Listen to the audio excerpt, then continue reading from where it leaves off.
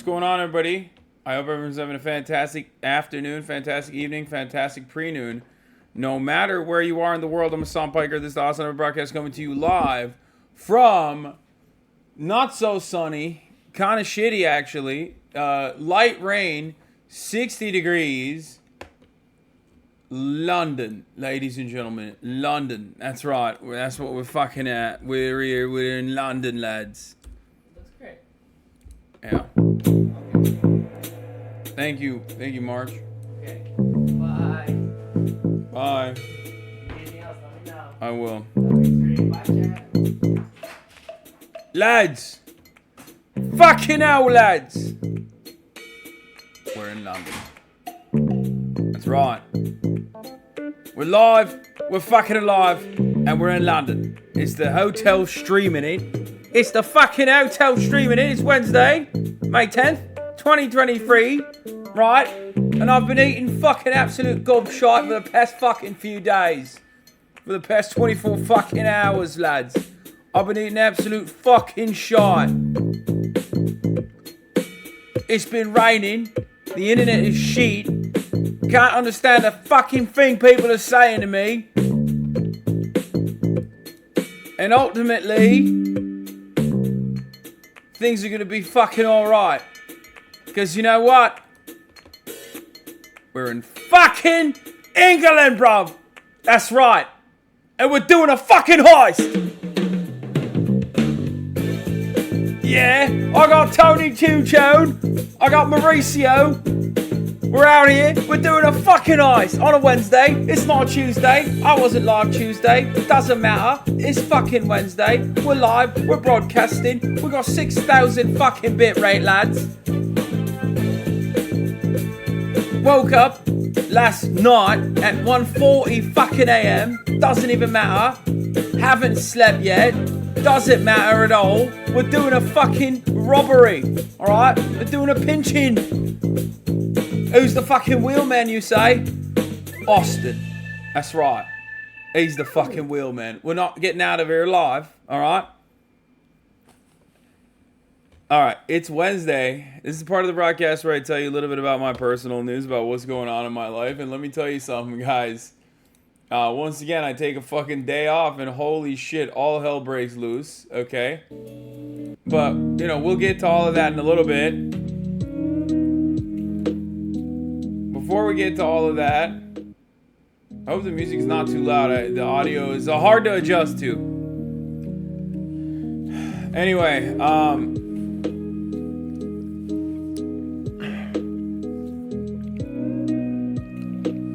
listen, lads,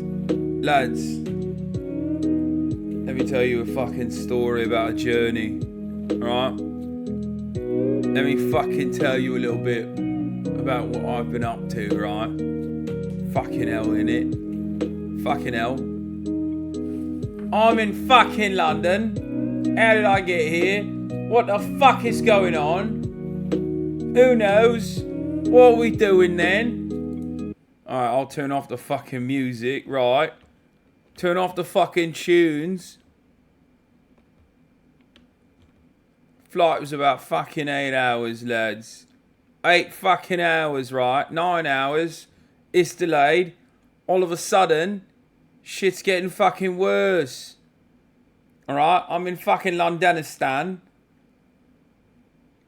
And before I got to fucking Londonistan, there's another person who's doing a fucking shoot with Gymshark, yeah? It's a British brand. And they were kind enough to say, hey, HasanAbi, we'll set up for you. We'll make a fucking setup for you. I thought to myself, nice. Fucking hell. I'll take a free setup. It's usually very hard to do one of these fucking streams out here in a fucking studio. Without a studio. Yeah, turns out it's in fucking Birmingham. So we go out there to fucking Birmingham. Absolutely out in a fucking pines, yeah? So far away from fucking any kind of metropolis. I'm in fucking Brummies. Right? What am I, the fucking Peaky Blinders, lad? What the fuck am I doing in Birmingham?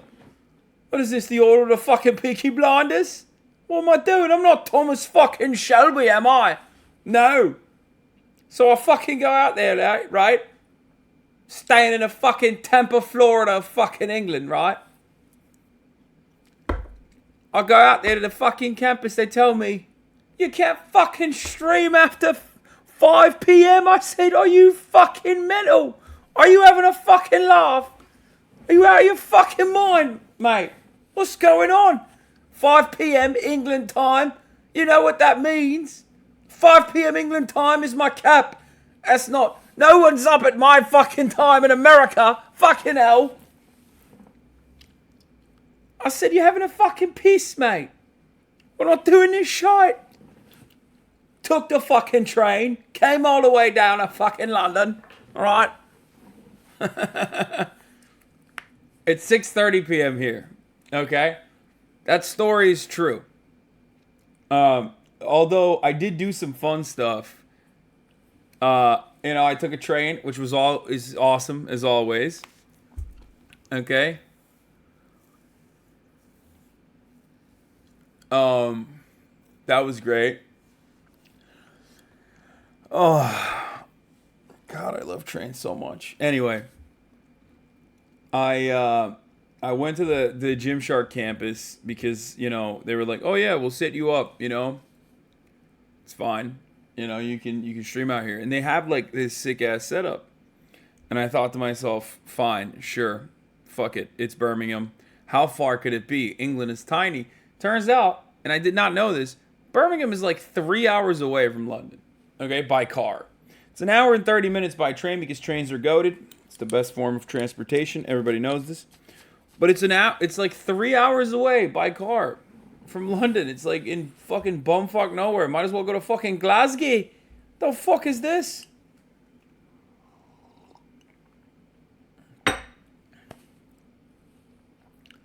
Anyway.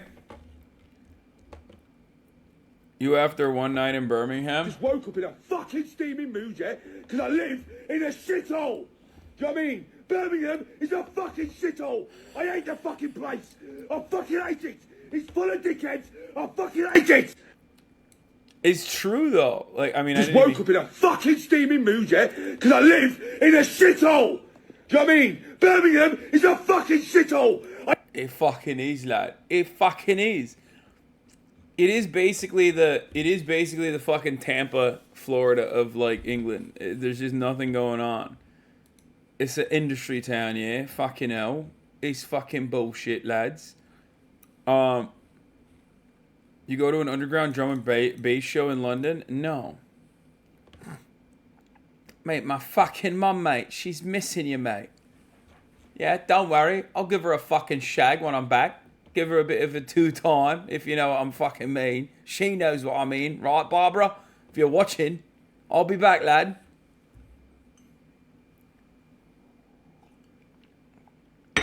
I'll give her a fucking bit of a drum and a bit of a bass, if you know what I fucking mean.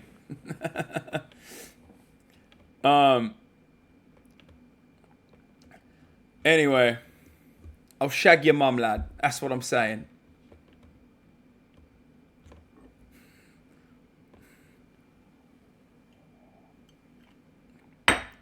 Anyway, day in the life of a true Brexit geezer. Yeah, go to a rave and take kit. It's tradition. Yeah, I'm good. So, yeah, dig out your mums. Where the fuck was I? I feel bad for the room next door. They're going to hear you tearing up gray names and unhinged QTs in the wildest interpretation of the English language. Yeah. So, I don't even know where to begin. Okay? A lot has happened. A lot has gone by. As time passes, you know, everything changes and some things stay the same. What do I mean by that? Hasan, you sound very poetic. What does that mean? Well, I'll tell you what that means. That means that, of course, as is tradition, if I take one day off due to the fact that I can't fucking stream because the streaming facility is like, hey, we have to shut this off at 5 p.m. Greenwich time, which would literally, like, they were like, yeah, you can stream here in this beautiful setup that we put out for you, specifically in this private room in this awesome facility from 9 a.m. British time, okay, to 5 p.m. British time, which means like the exact opposite time. Like, that's the time where I sleep. Okay, that's the time zone where I sleep. That's the time zone where you sleep. So I unfortunately couldn't do it on Tuesday, which is fucking bullshit, because I really wanted to be live on Tuesday from London. I thought it would have been fucking nice, if you know what I mean. So, you know, I couldn't do that. And of course, what is the tradition there? I don't stream for one day, and all hell fucking breaks loose. So much has happened. So much has happened in the short period of time that I was not live, okay? Donald Trump and the E. Jean Carroll civil defamation and sexual assault court case came to a conclusion. Trump is liable for many, many dollary dues. George Santos, our gay king, is under arrest for being gay. That's literally the truth. Don't even ask me. Don't come in here and act like he's not under arrest for being gay. That's the real reason. The federales are after him. Tucker Carlson said he's back and he's going to be more annoying than ever before. All of this stuff happened, and it happened because I wasn't live. So I'm sorry for not being live yesterday. I apologize. But we're fucking back. Okay? We're back. And what can I say? What can I tell you? What has happened in my own personal life while all this stuff was happening in the real world? First and foremost, before we even get into that, I'll just say this. I am going to be very aloof. I am probably going to come across as careless. I'm probably not going to make a lot of sense. Hopefully I'll be able to craft sentences together. That is because I'm running on a collective, I would say, like a liberal 4 or 5 hours of sleep in the past 48 hours. I have never been ass fucked by jet lag as hard as I have been this time around. I'm a very experienced traveler normally. I'm able to keep myself up. I'm able to, do the crack cocaine thing. And normally I'm fine by the first day. I mean, I went to fucking Japan and I was fine. You know what I mean? I went to Japan where the time difference was significantly more severe than here, and I was fine. And I'm not fine in London. London has fucked me up. England has fucked me up.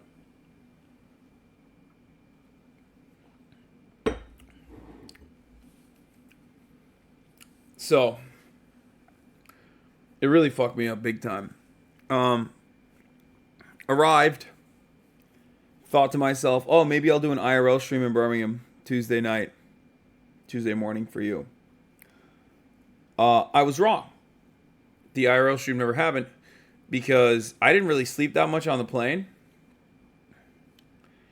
And then I passed out immediately at 9, thinking to myself, oh, it's okay. You know, I go to sleep at 9. I'll wake up at like 5, 6. I'll have the whole day ahead of me. I'll work out. I'll do a whole bunch of stuff. Yeah, I was wrong. I went to sleep at 9. And I woke up at 1:47. Exactly. I'll give you down to the minute. I woke up at 1:47. And if you think I went back to sleep since then, you'd be wrong. That's right. I was wide awake at 1:47, and I haven't slept yet. A.M. 1:47 a.m. I went to bed at 9 p.m., woke up at 1:47 a.m., and I have not gone to bed since. And I am doing everything I can. It's 6:38 right now. I'm going to do everything I can to give you guys some good-ass fucking, streaming time, because there's a lot to talk about. I'm going to do everything I can in my power as I humanly can to to stay awake. This is a fun experience for both of us. You know what I mean? It'll be fun for you to watch me try to stay awake, and it'll be it'll be fun for me to try and stay awake while I'm live. So.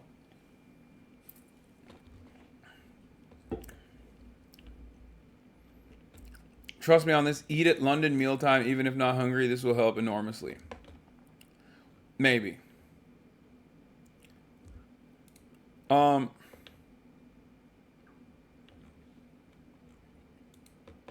on. So yeah. What else? I will not be able to I probably will not be able to do two things at the same time, like I normally would be, because my brain is operating at like 10%. I'll just say it like that. I'm at 10% right now. I'm going to blast off real quick.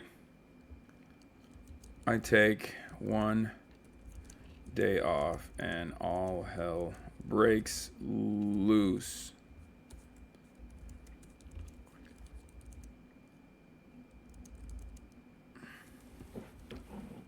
Trump is liable for defamation, sexual assault case. George Santos arrested for being gay.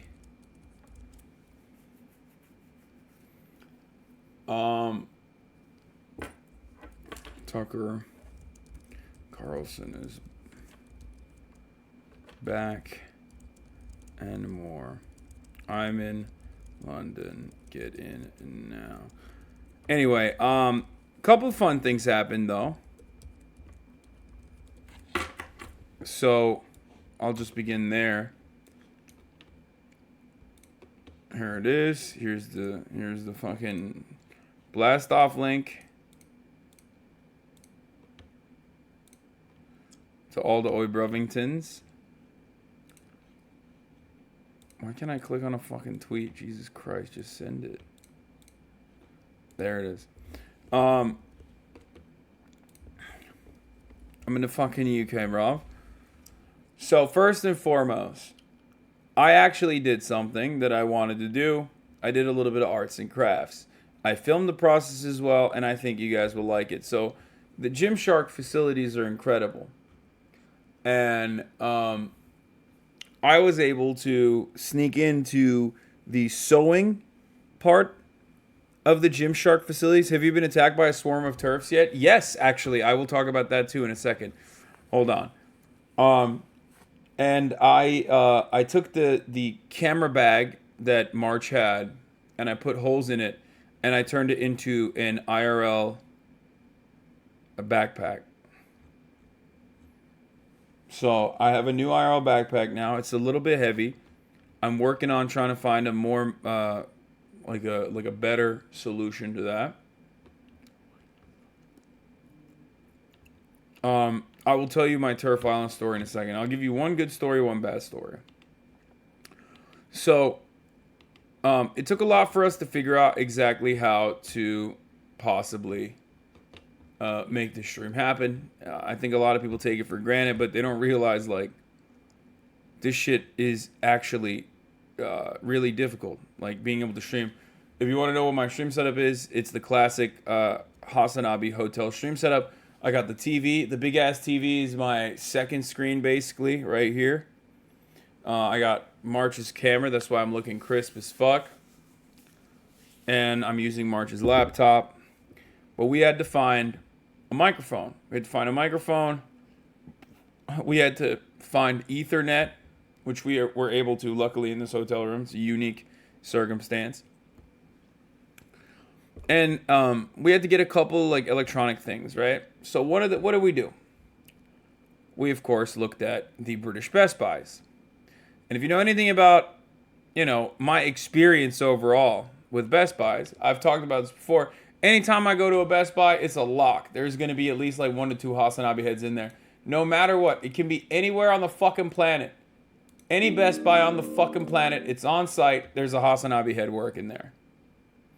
What's the British Best Buys? Curry's, lads. Fucking Curry's. So we go to Curry's. And much to my surprise, I'm talking to this dude. And he's like explaining it to me. He's like, yeah, we don't really have any fucking ring lights here, bruv. Sorry. And then he looks up and he goes, oh my days. You're the guy.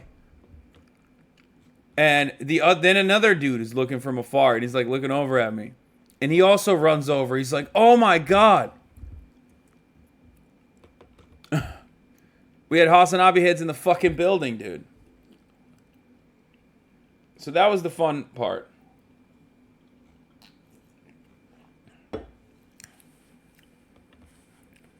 It's fucking HasanAbi at the Curry's, bro. Yeah. Curry's don't hold stock even though they are in warehouses. Yeah. So that was the fun story. The turf story, the not so fun story, was I'm sitting in the lobby of the hotel waiting for fucking Austin to finish his reservation. One of like the bellboys that, you know, takes your luggage up is like sitting behind me or standing behind me, and he's like talking to me. He's like, so what do you guys do? I was like, oh, we're Twitch streamers. He's like, oh yeah, nice. What kind of stream? You know, how many concurrents? Like, he was like aware of the platform, right? He's like, oh, you know, around 30K. It's like, oh, nice. So what do? You play video games? I'm like, no, I talk about politics, actually. It's like, oh yeah, who do you do that with? And I was like, well, you know, I'm trying to do that with Jeremy Corbyn, trying to do that with Mick Lynch, you know. And he's like, oh yeah, I know Jeremy Corbyn. I was like, oh, nice. And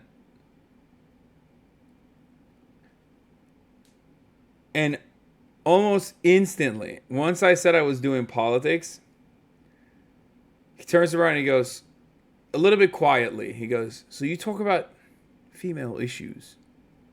So you talk about female issues? I was like, what? Like, yeah, I talk about female issues. Like, yeah, sometimes. Like, what do you mean? He's like, you know, when men think they're women, female issues like that. You talk about when, you know, men act like women, they think they're women. And it was so out of pocket. I was a little shocked, I'm not gonna lie. Like he just casually was just so, like, why is that on the top of your mind, man? What the fuck? Who thinks that? You say politics in America, no American is immediately gonna be like, unless they're an absolute fucking freak, no American's first question to you, politically speaking, is gonna be like, what about them trans though, brother? You know what I mean? It was wild. It was shocking. Apparently he asked March if March was a streamer as well. And the first thing he asked March was, so you know that Andrew Tate guy?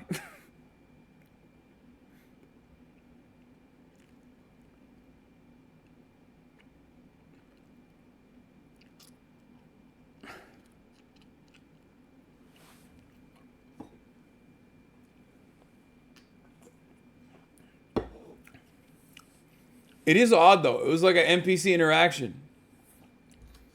Like, it was wild.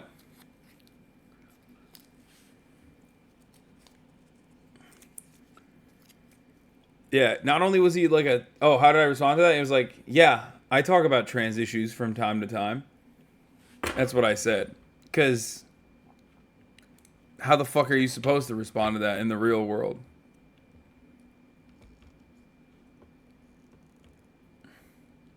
You know what I mean?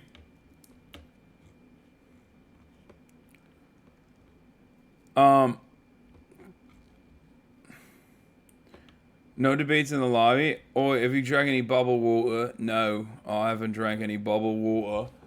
Because I'm not a fucking pussy, lad. I only drink regular still water. None of that fucking bubbly shit. What am I, Andrew fucking Tate, yeah? No. No! Only still water for me.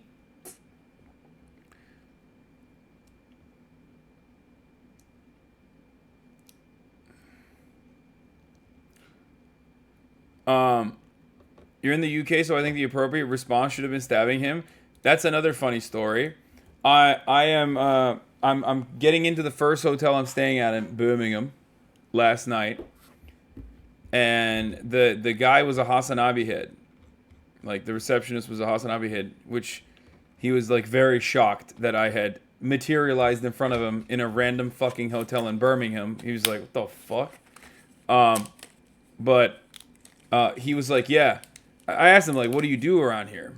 Like, what do you do at night or whatever? He's like, well, you know, there's like Resort World. The fuck is that? I don't know. And he was basically like, yeah, I would just stay away. I would like, he tried to make it seem like Birmingham is like a scary place. He was like, yeah, I'd steer clear of like certain parts of Birmingham.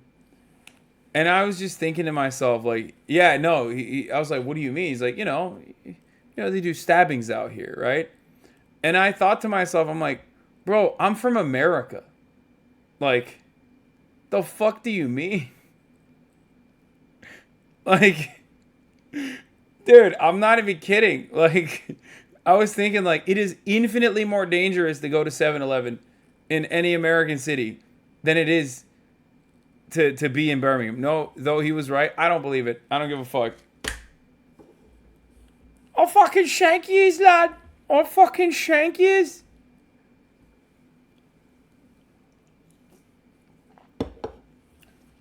I'll tell you this much.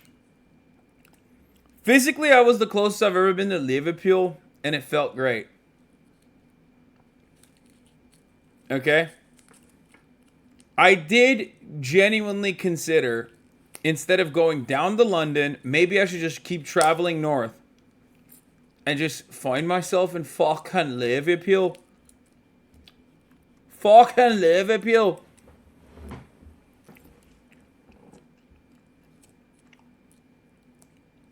Go see the Orange Ladies? No, there's plenty of them in Birmingham too. British women are so funny. Like, British men are so funny as well. British men and British women have like one archetype. It's hilarious. They either have the high and tight with like kind of a mullet, okay, and they wear technical shit like Nike techies. Those are the men. Or the women are like orange as fuck, platinum blonde with the highlights, and just like, I don't know how else to describe it. They're just like they have very interesting haircuts.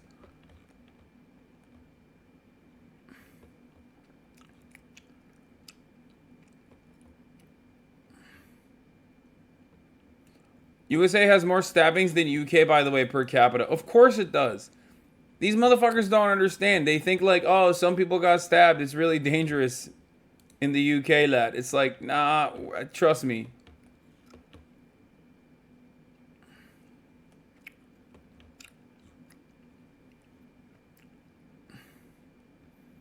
You're seeing the worst of this country. Listen, I've been to England a bunch. London is fine. It's all right. I like Brighton. That's it. That's all I got.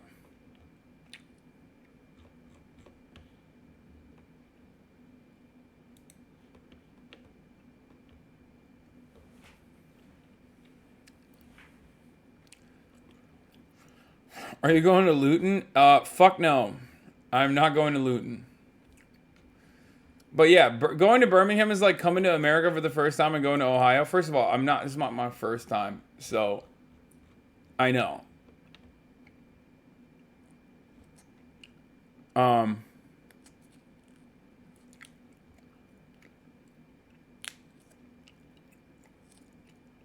Are you in England for the coronation? Yes. Yes, I'm in England for the coronation. Wait, no announcement? What do you mean? I posted it on fucking Twitter. What do you want from me?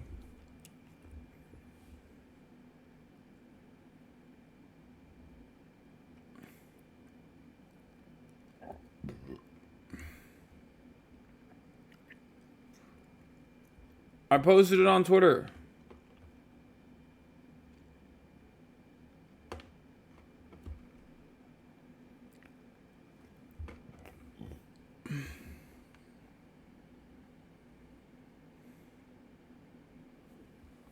Hold on, I'll put it on. I'll put on that I'm live on my Instagram too.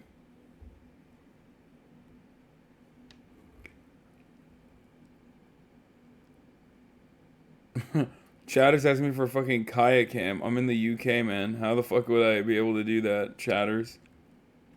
Also, don't even bring that up. I'm so sad. I miss her so much. I almost cried. Like, I teared up a little bit.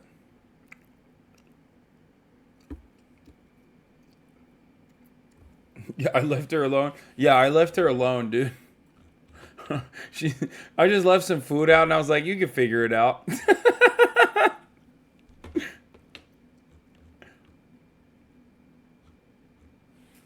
Yeah, that's how dogs work, right? You just like kind of leave them alone.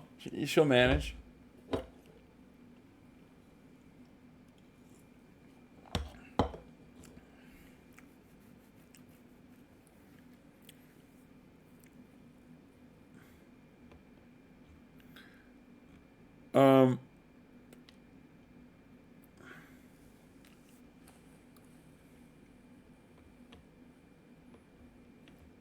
What?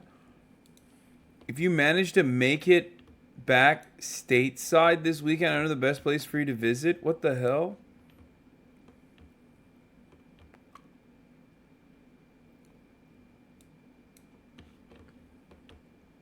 There's gonna be more bush light than teeth at this place. What is this even? What is going on?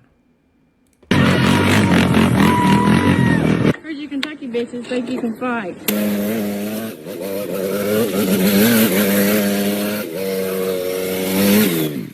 Four-wheelers don't make you bad, Vic. This makes you fucking bad. Ooh, come get you some, Shania Stewart. Ooh, boom. That's what's gonna happen. You're gonna be KO. Boom. By the time I get done with you, it's gonna be boom, boom, boom, KO. See you little bitches, May 13th. Whiplash. Boom. Come on. Redneck Brawl, Country Roads Throwdown. Live on Fight. 30 fights. Chatter. This has 1 retweet and 1 like. How did you find this? Are you one of the people in the video? What the fuck is this?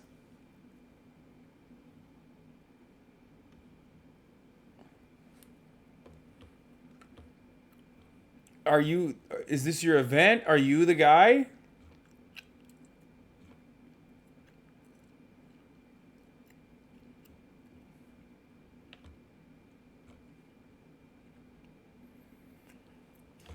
Oh. Anyway. I digress. Keep this camera angle set up when you get home. No.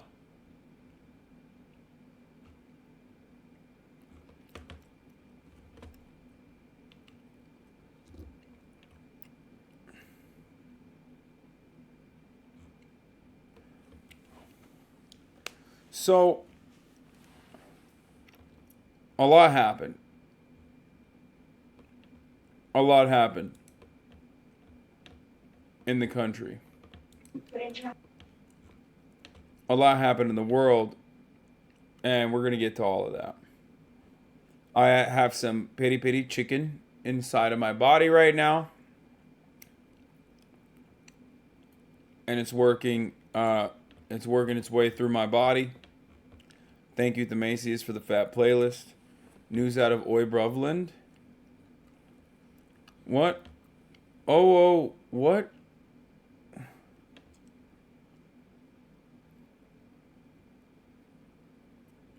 What the fuck is this? Nah, that's a ban, I think, right? Just take a day off. Cool off, dude. Stop clicking our links. Yeah, literally. It's the worst. I hate that baby voice shit so much. Mao is back. Apparently, yeah, that's another.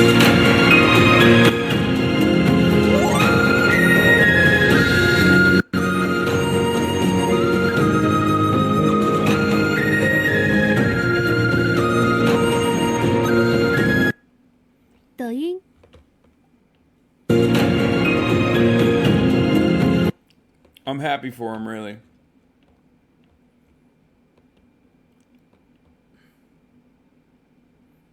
Hey, brother man, notice you are sounding a bit different. Is there any way you can make it sound just like you are at home? God bless. Oh shit, dude, my bad. No, let me grab my SM7B real quick and my Rodecaster. Let me just do that. Fuck, man.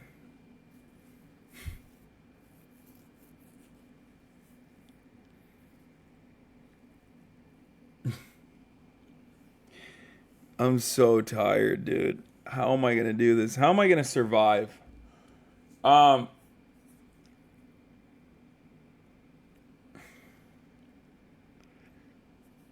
can see the grays on your head. I have some grays right here. That's it. Just like right here. And on my beard too.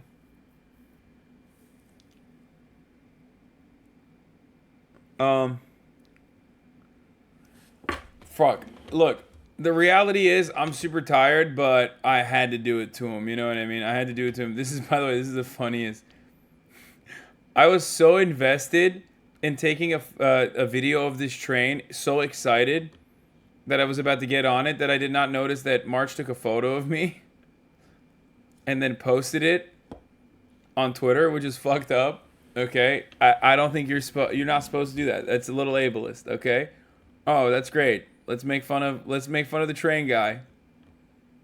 Okay, he's excited to get on a train and he's taking a video of it. What's up? What's the problem? And now you guys are making fun of me too. Oh, you look like Dora the Explorer. Okay.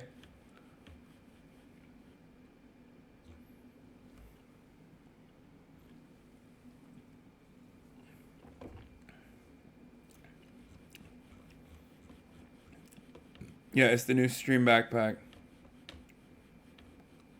Speaking of the train guy, look who met the Royals. Francis did. Have you ever found yourself at Tottenham Court Road Station, wanting to go eastbound, and the train you're wanting to get is ready to go? Well, me too. Pretty much every time. Bye-bye. Bye-bye. Hi. Very nice to Hi. meet you. Hi, how you doing? Hi. Nice to meet you. I hope you enjoy the Elizabeth line. Yeah, been good. Yeah. Nice to meet you. Cheerio.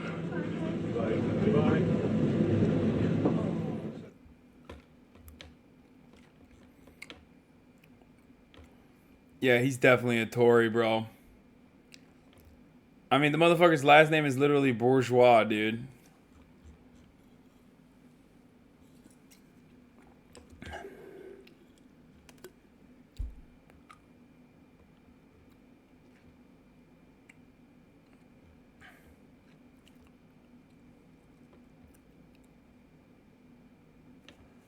Not a word on the strikes, but bending over for William. Yeah. What the fuck is this man doing?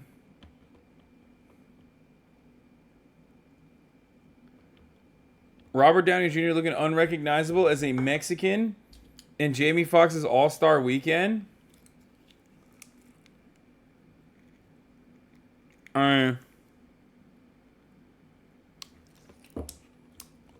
Okay. He can do it. He's got range, man. Look.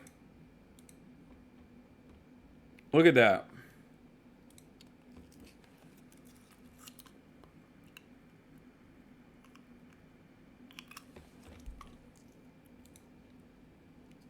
He's making Ariana Grande look like Ariana Grande is just Italian. You know what I mean?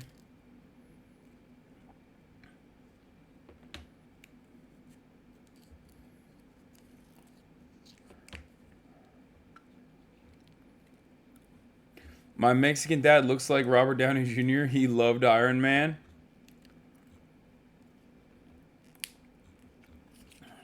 I mean, I don't know. They tried to get mad at, like, who was it? Was it Shia LaBeouf or whatever? Who was like a cholo?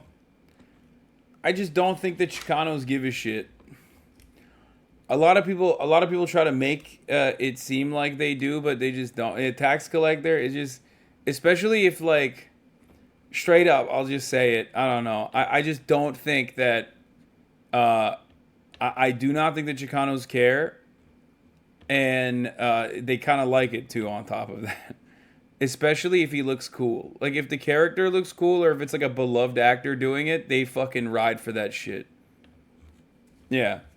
They're very similar to Turks in that regard. Turkish people don't give a shit either. They're just like, oh, Turkey mention? Fire.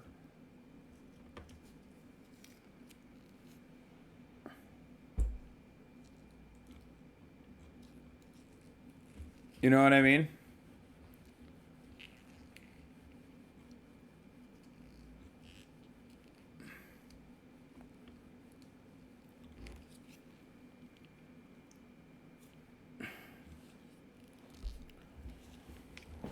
Oh, they're like Besiktas fans. OC Share settled $7.5 million for wrongful death of jaywalker they shot dead. That's crazy. Anyway, let's get started with some good news. There's a lot of good news and there's some fucking weird news, okay? So, let's get into it. Let's get it twisted. New York federal jury has found Donald Trump liable for sexual abuse and defamation in the E. Jean Carroll case. To begin with this, so first, a historic verdict in a civil lawsuit against former President Donald Trump. Federal jury in New York decided very quickly, actually, that he is liable for sexually abusing and defaming writer E. Jean Carroll. Carroll had accused Trump of raping her and said he defamed her when he called her account a hoax and says, in his words, she's not my type. The jury did not find... That was the dumbest defense for so many different reasons. Number one, does that imply that you are a rapist if someone is your type? Okay? Number two, if you say she's not my type, like, you know, try to at least make it seem like she's not your type. If that's your stellar defense here, don't get caught with your fucking pants down, pointing to a photo of her and calling her your ex-wife, which is what Trump did. I mean, when someone says, oh, that person is not my type, that's going to be hard to prove in a court of law, right? Obviously, it doesn't have to be beyond a reasonable doubt because this is a civil case. But like, even then, that's still kind of hard to prove. You know what I mean? You can just keep your fucking mouth shut. You can be silent. You can point to girls that you think look nothing like her to be like, that's my type, actually. But what did Donald Trump do? Donald Trump literally turned around, looked at a photo in a deposition they were doing, and pointed to his wife. Sorry, not his wife. Pointed to E. Jean Carroll and said, that's my ex-wife, Marla. Well, there you go. You know, good job. You did that. You fucked up. He's so fucking stupid, dude. Trump liable for rape, but did order him to pay Carroll $5 million in damages. Someone's knocking on the Elaine door. Quijano covered the trial for us and is in the studio this morning. Elaine, good morning to you. Good morning, Gail. After the verdict was read, Trump wrote on his social media platform, Truth Social, I have absolutely no idea who this woman is. This verdict is a disgrace, he wrote, a continuation of the greatest witch hunt of all time. The former president's lawyers say they will appeal the case. E. Jean Carroll smiled as she walked out of New York City federal court Tuesday. It took the jury less than 3 hours to find former President Donald Trump liable for sexually abusing and defaming her, but they were not convinced he raped her. Carroll accused Trump of attacking her in a New York City department store in the 1990s. During her testimony, Carroll said Trump put his shoulder against her and held her against the wall of a dressing room. Trump denied the claims and said Carroll wasn't his type. While he didn't testify in court, jurors did hear some of his deposition. At one point, Trump pointed to a picture of Carroll standing to his left and said it was his second wife, Marla Maples. That's Marla, yeah. That's my wife. Which woman are you pointing to? No. Here. Dumbass. Oh, the person you just pointed to was E. Jean Carroll. Carroll's attorneys also called 2 witnesses who alleged they were grabbed by Trump in Good separate job. incidents. You did it. What the other people testified to was a grabbing of the genital area. Are you familiar, I'm sure you are, with something that's often referred to as the Access Hollywood tape? Yes, I am. During the deposition, Trump was asked about the 2005 Access Hollywood tape, where he talked about grabbing women by their genitalia. You can do anything, grab them by the you can do anything. That's what you said, correct? Well, historically, that's true with stars. If you look over the last million years, I guess that's been largely true. Not always, but largely true. Unfortunately or fortunately. And you consider yourself to be a star? I think you can say that, yeah. This verdict is the first time that a former president of the United States has actually been found liable for sexual abuse. After Tuesday's verdict, Carroll issued a statement saying, "I filed this lawsuit against Donald Trump to clear my name and to get my life back. Today, the world finally knows the truth. This victory is not just for me, but for every woman who has suffered because she was not believed." Tony. It's a win for E. Jean Carroll, another first for Donald Trump. Elaine, thank you very much. Quote, "The world finally knows the truth." That statement coming from writer E. Jean Carroll after she won her civil lawsuit against Donald Trump. A federal jury in Manhattan found that Trump sexually abused Carroll in a department store dressing room in the 90s and then defamed her by denying her claim. Trump has been ordered to pay Carroll $5 million, the former president reacting to the ruling. It's crazy on his social that Trump this happened to Trump before it happened to fucking Bill Clinton. I had to change my pants. It's like cold in here now because the fucking aircon is out, and I'm making another fucking cuppa. That's right. I'm making another cup of coffee, lads. A cup of fucking Joe in it. Yeah. Sorry. Fucking hell. Trump is fucking gone. platform. Listen to this.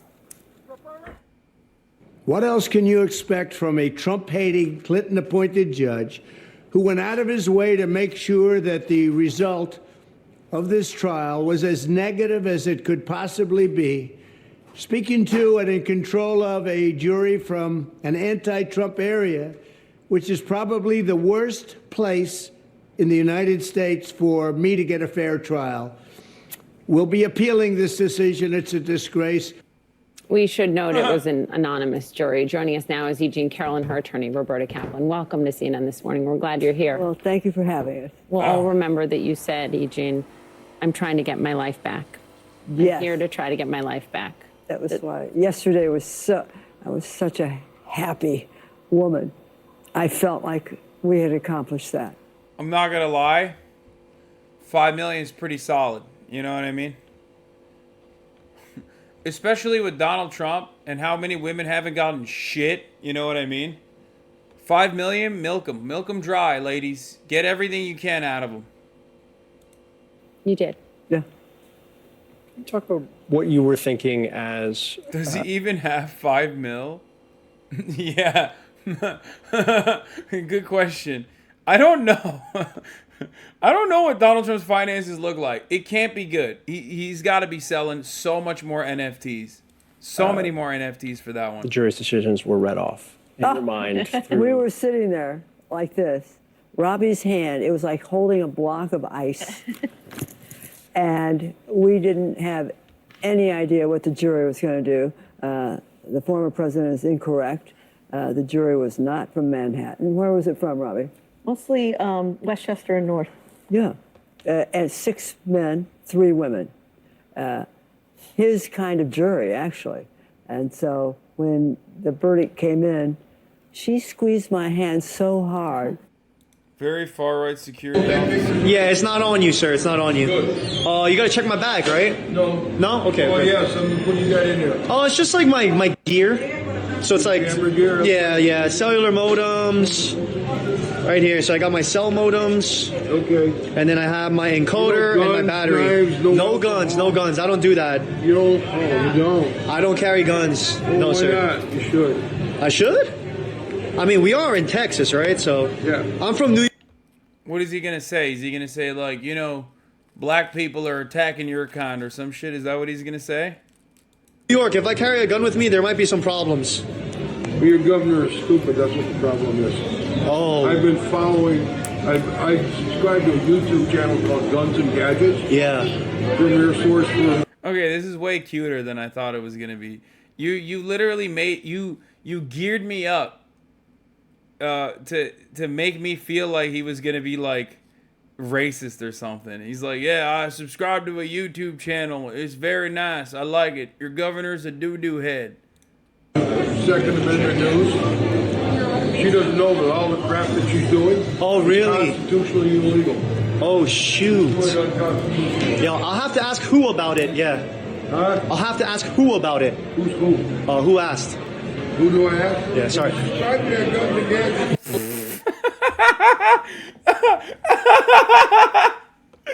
Yeah, that guy, what the fuck? Yo, that's bold, brother. That's bold. Hey, respect. Respect. Fucking got his old ass, dude. God damn. Got him harder than the top of the hour ad break, which comes even in London at the top of the fucking hour. That's right, because at the top of the hour, there's a 3-minute ad break, lads. And if you no longer want to see those fucking ads, all you need to do is subscribe, lads, for $5 or for free with our Twitch Prime by connecting your Amazon Prime account to your Twitch account. You get one free Prime subscription a month. Use it on your favorite fucking broadcaster. You can also get gifted a sub if you're lucky. Is the 3-minute ad break now. Bold, because in Texas, half the people you use that may shoot you for it. Yeah, I know. I know. Sakuragul, thank you for the 10 gifted subs.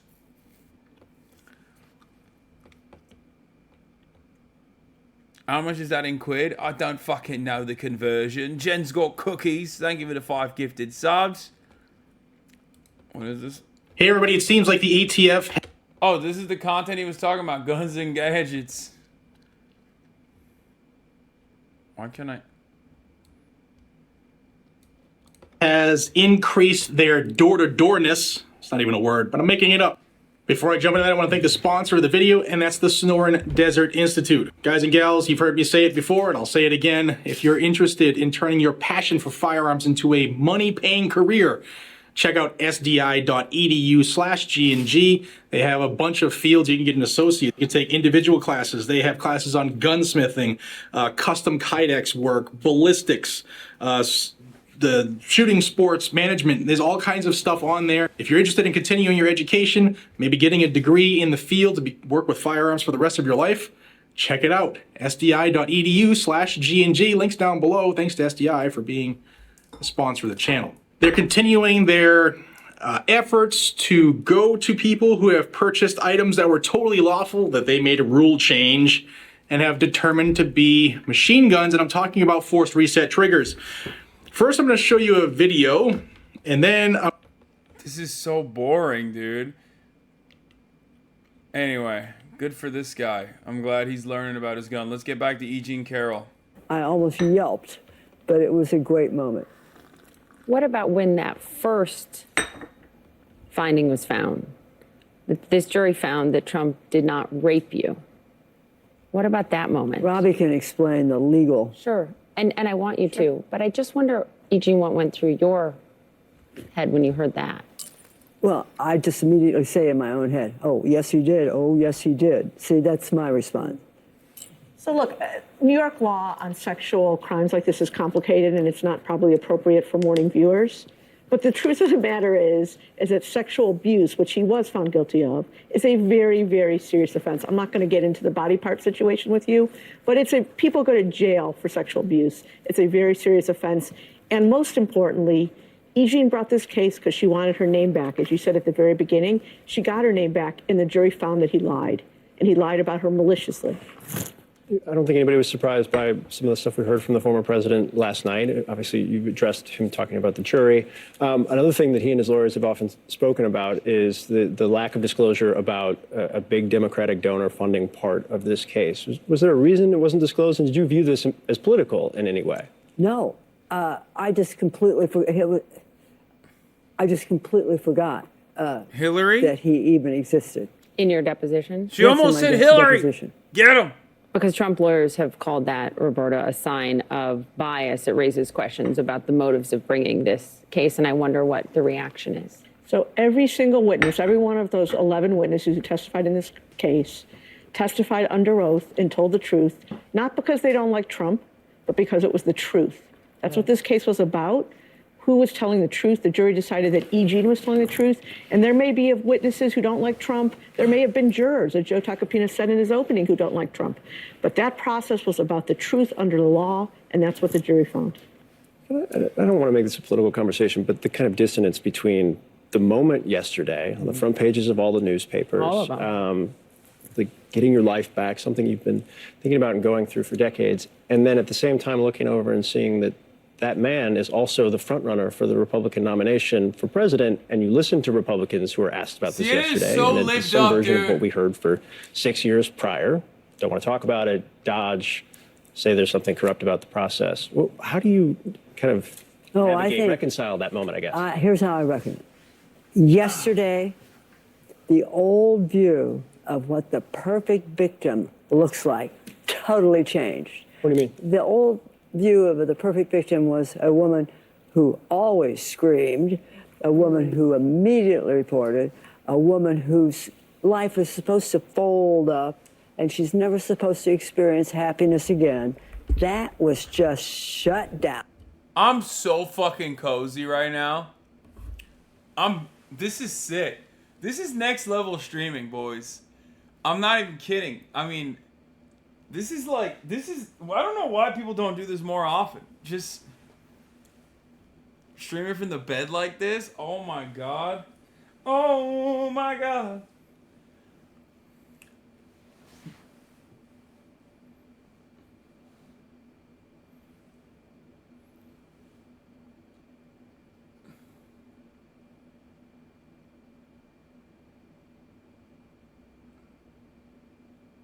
What if I fell asleep? Just casually. Just casually fucking fell asleep, dude. I was like, yeah, sorry, jet lag's killing me. Peace. And just, I'm so cozy. I'm so cozy. The vibes are pretty good. The vibes are pretty immaculate right now. You know, this Donald Trump case got settled.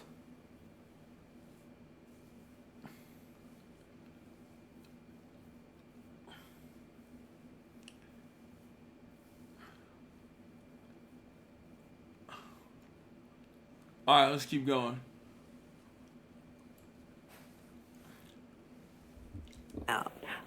With this verdict. The death of the perfect victim has happened. Now, this verdict is for all women. This is not really about me. It's for every single woman. There, in the courtroom, was an encounter, an exchange between you and the president's lawyer, Joe Tacopina. He came up, you shook hands, I believe.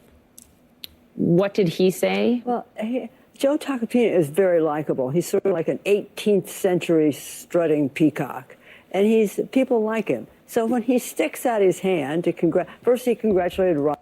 First of all, she's right. Joey Tacopina, hey. How you doing, E.G.? How you doing? Fuck you. Hey, he should have done one of these. He should be like, hey, how you doing? Fuck you. Hey, I'm Joey Tacopina. How you fucking doing? I'm the greatest Italian lawyer in New York, New Jersey, Connecticut. Fuck it, Delaware over here. You know what I'm saying? Hey. Joey Tacopina hasn't won a case in his life. Robbie. And then he was congratulating people on the team. And as I put my hand forward, I said, he did it, and you know it. And then we shook hands, and I passed on. Did he say anything in response? No, he's a hail fellow well met. He went on shaking hands and smiling. The response you got afterwards, you making the point, this is for all women. I think that there were a significant number of women who were certainly behind you in the case. Bro, they're trying so hard. CNN is trying so hard to just, cut 10 minutes out of this. It is honestly admirable watching them just oh yeah, this verdict is not just for you, but for all women. It's like they're so, God, I love liberal television sometimes. Like, this is one of my favorite types of like liberal TV. Just gloat, man. Like, let her fucking pop off. You should pop off too. We all know what the real reason for your interest in this particular matter is. It's not like, oh my God, justice has been served here, ma'am. Like, I don't think anybody gives a shit about that that much. This is yet again like one of those circumstances where like Donald Trump is getting his comeuppance, but in like a lighter offense. You know what I mean? Like, if I'm not mistaken on the details, he like her original. Okay, I have to sit up for this. Her original assessment of the situation is like, or what she said was that he was like trying to cop a feel, right? Which is like, you know, depending on which jurisdiction you're in, it's sexual assault or battery or, you know, sexual abuse, right?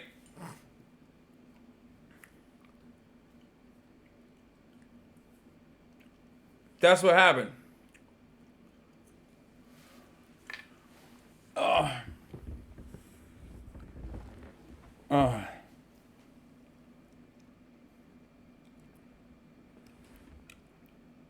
Overall, I feel like, are you wearing shoes in bed? No. What are you, crazy?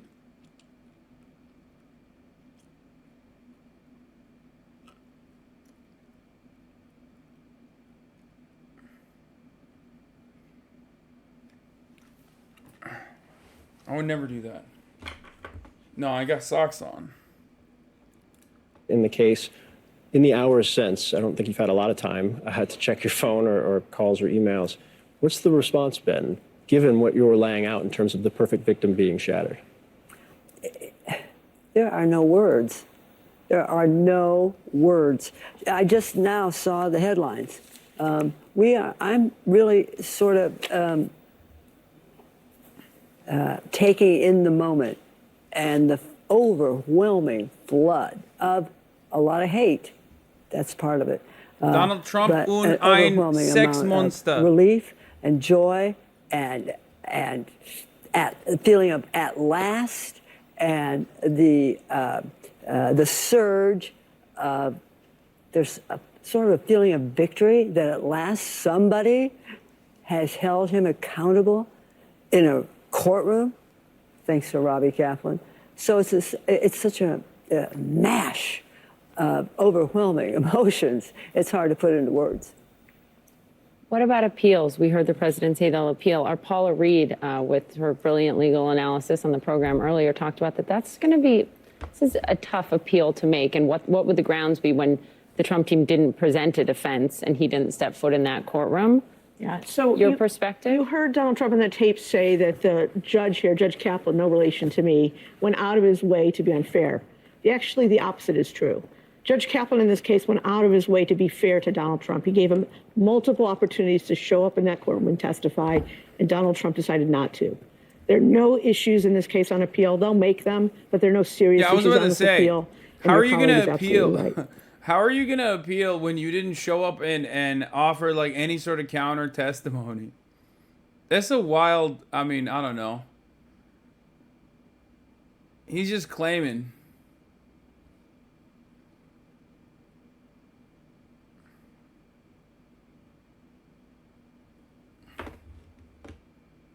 No relation to Judge Kaplan, my ass? What does that mean?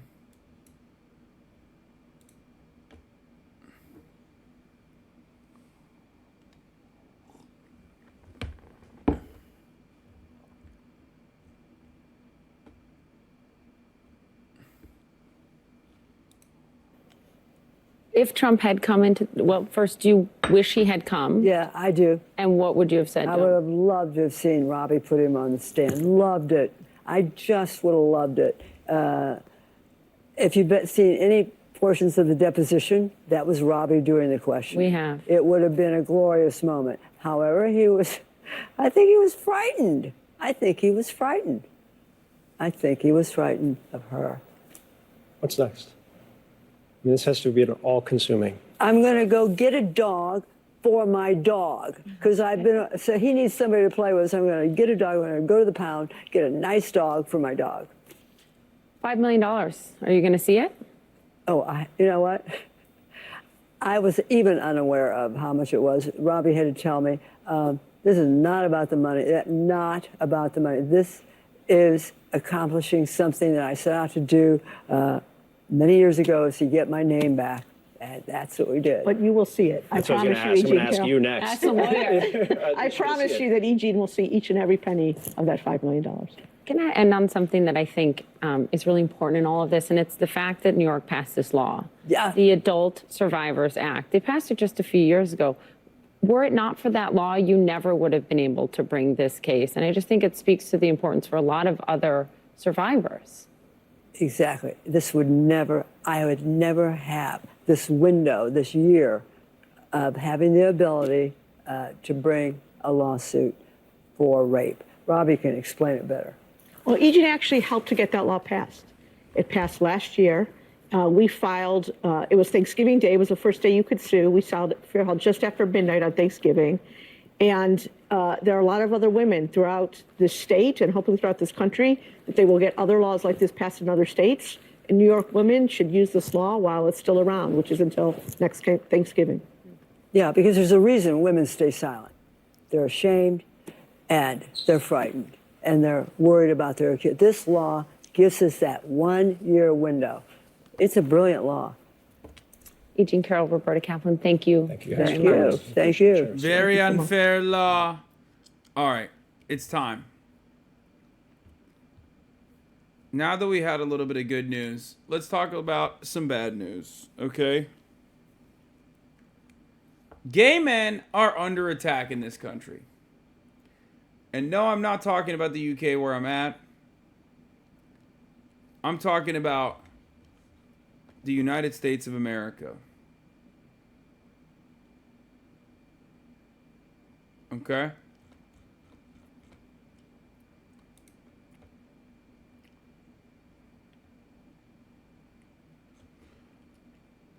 George Santos is victim to a homophobic attack by the feds.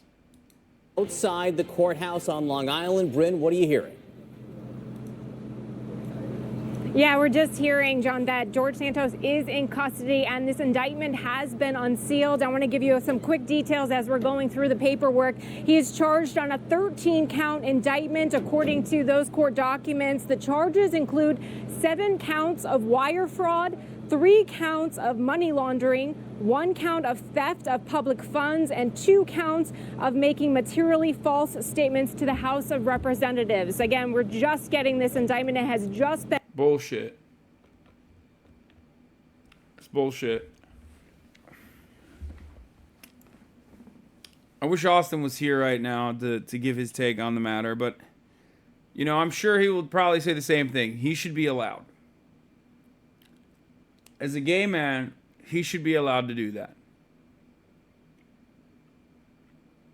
Okay? He's innocent. Your Honor, he's innocent.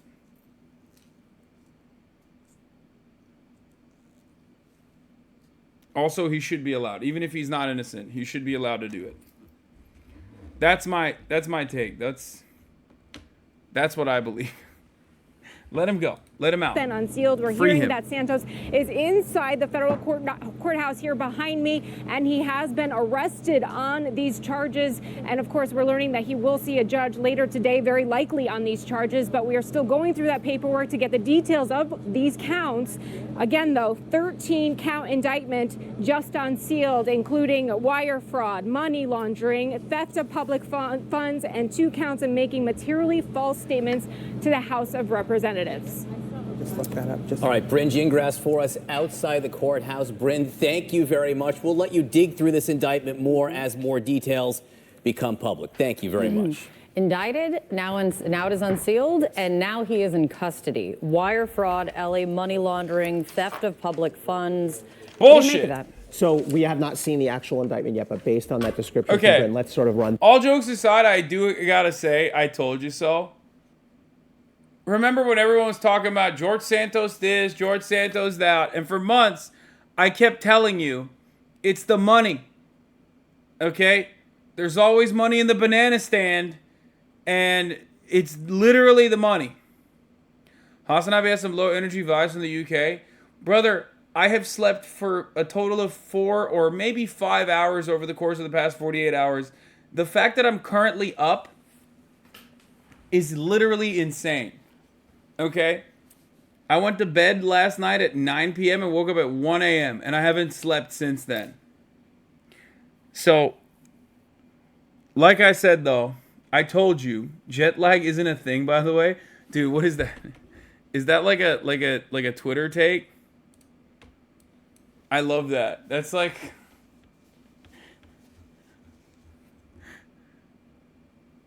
My man said circadian rhythm, it was made up. Well, it's a made up concept.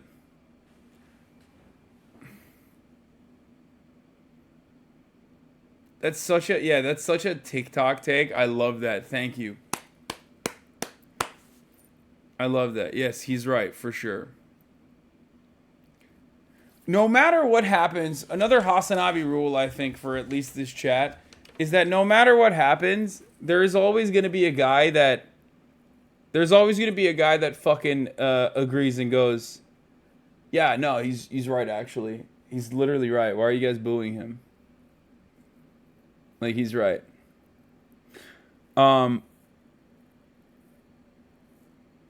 It's closed for dinner service.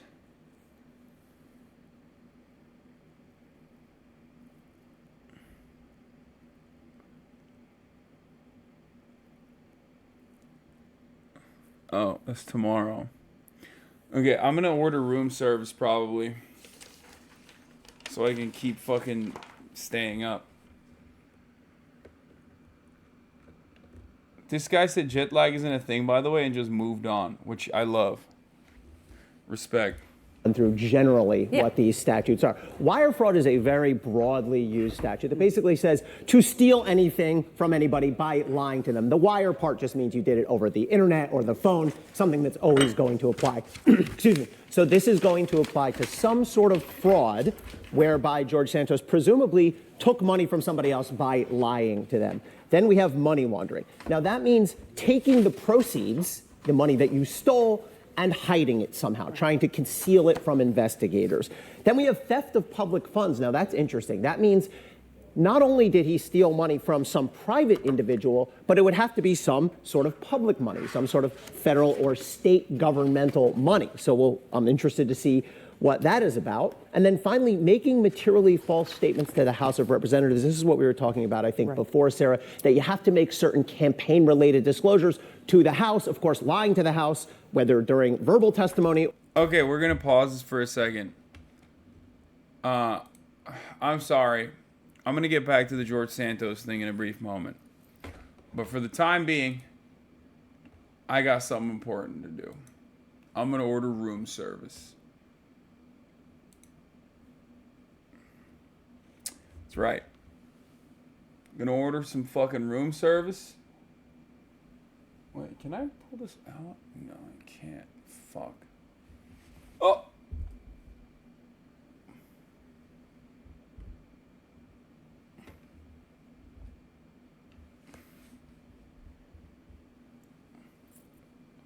Almost dropped the camera. That would have been bad. Okay. What do we got here? Snacks, starters, and salads. Chicken and noodle soup. No. Lancashire cauliflower and truffle soup. Mixed root vegetables. Potatoes. Crumble. Vegetarian. No. Niçoise salad. Mixed leaf lettuce. Sliced sashimi tuna. Tomatoes, potatoes, anchovies, coriander. No. 7&Y smoked salmon, horseradish, borough market sourdough. No. Dingley Dell charcuterie selection. Bread and butter. Pickles, sourdough, maybe. I do love me a nice charcuterie, yeah. Fucking do. Oh, what was it? They got jellied eels, that's what I'm talking about, fucking hell. Lads, jellied fucking eels, I like that. Want some of that for me, please? I like it. Love jellied eels. Very nice. Caesar salad. No. Burner's Tavern Superfood salad. What does that mean? Spinach, sweet potatoes, red quinoa, baby tomatoes, and herbs dressing. No. No. To follow, the club sandwich, toasted Borough Market sourdough bread, roasted English chicken, crispy Dingley Deli streaky bacon, Heritage Breed's egg, avocado, and fries. Sounds pretty good. Sounds nice to me. The vegetarian club, no, fucking absolutely not. Aged Scottish beef burger, Dingley Dell, smoked bacon and cheese, caramelized onions, pickles and fries, no. Thai green chicken curry, baby aubergine, pak choy, nam prick dressing, or vegan Thai green curry, baby aubergine, or I could get the ribeyes, fries, and peppercorn sauce.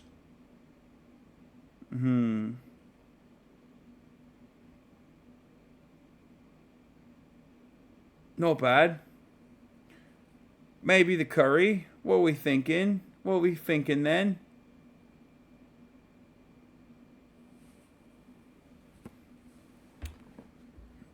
None of this seems appetizing, I'm not going to lie. To finish, treacle tart, lemon and honey gel, clotted cream ice cream, orange and almond sponge, mascarpone cream, orange and vanilla sauce, chocolate and hazelnut brownie, vanilla ice cream, option available.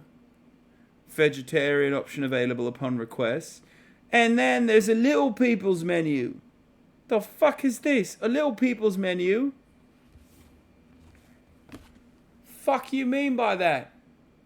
Mains, ham and cheese toasty, cucumber and potato wedges, mini beef burgers, breaded chicken fillets, baked beans and chips, grilled Cornish cod, steamed greens, homemade fish fingers, peas salad, macaroni pasta, and then the desserts for the little people is ice cream sundae. What if I'm a big person and I want ice cream sundae, my lord? What about that then? Why do the little people get to have all the fucking fun food? Breaded chicken fillets? That sounds great to me.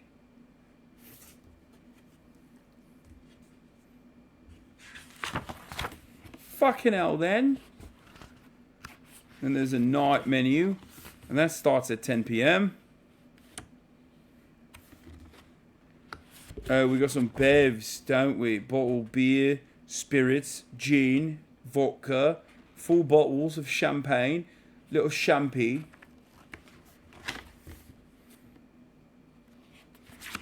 Yeah, all this food is ass, bro. Order a cheeky pint. Fucking hell. I just had some cheeky Nando's. Gonna order a cheeky fucking pie now, innit?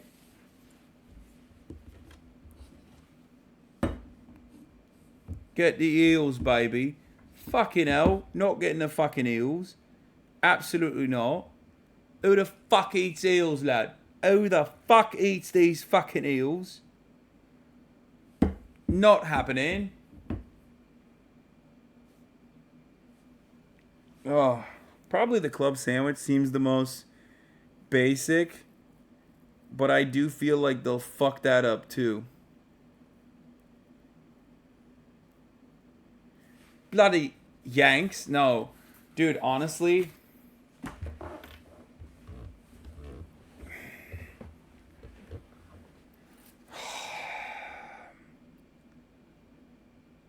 if it wasn't for colonialism, this landmass would have sunk a long time ago, okay?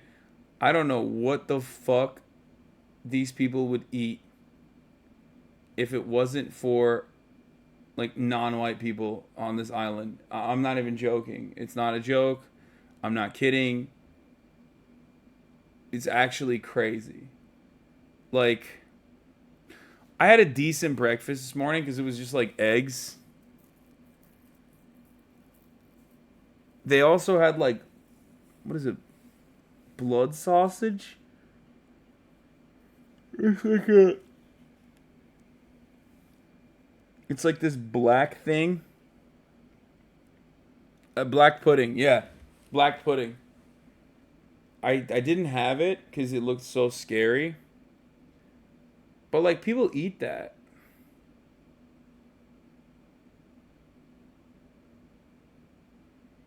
Have you gone out for a succulent Chinese meal? No, I haven't.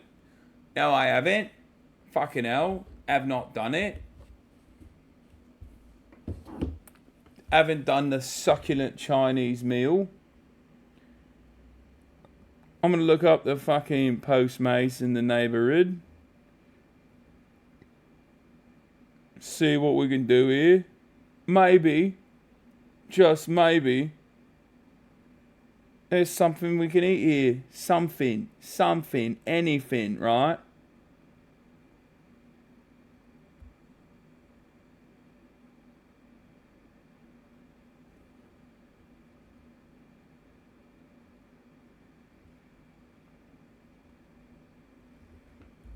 Trust me, get meat liquor. It's gas. What the fuck? Use Deliveroo, bruv. No, I'm doing fucking Uber Eats. Fucking hell.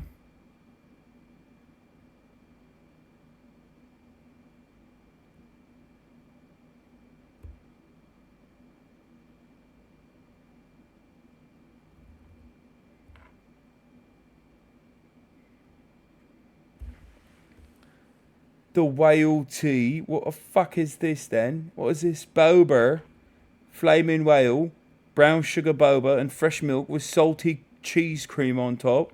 Fucking hell. Not doing that. It's barbecue. Not doing that either. Why the fuck would I ever get barbecue in fucking England, lad?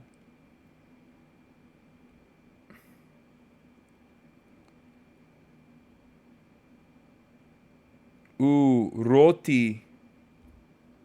Get some colonialism food. Chat forgets that I don't eat fish.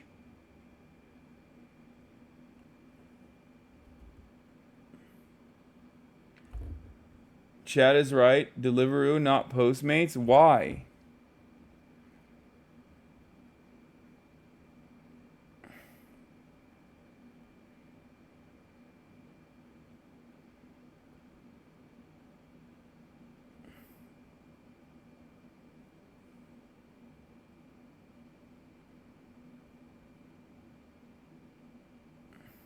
Butter chicken. Just eat is cheaper. Yeah, dude, I'm a fucking tourist, man. Daddy Donkey Mexican Grill. Yeah, I think I'm not gonna do that. Daddy Donkey Mexican Grill? What the fuck?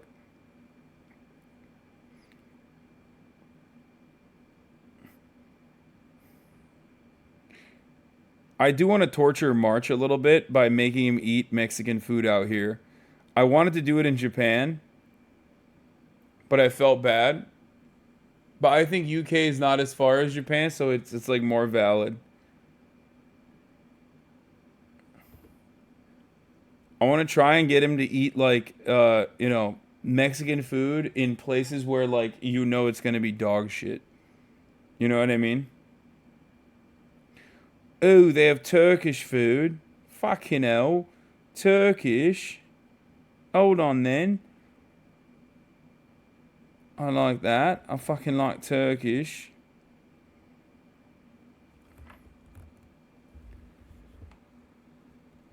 Bro, I'm not even that... I'm not gonna lie. I'm not even that hungry. I'm just like... I'm looking at food specifically because I'm thinking like it'll keep me up. You know what I mean?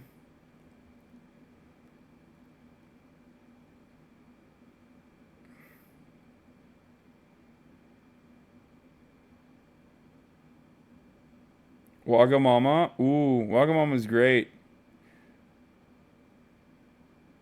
In Turkey, I mean. I've never had it here. But...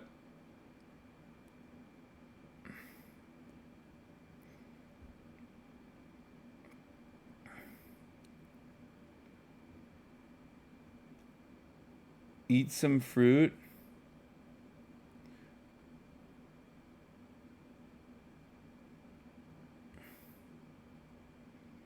Wagamama's a Dota streamer.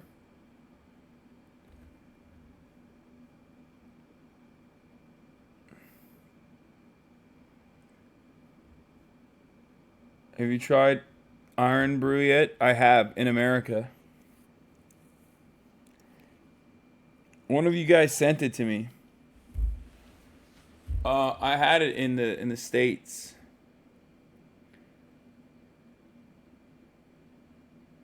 Are you using Just Eat as the biggest UK food app? No.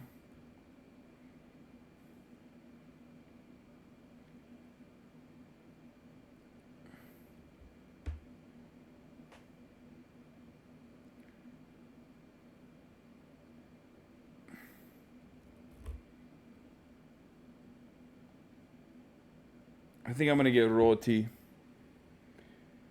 What is this? Egg noodles and coconut curry broth with seafood and chicken. Don't want that. 2 pieces of roti served with kari. What the fuck is kari?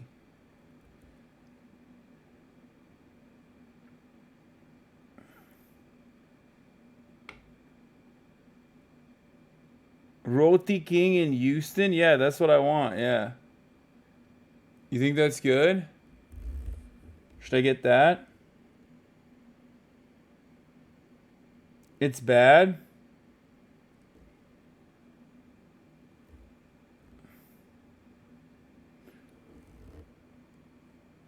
Warning, your posting license has expired. 100 Tesco Club Card points have been deducted from your account. Your £3 meal deal will cost £5 from now on. You will also only be able to choose from a chicken or ham sandwich. Failure to renew your license will result in the loss of more Club Card points.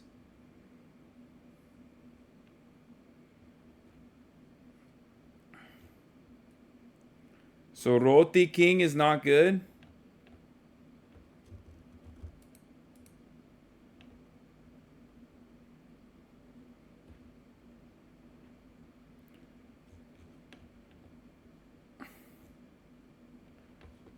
Okay, fuck it. I'll figure this out later. All right, let's get back to George. Or in documents that you file, that too is a federal crime. So I was just sort of looking at this up, and that money laundering is, you can get up to 20 years. I mean, these charges are very serious and hold a lot of time potentially if he's convicted. They are very serious. Most of these charges are going to carry 20-year maximums. Now, we have to be careful whenever we talk about these maximums because it's very rare, putting aside your murder type cases, it's very rare that anyone gets the maximum or anything near it. But ultimately, this looks to me like it's not all based on one thing. This isn't all about one transaction or one fraud. This And not based on his resume. Not absolutely the salacious lies of his resume that we were first introduced to George Santos Right. with. None of this has to do with him claiming what his background is, his heritage is, his family is, his resume. Right. Now, prosecutors ultimately might try to introduce that at a trial to support some of these other charges. But no, this looks like, again, based on the charges, a sort of, well, it's atypical because it involves a member of Congress, but in some respects, a standard fraud and false statements case. Ellie Honig, stand by for a minute. We have our justice correspondent, Evan Perez, with us somewhere. I will look and find him. Evan, there you are. Evan, look, it strikes me, by the way, also, there are financial crimes here alleged, which generally means paper trail, records, cases that are tough for a defendant. Bro, this is literally the least shocking thing that could have ever happening to George Santos. It was incredibly obvious from the jump that George Santos had illicit financial affairs, like from top to bottom, whether it be campaign contributions, mismanagement of such, failure to actually declare his campaign contributions adequately, misusing campaign funds, or all of these other charges, right? Like, it makes the most sense that this happened. And it's hilarious that the Democratic Party completely forgot about all of this or didn't bring it up at all. They had no idea that this was happening. It also is hilarious that Kevin McCarthy, who should know better, still stood by this man. Like, what the fuck are you doing? You knew this shit was gonna be... You knew that this was gonna happen. Like, it's not worth it. It was not worth standing by this guy. Like, he's going to go to jail, and you fucked it up. The entire party is a fucking joke, dude. Both sides, actually.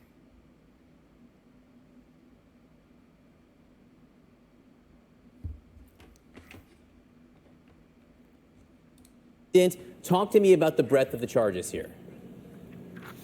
Well, John, look, I mean, the fact is that this is a congressman who's only been in office for 4 or 5 months, and there's been just a stunning number of allegations of frauds and lies that he's been facing and under scrutiny for, and it's clear, and this is something that we heard repeatedly during the investigation. The FBI and prosecutors knew that there was going to be plenty to work with here. They knew that there was a lot of paperwork.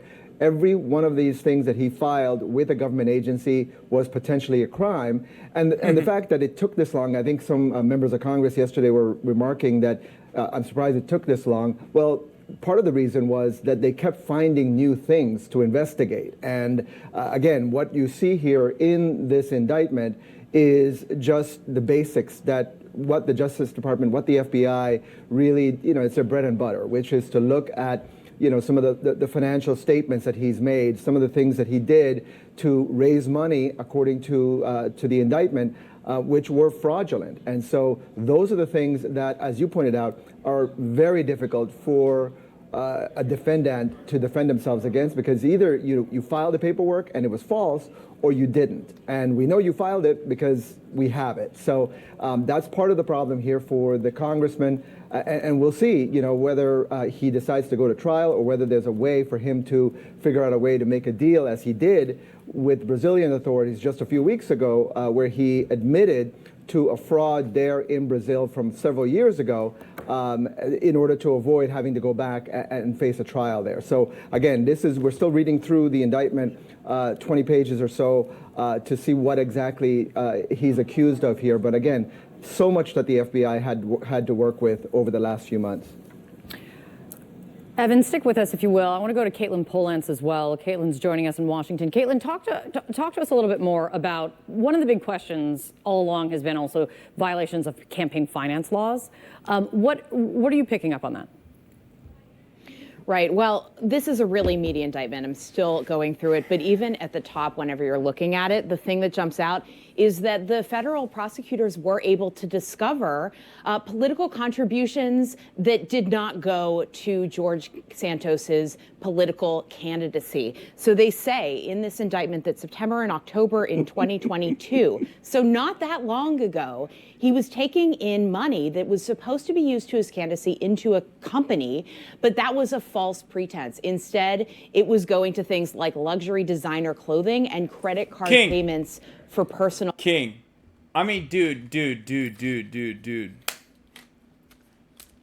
Like, it's just like, I don't know what to say about this. You know what I mean? Like, it's so gay. Like, what the fuck? And it's not, obviously I'm not using it in a pejorative way. Like, what are you doing, man? Like, what the fuck? I mean, I respect it. I love him. He's so cool. He's such a ridiculous person, dude. It's just, let him out. Don't arrest him. Don't arrest him. This is literally a victimless crime, okay? Stealing money from Republican donors and then utilizing it not to, like, I don't know, cheat an election or anything like that, but to just, like, buy yourself luxury designer clothing is the funniest fucking thing you could do. Every day that passes and we learn more about George Santos, the more I like him. It's just weird because, like, I haven't seen him wear anything sick. It's always those, like, cashmere sweaters that he wears, so I guess that's what he was buying with the money. I don't know. Guilty of serving cunt? Yeah, exactly. Fuck it. Santos fan cam. Trust me, please.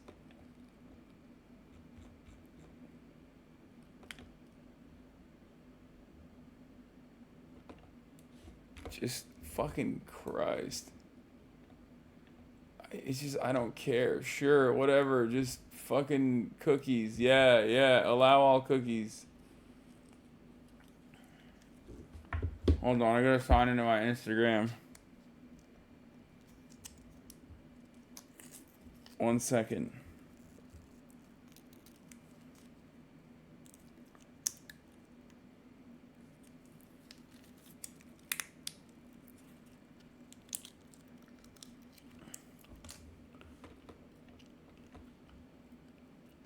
What the fuck is my code generator?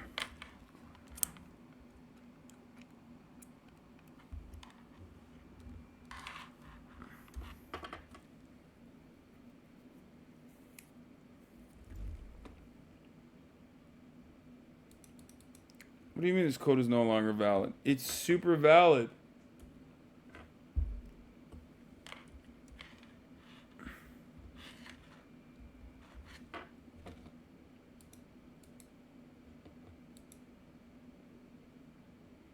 What?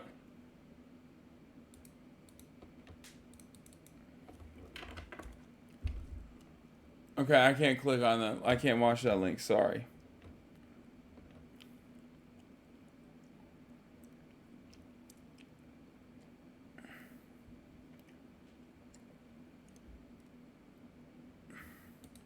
Expenses. He was soliciting it for personal expenses. And so that's a pretty meaty charge on its own. There are other violations here related to his political life. There are campaign finance violations that are outlined here. There are also violations relating to what he was telling the House about his own employment, about the money he had. But even that, we don't get a lot of more specifics than the luxury designer clothing credit card payment detail here in this indictment. But it really is on its own just an astonishing thing that he was taking in money from political donors, and it was going to, not that, it was going to benefit George Santos himself, apparently, based on what we're reading so far. Caitlin Polance, keep reading. You've got... In reality, they're not after me, they're after you. I'm just in the way. See, when Donald Trump was posting shit like this, I didn't believe it. I didn't agree with it. When George Soros posts shit like this, as someone who's also a fan of like purchasing idiotic luxury, clothing items, I'm gonna go ahead and agree with this. Okay? Did I say Soros again? Fuck! Listen, don't hold this against me. I'm so tired. Okay? Calm down. Calm down. I'm tired. I'm sick. I'm tired. I'm tired of being sick and tired. Okay? It is what it fucking is. It just sucks.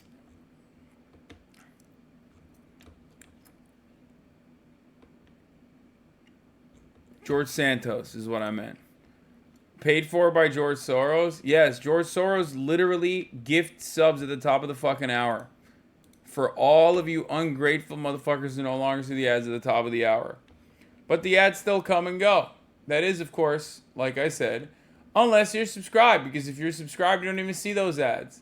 For $5 or for free, you too can avoid the ads at the top of the hour. Okay? You can also get gifted a sub if you're lucky.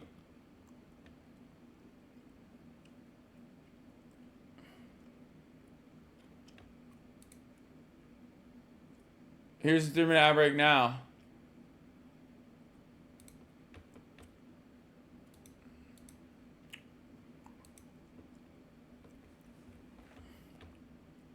All clouds are bunnies. Thank you for the 5 gifted subs. You are right. All clouds are bunnies, like literally.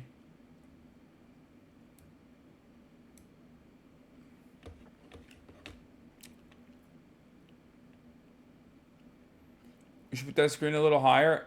Unfortunately, I have no control over where the screen goes because it's the television.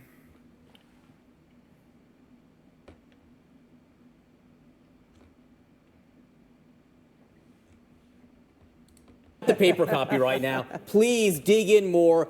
Fill us in when you get this new information. Ellie Honig, based on what you just heard from Caitlin Polance, what gives? Yeah, so that's really interesting. So the idea here is the fraud is he said, okay, people who support me politically, donate to my campaign, and I will use it to buy yards.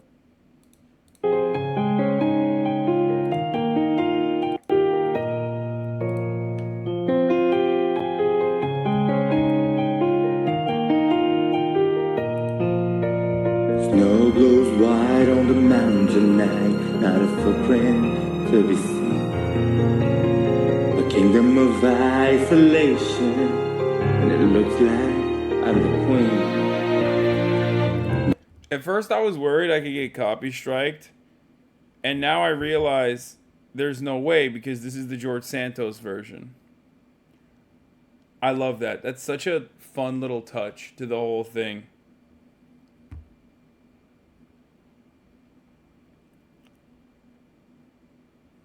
Yeah, this is George Santos singing. The wind is howling like the swirling storm inside. Couldn't keep it in, heaven knows I tried. Don't let them in, don't let them see. Be the good girl you always have to be. Conceal, don't feel, don't let them know. Well, now they know.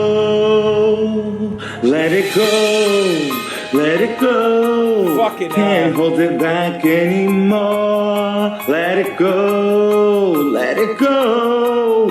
Turn away and slam the door. I don't care what they're going to say. Let the storm rage on.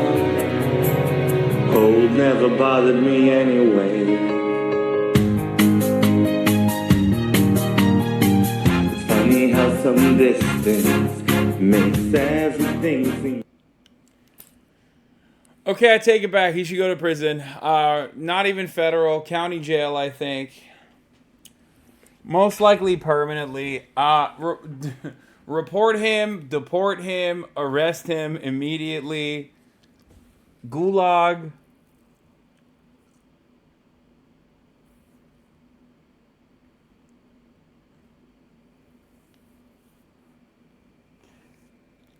It gave me that hurt my soul.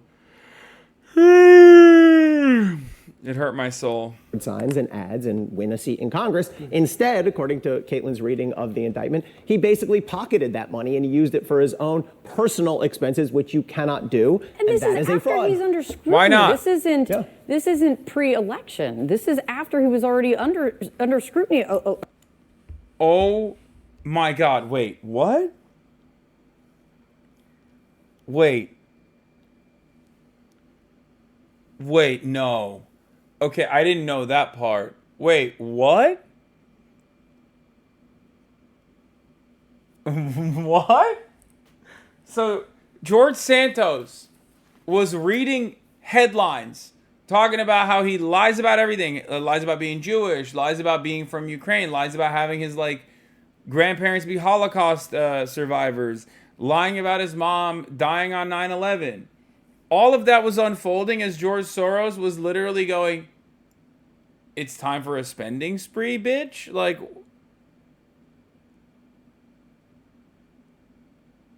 Did I say Soros again? Fuck. Man, I got George Soros on the mind, dude.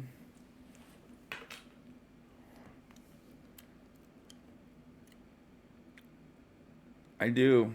He's my goat. George, if you're out there, is paying for a UK trip? Yes.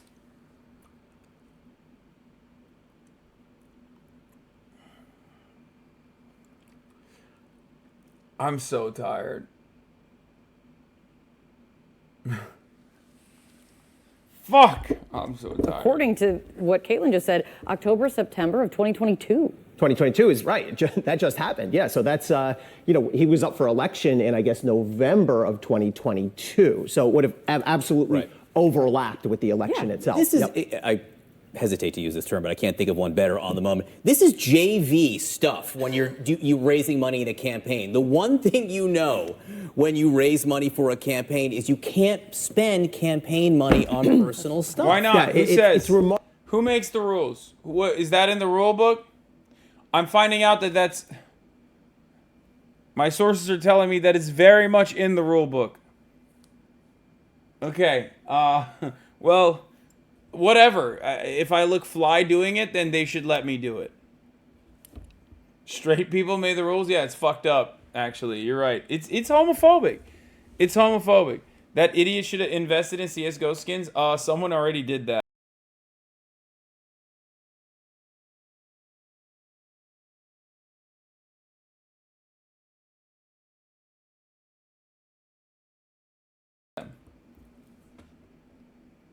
Or was I muted?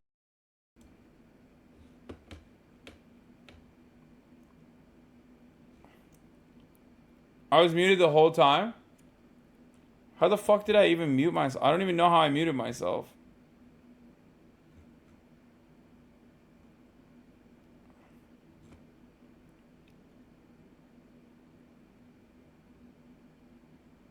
You're ugly as fuck? God damn, that's hurtful, man.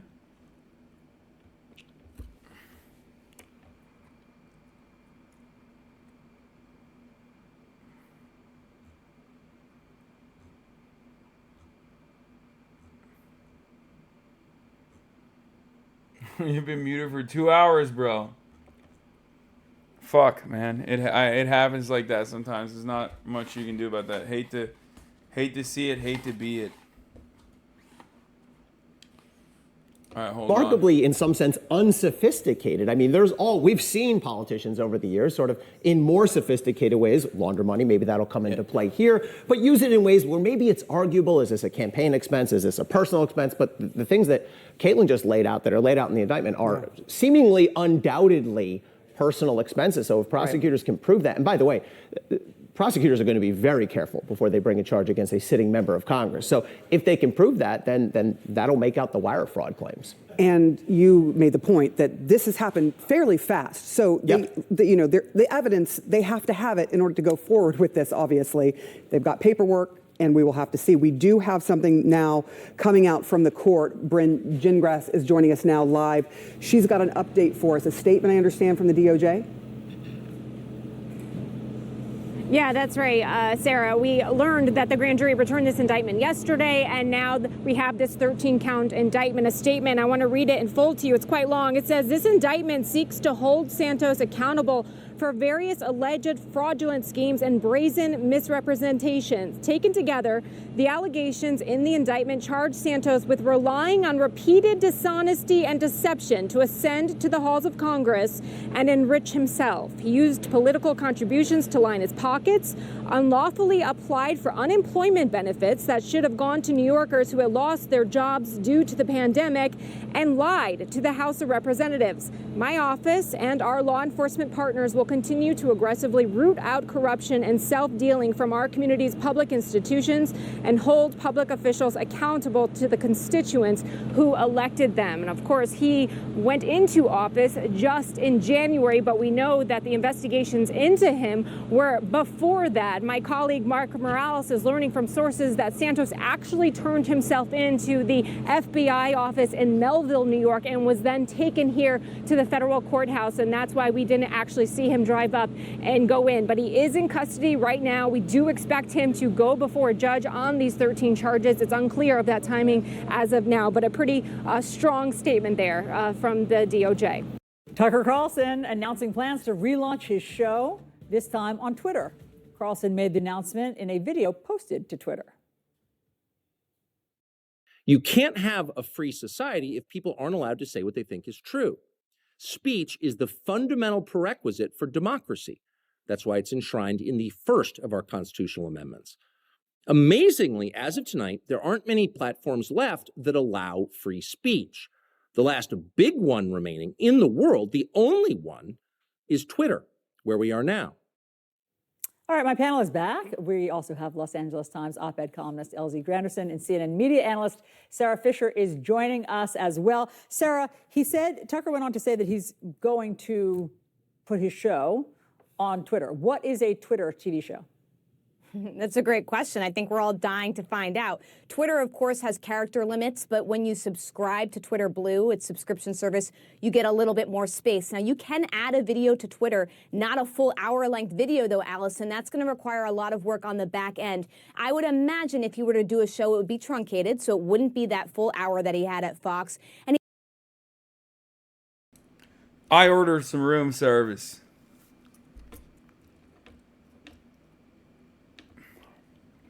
On the George Soros end, like I said, I told you so. There's not much else I can say other than the fact that it's a witch hunt. It's homophobic. The rules are made by straight men. They should allow you to be beautiful. Did I say Soros again? Okay, George Santos. Fuck, man. Oh my God. Hopefully after getting this food, I'll be able to wake up a little bit. That's the third time. I know. What did you order? I ordered the club sandwich and the Thai food. Fuck it. YOLO. I'll taste test it. See which one's better.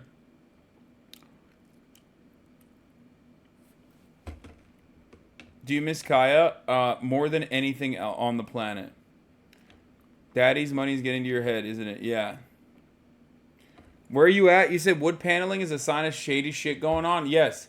I am currently in a facility that you've probably seen before many times over. This is the facility that men go to when they are racist, when they're going to be racist. Wood panel walls behind me implies I am going to be extra racist. Everybody already knows I'm racist, but I'm going to be extra racist now.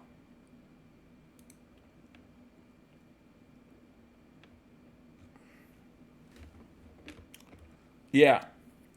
I'm live from Tucker Carlson's house. I lied. I'm not in England. I'm in Nantucket.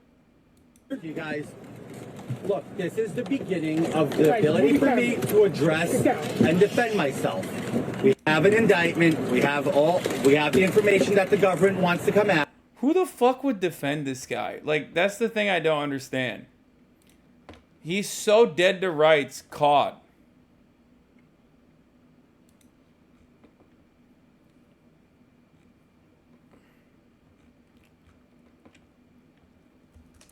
Like, why? It's not like he's not like a must-have kind of dude in the party. You know what I mean? He's not like Donald Trump. He doesn't command a base. It seems like his own voter base hates him. You right now, yeah. I mean, I'm jokingly defending him and shit, but like, if I am to, for a second, put my serious hat back on, it is very weird. Like, it is very odd that he's this like fraudster who's been doing fraud very openly. Like, hasn't really been hiding it.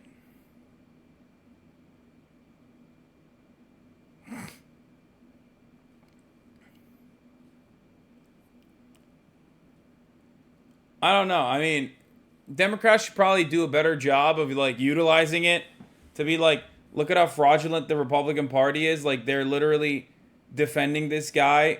You know, this entire party's integrity should be called to question. But we already knew that, you know, that sort of thing. They could just be like, you know, they could get a lot of mileage out of this. They could just like say that the Republican Party are a bunch of fucking fraudsters. They're a bunch of charlatans. And of course, because of that reason, they're like literally defending George Soros or George Santos. Fuck! God damn it. Oh my God. I need to wake the fuck up. Seriously, I'm starting to get mad at myself. It's been 5 times. 5 times now I said George Santos. Allah söyletiyor vallahi, bak görüyor musun? Amına koyayım ya.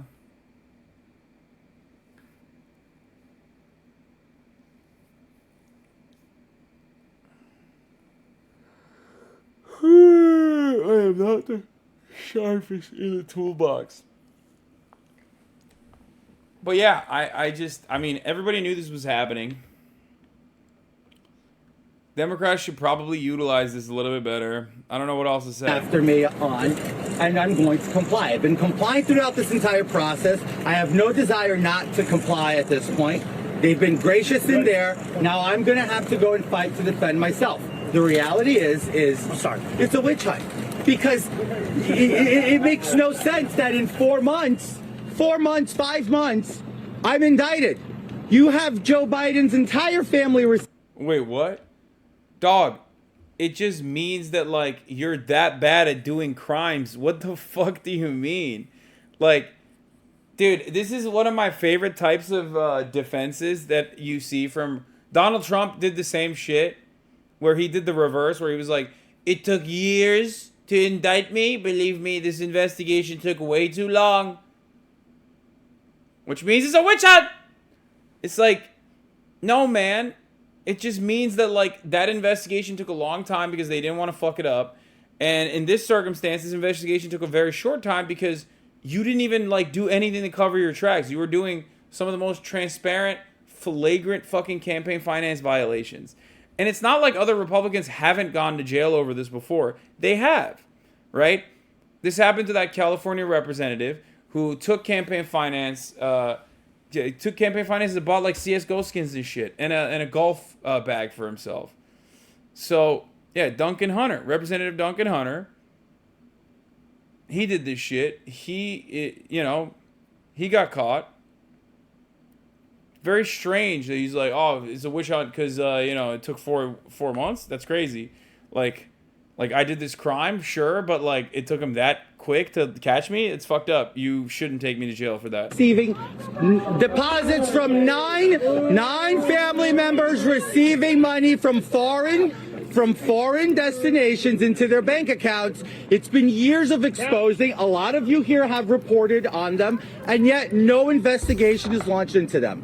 I'm gonna fight. I'm getting back to that. I'm gonna fight. This is so funny. Oh yeah, Duncan Hunter was also Vape Nation. Yeah. Yeah, it's like, dude, you can't arrest me, sir. Other crimes are happening. Okay, got it. Thanks. No, that seems like a solid fucking case, man. It seems like you really thought this through. Just like when you were doing your crimes, you were clearly thinking through. You had a really good grasp on how to do it. You're killing it. He's like, well, what about all the other crimes that may or may not be happening? I'm sure there are some other crimes out there. Like, who the fuck? If you have a base, I guess if you have a base of support, this kind of stuff might stick, right? If you have like, if you're like Donald Trump, if you legitimately have like a stranglehold on a particular part of the Republican base, then this kind of stuff you have to go along with. Like the Republicans have to go along with. Okay? But you don't have that. You're not him. I hate to say it. Because George Santos' base is sitting right here in this chat right now. His unironic base of support is mostly people in this community, and even us would think it's pretty funny if he went to jail. So, like, who's gonna let you get away with this? It's very, very weird.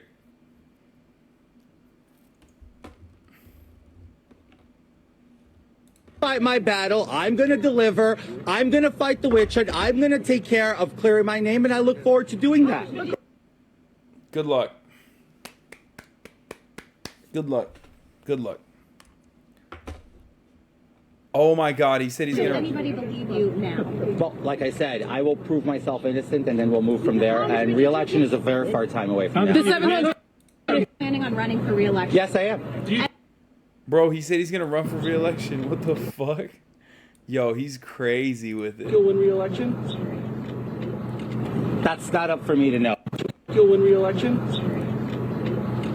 That's not up for me to know. Elections are very tricky, and it's up to the people. I trust them to decide what's best for them. Elections are very tricky. Not for you, though. You guys...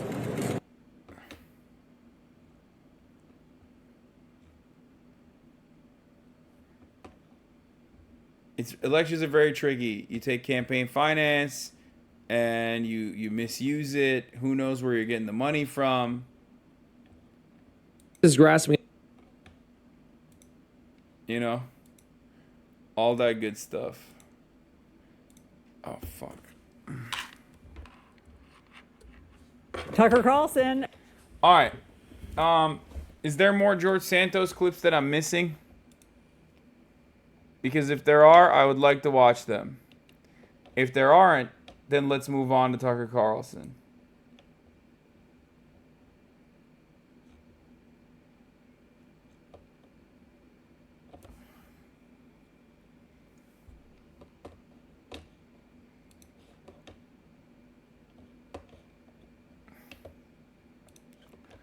All right.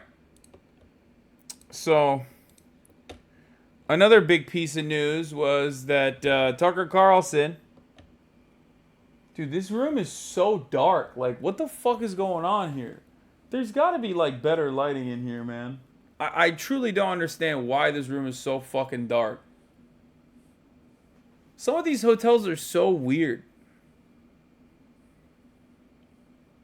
It's penis lighting? Yeah, it's like cool and moody. It is, but it's like kind of annoying. This is the most high quality 2018 HasanAbi stream ever. What do you mean?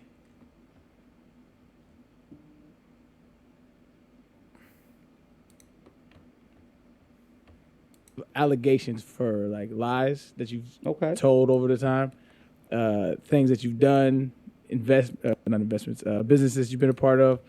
Like, I mean, after business, not is right. One after a while, people were like, "What a smoke that's fired." Like, he's kind of like a liar. Okay, well, I mean, look, if you want to say that, that's fine. But no, that's not what I'm saying. What I'm saying is, do you understand how people can come to that conclusion, or do you think they just all full of shit? No. I understand people can come to that conclusion. Okay. I never dismissed that. Gotcha. Right. I mean, sky's blue, right? So I think we can agree on that, right? Yeah. I'm not dismissing that. Right. I'm just saying that folks are trying to to create a fire where there is no fire. There's a lot of folks in the media that a lot of smoke, though. Sure, go ahead. You can say there's smoke, but not necessarily fire, right? I might I have been in a place more than once where I got caught up in something that I had nothing to do with, and then does it give a bad perception? Sure, but it wasn't me. Gotcha. You have a lot of... Wait, why did he say the sky is blue when he was talking about, like, you lied? Like, he's so confidently saying he's a liar while simultaneously saying he's not a liar, and I don't understand it. Like, what's the goal here? What the fuck? Bro, I can't believe motherfuckers say LaFib, like, oh, LeBron is the GOAT at lying when, like, George Santos exists. Come on now. I mean, it's fucking crazy.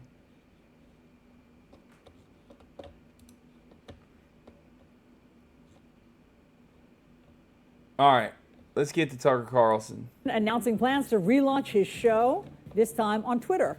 Carlson made the announcement in a video posted He's so to done. Twitter. Dude, it's so over. I'm sorry. Anyone who's ever watched a fucking Twitter video knows one thing and one thing only, and that is Twitter video is dog shit, okay? Good luck to Tucker Carlson. Yeah, you're going to do a 30-minute show on Twitter? Suck my dick, okay? No one is going to be able to watch more than a minute and a half without that shit fucking reloading, okay? Are you joking? Twitter does not have the bandwidth.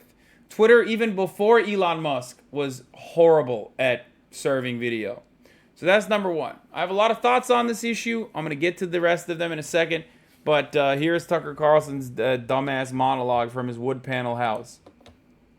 You can't have a free society if people aren't allowed to say what they think is true. Speech is the fundamental prerequisite for democracy. That's why it's enshrined in the first of our constitutional amendments. Amazingly, as of tonight, there aren't many platforms left that allow free speech. The last big one remaining in the world, the only one, is Twitter, where we are now. It's funny. I mean, I love saying that, like, Twitter is the place for free speech when we all know that that's not the fucking case, okay? It's not. It's not the case for free speech. It is ridiculous that, like, Twitter is the consider the platform for free speech when it's like free speech is not paying Elon Musk, okay? Of Los Angeles Times What op-ed the fuck columnist. is happening? Why does this keep fucking restarting? Holy shit.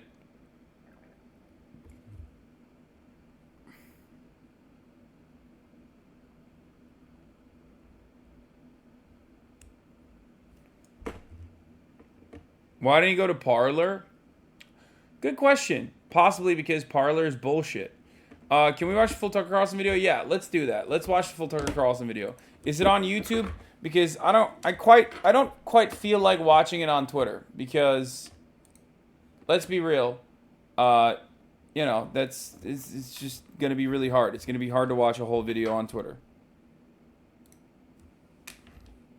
Not Parler. What was it? Getter? No, Getter's the one that shut down. Parler's the one that's still alive, right? Rumble. Why didn't you do it on Rumble? Oh, here it is. Hey! This is a 3-minute video of Tucker Carlson. We're gonna have a hard time watching this. I'm a bet. It's Tucker Carlson. You often hear people say the news is full of lies.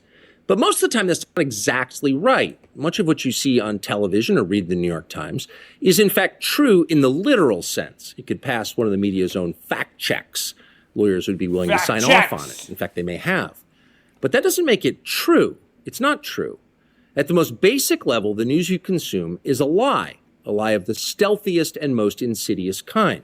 Facts have been withheld on purpose, along with proportion and perspective. You are being manipulated. How does that work? Let's see. If I tell you that a man has been unjustly arrested for armed robbery, that is not, strictly speaking, a lie.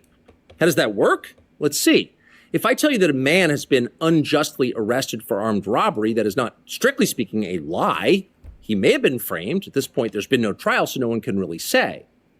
But if I don't mention the fact that the same man has been arrested for the same crime 6 times before. Do you think this might be a conspiracy to increase Tucker's reach by putting him exclusively on Twitter? I remember when the Super Bowl, when Rupert and Elon sat next to each other. Quite the coincidence and interesting timing. No, dude, what are you, crazy? No. Rupert Murdoch does not want Tucker Carlson to leave Fox News and like have prominence. What are you, out of your fucking mind?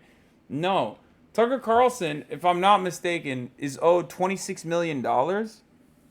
That's the number I saw. Someone can correct me if I'm wrong on this. And he's like willing to forego that in order to keep pumping out content, because he knows that he will lose relevance. Fox News will starve him out. If he wants the $25 million, he's going to lose everything. Like, in this media cycle, in this day and age, dude, if you're not steadily pumping out content, you're fucking gone. You're yesterday's news. But you're probably yesterday's news if you're a conservative commentator, regardless, when you find yourself online. What do I mean by this? Well, what I mean is simple. There are big dogs in the online sphere. Daily Wire comes to mind, right? They do not have a fraction of the real politic power that Tucker Carlson has. Tucker Carlson, on primetime television at Fox News, was able to bring the likes of Kevin McCarthy and bully them. Politicians openly talked about on background, and even anonymously, and even sometimes openly, how terrified they were of Tucker Carlson's influence and the power that he held. And you saw it. I mean, they would literally go on his show and be berated by him. So a lot of that was not because Tucker Carlson is a particularly effective propagandist. He is, certainly. But because that is the primetime slot. The entire purpose of Fox News is to manipulate the Republican Party to better do the bidding of their corporate masters. Okay? That's number one. And number two is, Tucker Carlson on the primetime slot commanded a gigantic audience of primary voters. Tucker Carlson on Twitter, on the other hand, is an entirely different story. The reason for Tucker Carlson's prominence is the primetime slot, as we already talked about. But now that that's gone, and he's not even on TV, and he's on Twitter instead of like YouTube with the Daily Wire or, I don't know, any other fucking platform, he's super duper cooked. You can look at like these 3-minute videos and how many views they have on Twitter and be a fucking absolute baboon about it and think like that 22 million Twitter views actually means something when it doesn't. Okay? especially considering that Twitter video counts as a view as long as like 50% of the video is showing as it auto plays on your fucking timeline as you're scrolling past it. Yeah, that's not real, dog. Those aren't real fucking views, okay?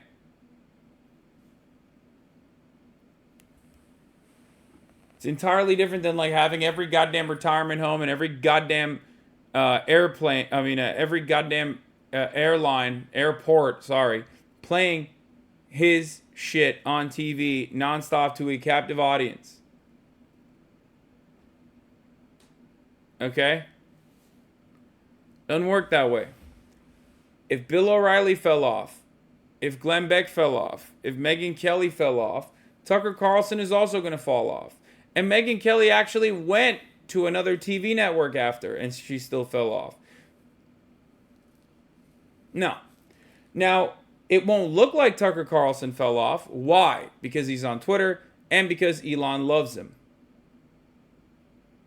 Okay? So it won't look like he fell off because they'll juice his shit. They'll make him as unmanageably annoying as humanly possible. He won't shut the fuck up. He will keep getting like a tremendous amount of views on Twitter. And worse than that, journalists will constantly talk about it because, let's be real, myself included, we are media demons. And anyone who's in the media loves Twitter and can't shut the fuck up about what's going on Twitter. Now, there's funny moments that come from that, like the Good Doctor episodes that have been popping, you know, Dr. Han versus Dr. Surgeon. Not a great representation of autism, in my opinion, but, you know, what are you going to do? And then there are really annoying versions of this, like, for example, every blue check mark that is saying the dumbest shit with the utmost confidence on the platform. Okay? Tucker Carlson represents the blue checkmark brigade. He says things that they agree with. He says things almost specifically to them. That is the reason why I believe Elon will juice him. That is the reason why I also think journalists will constantly talk about him. I can't believe Tucker Carlson said this. We got to write a Daily Beast article on it. You know, week after week after week until it gets boring, and then inevitably journalists stop. But having said that, Tucker Carlson will no longer have a fraction of the real world political capital, political power that he once had when he had the Fox News primetime slot. That's it. He's cooked. It's Jover. That's what I think. It might not look like he's cooked, but he actually is. Am I really informing you? No, I'm not. I'm misleading you. And that's what the news media are doing in every story that matters, every day of the week, every week of the year.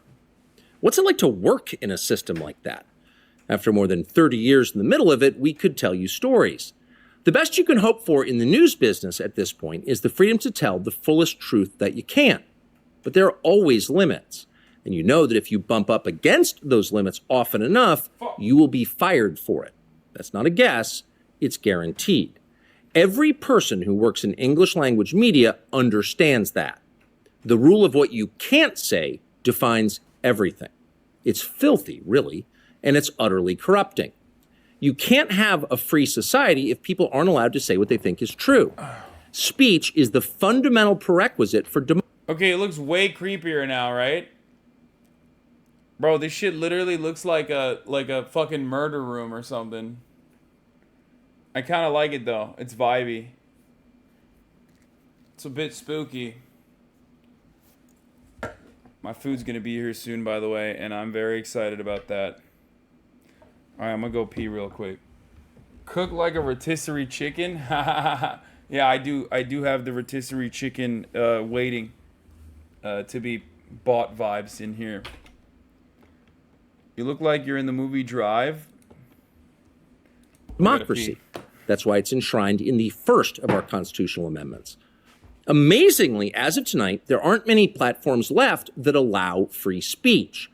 The last big one remaining in the world, the only one, is Twitter, where we are now. Twitter has long served as the place where our national conversation incubates and develops. Twitter is not a partisan site. Everybody's allowed here, and we think that's a good thing. And yet, for the most part, the news that you see analyzed on Twitter comes from media organizations that are themselves thinly disguised propaganda outlets. You see it on cable news, you talk about it on Twitter. The result may feel like a debate, but actually the gatekeepers are still in charge. We think that's a bad system. We know exactly how it works, and we're sick of it. Starting soon, we'll be bringing a new version of the show we've been doing for the last 6.5 years to Twitter. We'll be bringing some other things too, which we'll tell you about. Who's we, But for now, we're just motherfucker? grateful to What be is here. this? Are we speaking Free French? speech. Are we speaking French? We. Who's we? He keeps saying we're coming. We're gonna do this. We're gonna do that. Who is the we? Bro, you have a Twitter show, dog. Welcome to the fucking Little Leagues, bitch. You're officially under me, okay? Suck my cock, Tucker Carlson. Guess what? I'm on Twitch, okay? I'm on Twitch. It's a platform that is literally better than Twitter. Think about that. Every dumb motherfucker that's chirping on Twitter literally would love to be in my shoes instead. All those motherfuckers that constantly are in the shit like, oh, Hasan is not doing enough activism because he didn't give me $1,000 personally, so suck my dick. Oh, please subscribe to my Substack. All those motherfuckers inevitably want to become Twitch streamers or podcasters. Tucker Carlson is literally a level below podcasters. Think about that. Think about how pathetic that is, dude. Oh my God.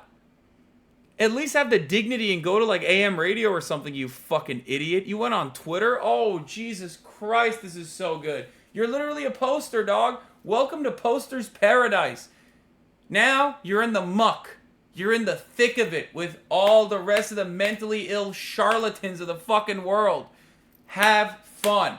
You went from primetime television, you blew it, and I don't know if it was because you were like fucked Rupert Murdoch's like wife-to-be, former fiance, or what you fucking did, but here you are in your plaid shirt, in your fucking wooden house, talking about we're gonna bring it back. We're gonna do white supremacy on Twitter. Suck my dick, dude. Good luck. Tim Pool is gonna lap you, brother. You're so fucked. Oh, it feels great. Oh, it feels so fucking good to see it, dude. God, couldn't have happened to a worse person, you know what I mean? Oh my God. Oh, chef's kiss. Dumbass. So good. Bro's in the piss dimension. What's this lighting? I'm using the Tucker Carlson filter.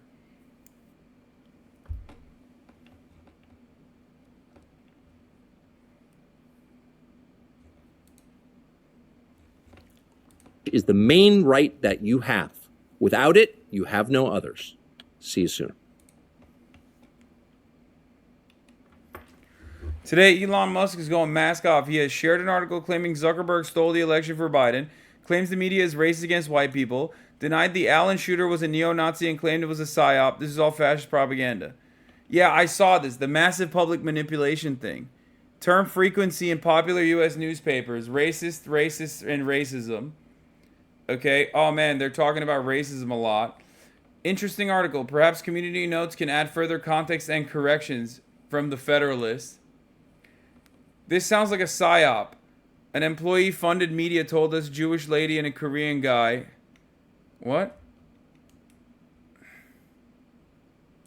Dude, the Redheaded Libertarian... Tucker Carlson wants to fucking absolutely eviscerate the Redheaded Libertarians' back walls. Oh my God, dude. I've never seen a more horny reply guy, okay? Listen, motherfucker. I got a lot of female friends on Twitter, okay? I know when horny, fucking sadistic, psychopathic, stalker reply guys are like.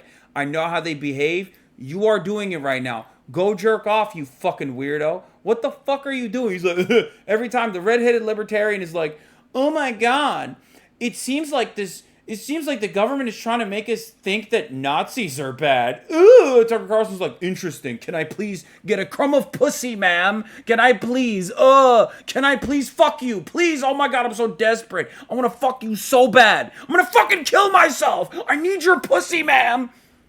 That's what he's saying. Every time he fucking replies, he's literally like, I will literally kill myself if you don't give me a crumb of pussy. Please. That's what you're saying, Elon. We know what you're doing. We know what you're doing, you tip, milady ass libertarian piece of shit. What the fuck? It's so dumb. He's like, Didn't the story come from Bellingcat, which literally specializes in psychological operation? Tip, tip, tip, milady. I don't want to hurt their feelings, but this is either the weirdest story ever or a very bad psyop. Please have my 12th son. Please. Please. You have such childbearing hips. I like this. Please. Oh my God. It's so obvious. It's so obvious. I've seen this fucking troglodyte literally reply to every single post from the Redheaded Libertarian. I don't want to see the Redheaded Libertarian, okay? I don't give a fuck about the Redheaded Libertarian. God damn it, dude. Conservatives are so fucking lame. Like, one Minnesota 7 goes out and is like, I'm libertarian, and everyone's like, oh my God, finally, we have one. It's like, you did this with Tommy Lauren, and now you're doing this with a Redheaded Libertarian. Keep it in your fucking pants, dude. Jerk off. Jerk off before posting. Holy shit. Like, I get it. All of the sex workers, unfortunately for you, are in hammer and sickle Twitter, okay? So you just can't. You can't do that to them because they're like, I don't know, posting about how they want to fucking kill the rich or some shit, okay? Literally, just every fucking time. Anytime there's like a average looking lady who's like, I'm actually a conservative. I'm like a horrifyingly racist person. Every conservative is like, oh my God, we found one. That's it. So good. I don't want to see this shit. I don't want to see any of this dumb shit anymore, okay? Holy fuck. Ugh.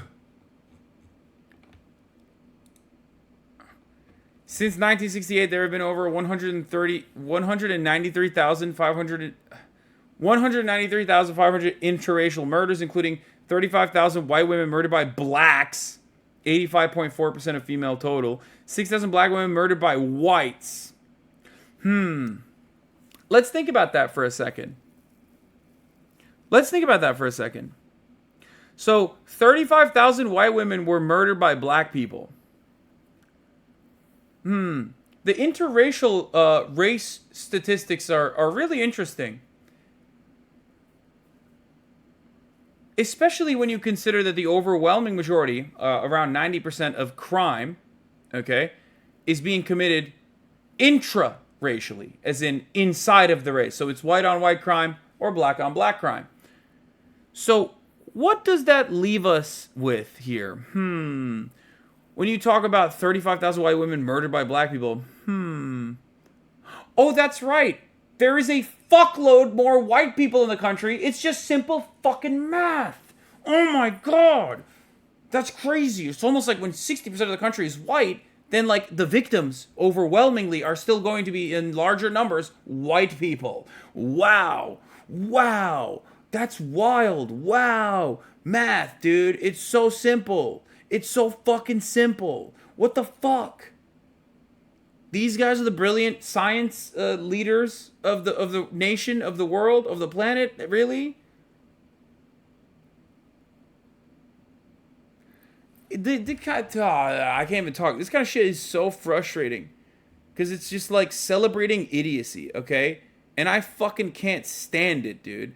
I can't fucking stand it. I hate it. I despise it. They're so confident in their fucking stupidity. It blows my mind. Why is nobody going, hey man, that's actually wrong and dumb. You're wrong and dumb for saying this. Like, do you not have a single fucking person in your circle that can be like, hey dog, you know, not to correct you because you're the great boss king of the planet, but like, it seems like you have a complete false reading on the situation. Just think it through a little bit.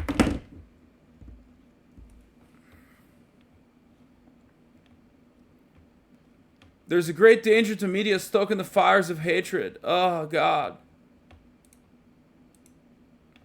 There's an appeal to just writing off Musk's turn towards fascism as a silly, sad, weird little story, but we did that with Trump and the January 6th happened. What? Even as Elon Musk falls deeper into the web of far-right conspiracy theories.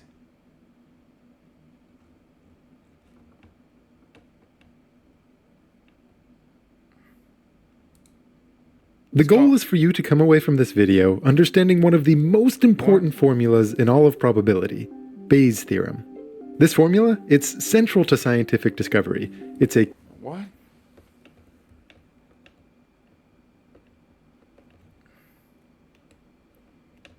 I'm not watching that.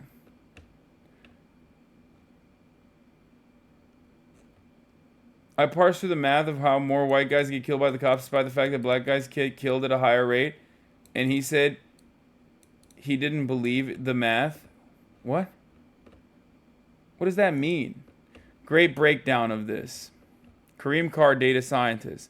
I know a lot of you want a technical breakdown of this meme, so here it is. What is this?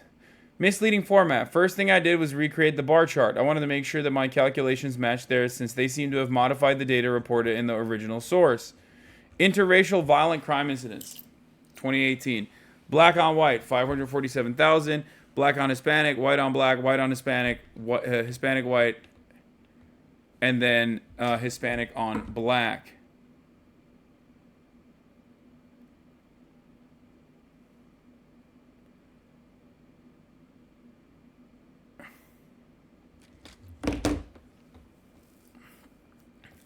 The original table had percentages, and those seem to have been used to reverse engineers in the numbers in the bar chart. Oh my god. Oh, that's so fucking... that's awful. Number of violent incidents, white, black, Hispanic, offender race, and ethnicity. Small nitpick. Since the percentages are only reported to 3 significant figures, the original bar chart should display numbers to 3 significant figures as well. It's minor, but contributes to the overall sense of the chart as misleading. In my opinion, the original table is vastly superior to the bar chart.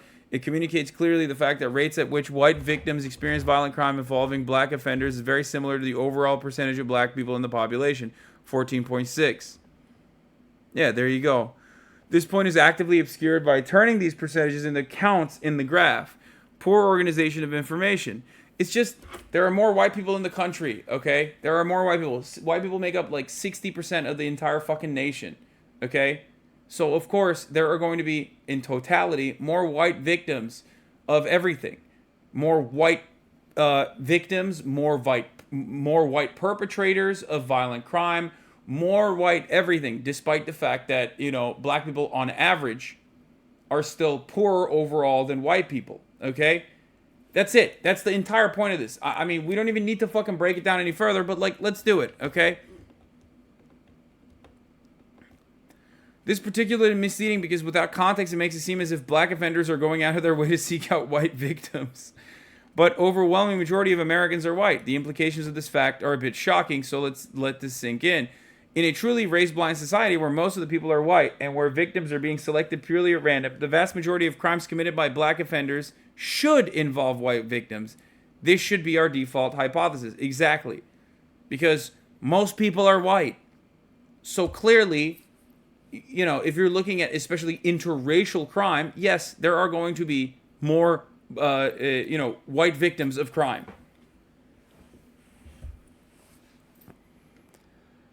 Missing context. If we add the same race crime, we see that the vast majority of violent crimes in America involve white victims and white offenders. Exactly. There you go. If we thought race was a huge factor and wanted to make the biggest impact on crime numbers, we might want to start there. Yeah, look at that. Here's the interracial same-race violent crime incidents. Wow, white-on-white crime sure seems out of control. 2.2 million, dude? What the fuck? Oh my god, why is nobody talking about white-on-white crime? You know how people always say, why is nobody talking about black-on-black crime? Which is like an incredibly fucking dumbass racist thing to say. Because, again, this chart doesn't show you this reality because we're looking at totalities now, and that's not how you do statistics. But black-on-black crime, the rate of black-on-black crime across the board, is identical to the rate of white-on-white crime across the board. Regardless of the fact that, you know, in totality, the white-on-white crime fucking blows the lid on crime in general. Okay? If you know how to read statistics, you wouldn't get duped by this. But if you're talking to a fucking dumbass, like a Republican, you should maybe, you know, sneak this in there. Just be like, oh yeah, that's crazy. Why is nobody talking about white-on-white crime? 2.2 million incidents. As opposed to the black-on-black crime, which is 396,000. What's up with that?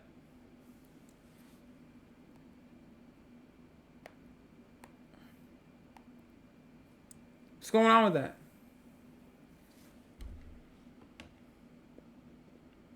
What's going on? White offenders cause more violent crime than every other group. If you think race is an important causal factor, then we must conclude that reducing rate at which white people commit violent crime would have the biggest impact on America, not just for white people, but for America in general.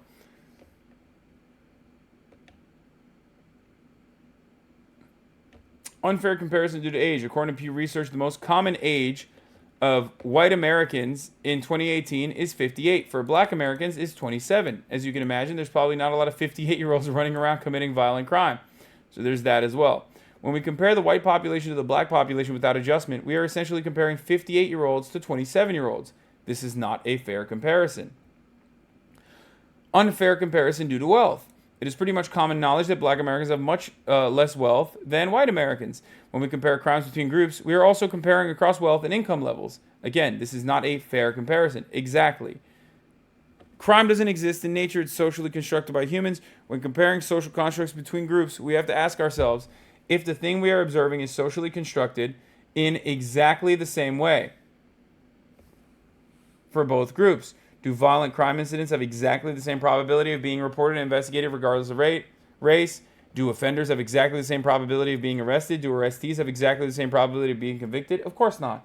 As we know, the criminal justice system is not exactly too fond of black people and actually mistreats them regularly. Black people have an insanely high percentage in comparison to white people of being cleared of crimes due to DNA, according to the Innocence Project at least, like especially black men on death row.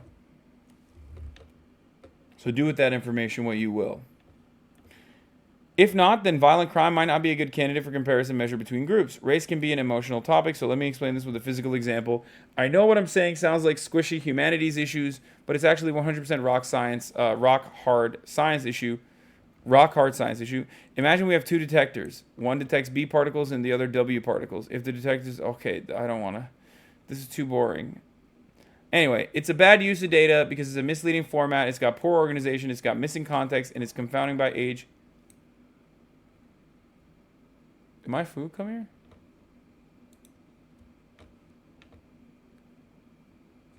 Dude, at least thank the raiders for joining. Who raided?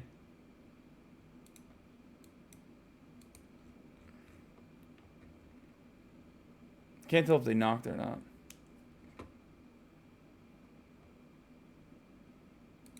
Great TikTok explanation of this.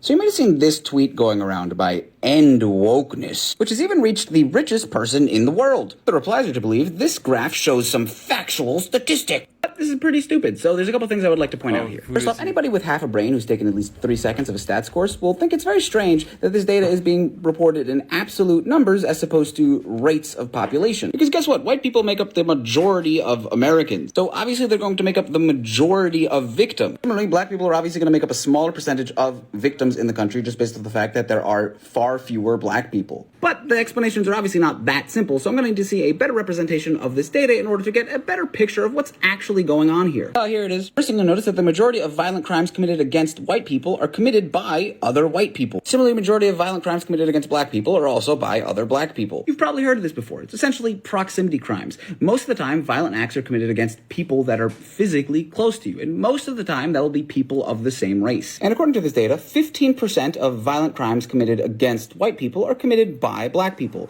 which is a very familiar looking number for some reason. Although, I don't know, I'll have to get back to you on that one. But wait, oh my god, white people are only the 10%. Before all the Ben Shapiro's here having an orgasm, let's use our critical thinking brains for a second. So this is not based off crime statistics, this is a survey, which means it is obviously subject to people's own feelings about their victimization, which can certainly come with biases. But let's assume all this data is entirely accurate and ask ourselves, why would it be that white people would commit violence against black people less often than black people would against white people? Remember, the overwhelming majority of crimes are not race-based, so we have to ask ourselves, why would a certain race be a victim in a non-race-based violent crime? And again, this has to do with proximity. And look, I've traveled a lot of the United States, including a lot of rural and suburban America. And I can tell you, if you live anywhere here and you want to commit a crime against a black person, good luck. Honestly, even if you live here, unless you live in downtown St. Louis or Chicago or something, if you commit a violent crime, the odds of the victim being black are very, very small. I can demonstrate this a little bit more clearly by taking a look at my lovely hometown, Long Island. Roughly 10% of Long Island is black, Nassau and Suffolk County, which is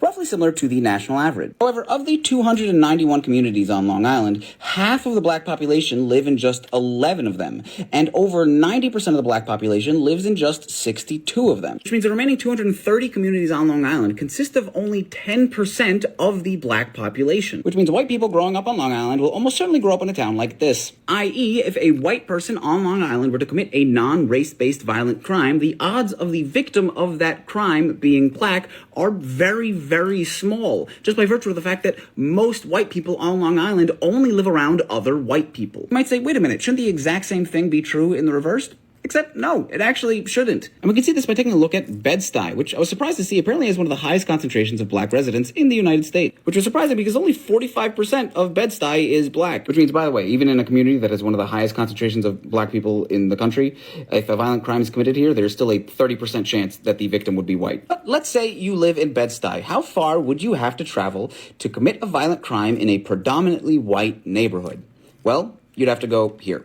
And so ultimately, the big difference is that the overwhelming majority of white people in the United States do not live in close proximity to black neighborhoods. However, the overwhelming majority of black people do live in close proximity to other white neighborhoods. Maybe not next door neighbors, but at the very least within 5 miles. Which means if you take a white person and a black person at random and have them commit a violent crime where they are, it is much, much, much more likely that the black person would be committing a crime against a white person than it would that this white person would be committing a crime against a black person, just by virtue of who is around them. And remember, all of this is amplified by the fact that 70% of the United States live in suburbs or in rural areas, and 75% of white people live in suburbia, both of which are incredibly segregated. Now, truthfully, all these crime statistics get a little bit mucky because, first off, crime statistics is really hard to determine in general because they're confounded by multiple different things, including poverty, education, how many police there are in a certain area, because obviously two communities... How? You've never thought about that before? What do you mean? I just described it. For the record, this is Stats 101, and this is just like American Experience 101, which is why it's infinitely more... this is literally what I just described before this TikTok video. Chat, when you were saying it, I ignored it. Yeah, except you shouldn't ignore what I have to say, especially at the top of the hour when there's a 3-minute ad break. Because at the top of the hour, there's a 3-minute ad break, and if you no longer want to see those ads, all you need to do is subscribe, which you can do for $5 or for free with a subscribe by connecting your Amazon Prime account to your Twitch account, where you get 1 free Prime subscription a month. Use it on your favorite broadcaster. Hopefully that's me. Someone is watching the stream.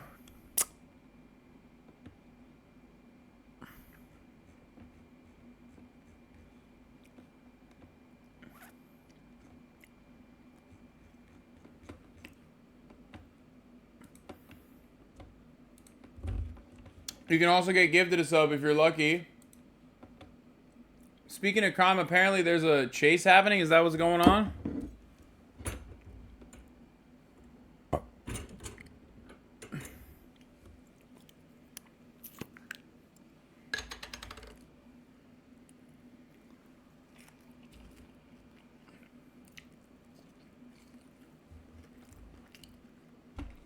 Food verdict. It's pretty good.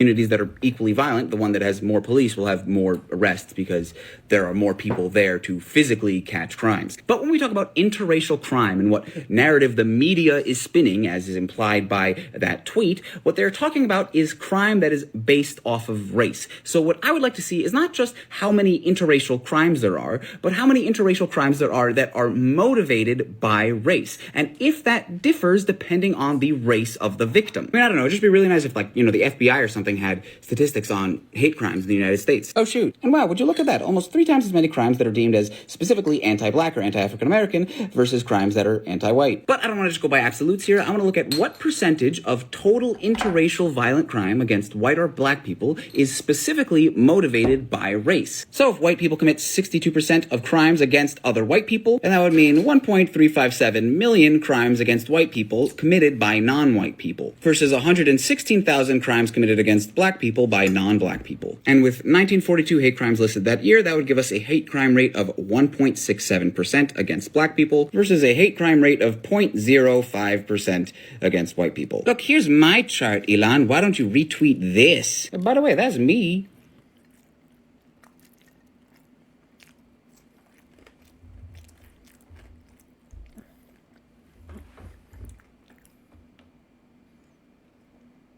Oh yeah, I forgot. I'm eating and there's no actual noise gate, so it's gonna be really fucking annoying. Chat is.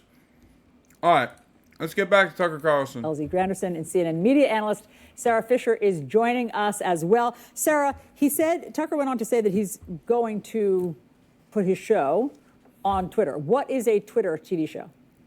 That's a great question. I think we're all dying to find out. Twitter, of course, has character limits, but when you subscribe to Twitter Blue, its subscription service, you get a little bit more space. Now, you can add a video to Twitter, not a full hour-length video, though, Allison. That's going to require a lot of work on the back end. I would imagine if you were to do a show, it would be truncated, so it wouldn't be that full hour that he had at Fox. And he might want to break it up, maybe put out some segments in different tweets, etc. But as I understand Twitter right now, they're going to have to race to build that type of functionality to get a full hour-long show there. Although they do have live functionality. So if he wanted to go live and put a Twitter show up, I think that would be possible.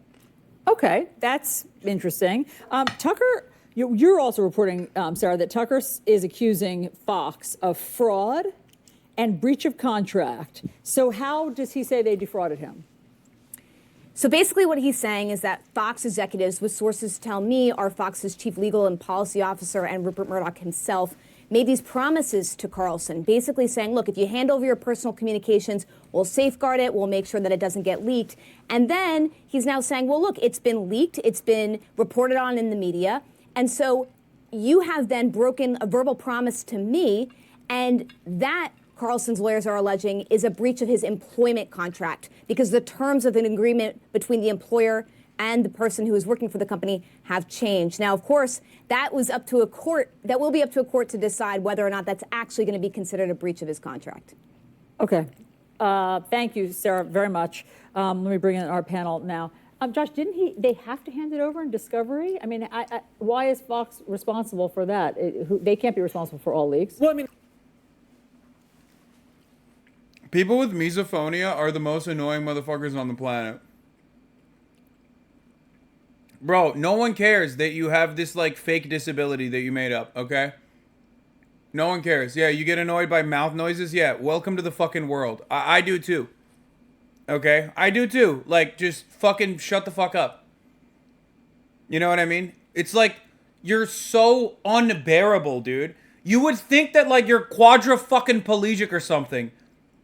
Like, holy shit. You would think, like, on Twitch.tv... people with misophonia are literally the most unbearable. Like, oh my God, I'm getting 3rd-degree burns on my entire body because I heard your mouth noises. Shut the fuck up. Nobody cares. I promise you, you and hearing your fucking annoying dumbass in the chat is infinitely more annoying to other chatters who have normal brains. Okay?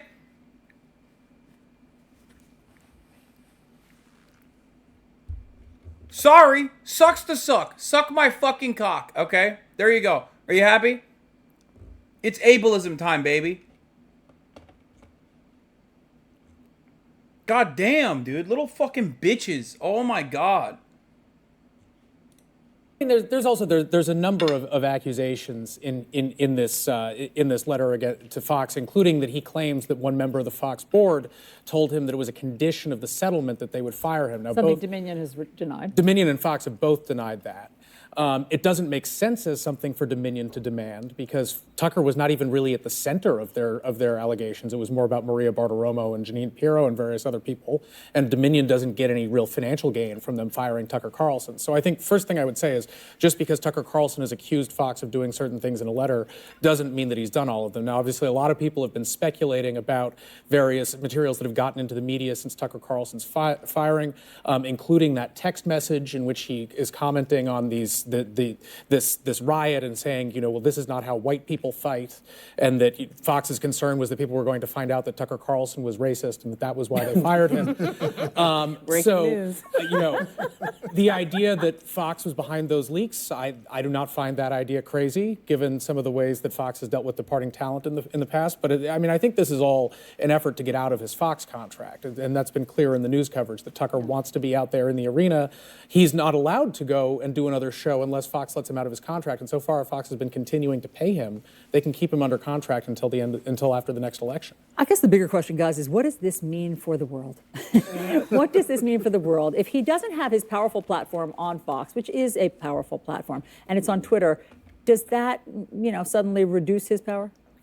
I think his power has been so greatly reduced. Like, to say that you even have a Twitter show, we're all asking what that means because it's not a thing. Like, I upload videos of my dog. My dog does not have a Twitter show. So I think, this is a man who has been embarrassed publicly, has lost his job publicly. This feels like a last gasp in the same way that Elon Musk owning Twitter feels like the last gasp of trying to be relevant. It's a dying social network, like no one knows who's verified. The people who are verified are now unhinged. I just don't see what he gets out of this. And his audience is largely older, doesn't know how to have two-factor verification, especially not using their phone.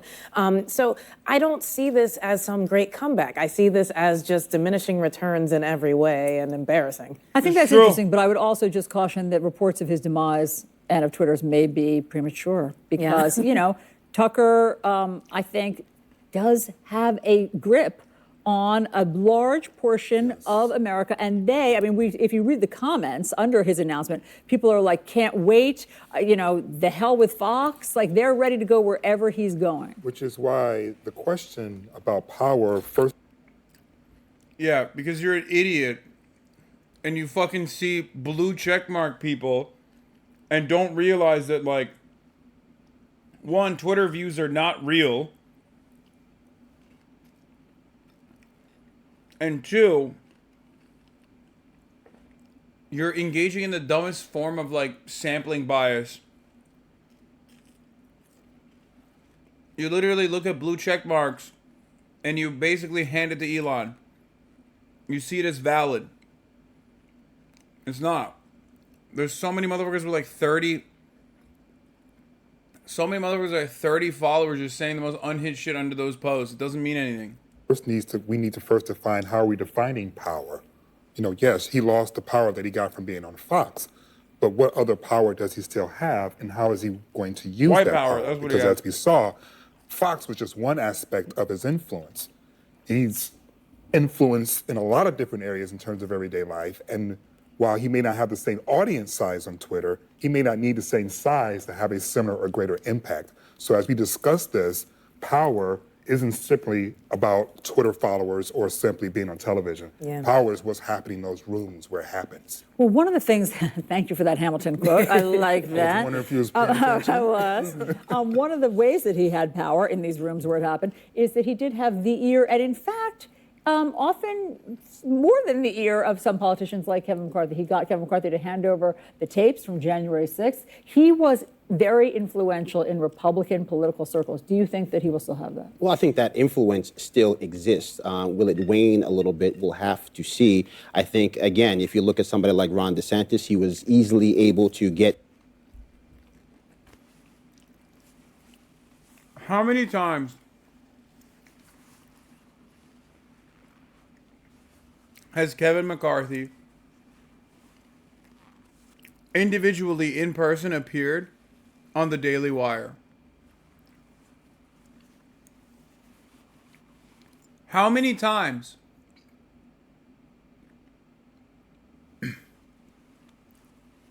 How many times has Kevin McCarthy appeared on Bill O'Reilly's show? It exists. It's out there. It's like number 700 on the news podcasting world. How many times has any prominent Republican politician appeared on the Blaze Network? The only one that does it is Ted Cruz. Sometimes Dan Crenshaw.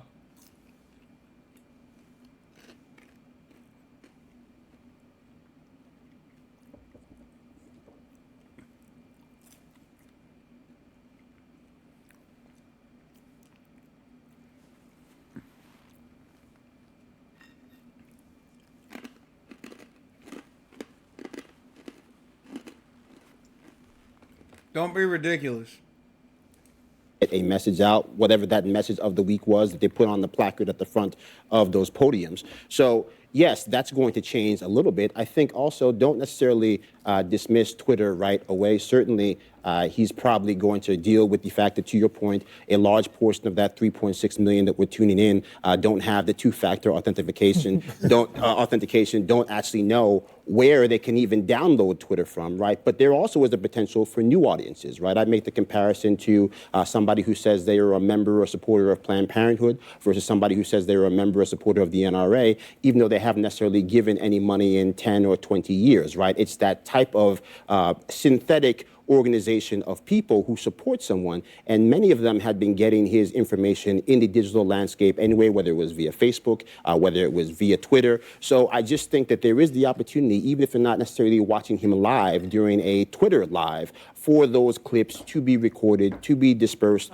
through YouTube, through a vast multitude of an increasingly fractured but also growing digital space. And Sarah, and then there was this other plot twist on all of this, and that was what Elon Musk had to say about it. He said, I also want to be clear, this was after Tucker's statement, that we have not signed a deal of any kind whatsoever. Tucker is subject to the same rules and rewards of all content creators. Rewards means subscriptions and advertising revenue share, coming soon, which is a function of how many people subscribe and the advertising views associated with the content. I hope that many others, particularly from the left, also choose to be content creators on this platform. That is a strange announcement, or announcing that you've just landed your biggest star. Right? You would expect him to be welcoming Tucker with open arms, and instead he's saying, wait a minute, you're The reason why he can't say that is because he was sitting next to Rupert Murdoch at the Super Bowl. For the chatter who was saying, oh, I wonder if they were plotting this together, fuck no. You're out of your fucking mind if you think that Rupert Murdoch would let that happen. Subject to the same rules as everyone else. We're going to fact check you using community notes just like everybody else. Look, Elon Musk has a tough job on his hands. He's got to bring advertisers back. He's got to make sure users stay on the platform. And he knows that by bringing on a polarizing figure like Tucker Carlson, even if he's really popular on the right, that could jeopardize his ability to continue to grow the business. So that's why I think you see him respond in a tempered manner, saying, look, it's great that you're here, but we're not going to give you special treatment just because you're doing this show with us. The last thing I'd say, Allison, is Tucker, I think, is going to explore other options. I don't expect the Twitter thing to be the only thing he does. I mean, Newsmax CEO Chris Ruddy has said that we'd still welcome a show with Carlson. And so I think maybe he'll try out the Twitter thing. I think he likes the zeitgeist and the, opinion leader focus of that audience. But he'll probably do other stuff, too. Sarah, thank you very much for your reporting. Great to have you. All right, this just in to CNN. House Republicans say that they have evidence that members of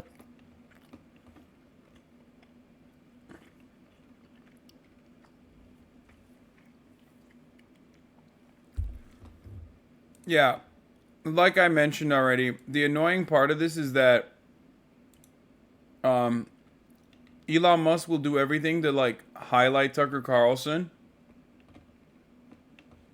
but it'll just be annoying. It'll be a nuisance, and it'll be fucking annoying, and that's it.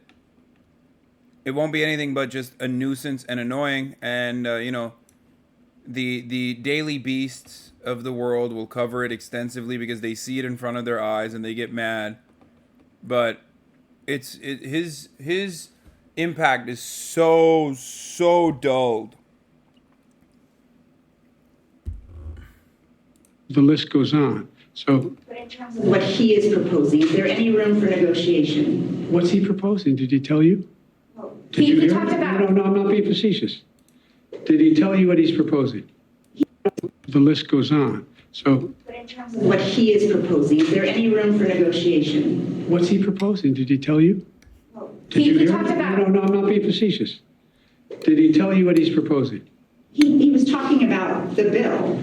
Yeah, but what does it propose? Do you know? I'm not being a wise guy. You all are very, very informed people. Do you know what that bill cuts? There is a long list of things that it cuts. No, it doesn't say. It says, does it say what it's going to cut? Or just say generically it's going to cut? You get the problem. You've answered it. Speaker McCarthy told us. The list goes.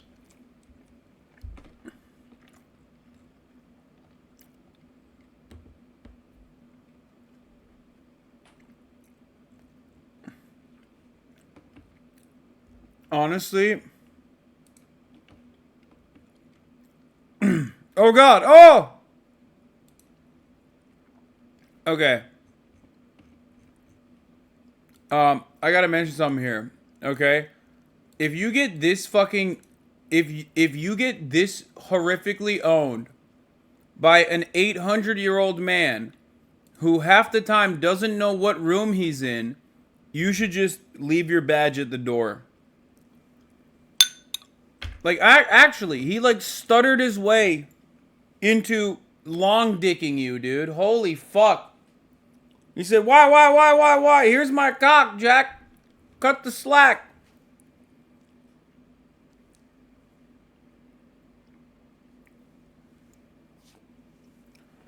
It's also really, really undesirable that the media does constantly have to play the centrist note whenever a Democratic Party is in charge. Where they're like, hey, so can we be like, fiscal hawks a little bit? Can we talk about the deficit? Can we talk about the budget ceiling?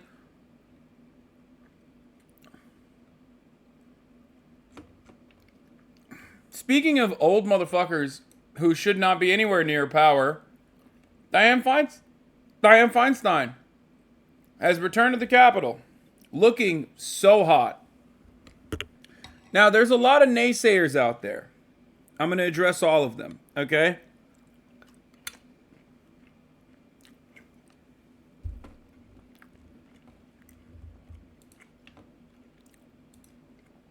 I've seen a lot of people say hurtful things about my lady. And I'll tell you what. Hi, everybody, Feinstein says, as she makes her return to the Senate. Why are you guys all here? Where's Martha?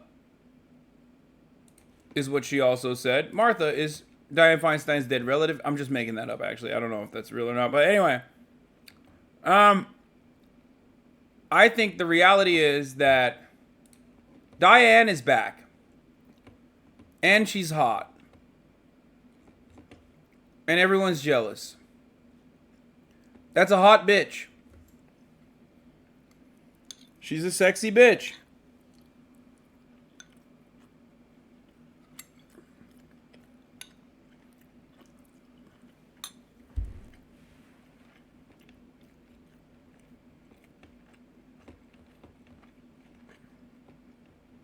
She's serving cunt.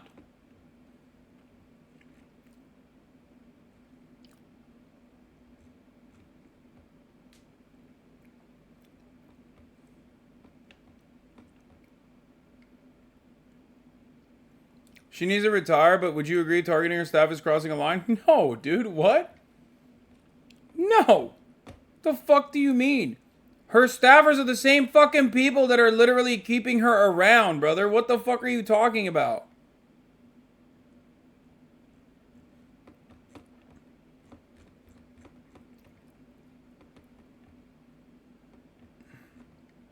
Bro, that woman can't make decisions on her own.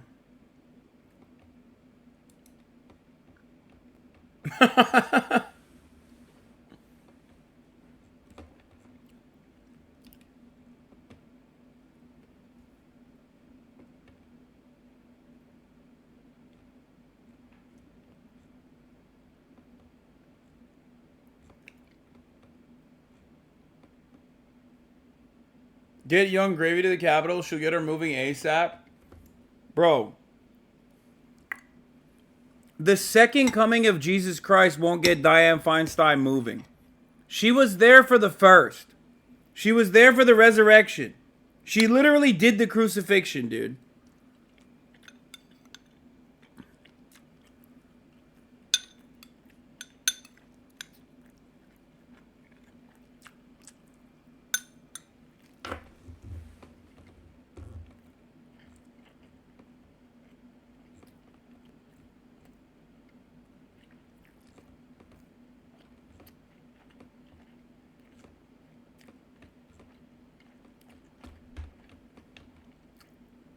American politics is so stupid.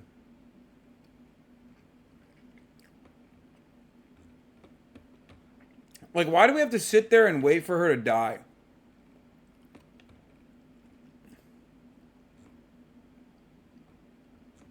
It's so fucking pathetic. It's so dumb.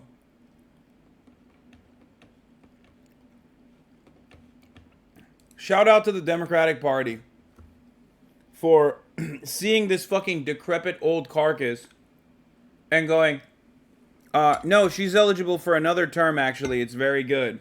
And no, a couple of months back when they decided, no, she should stay on the Senate committee, the Senate Judiciary Committee. One of the most important fucking committees in the Senate. They all suck, dude. They're all such fucking assholes. I got nothing for them.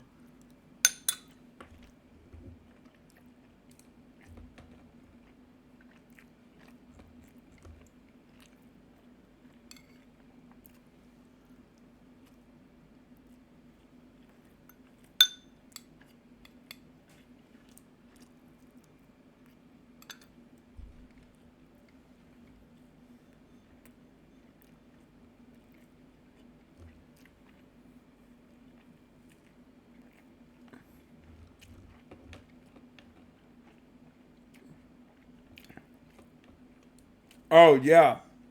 Does anyone have the... Dude, does anyone have the Jake Tapper interview? I watched it.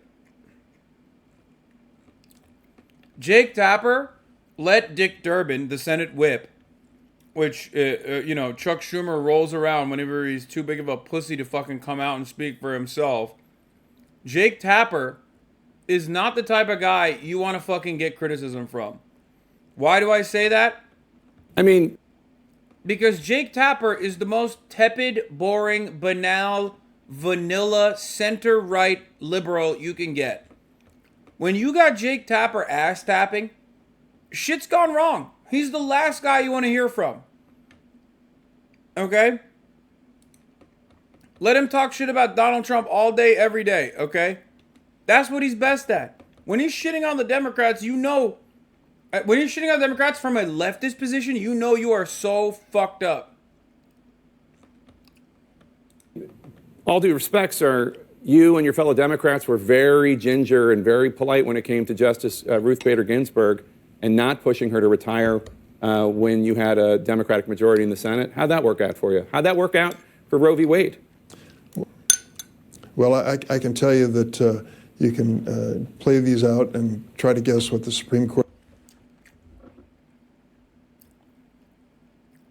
I'm not kidding. Like, with the exception of the new mayor of Chicago and maybe J.B. Pritzker and a handful of other politicians, everyone that is a politician in the state of Illinois is going to hell.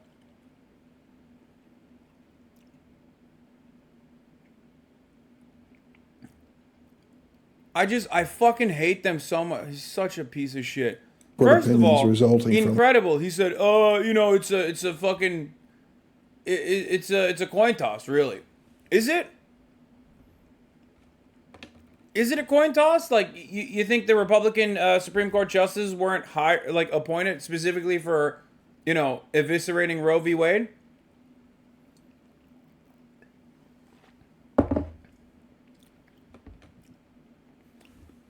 That's crazy, dog. That's shocking. Yeah. Who would have thought, man?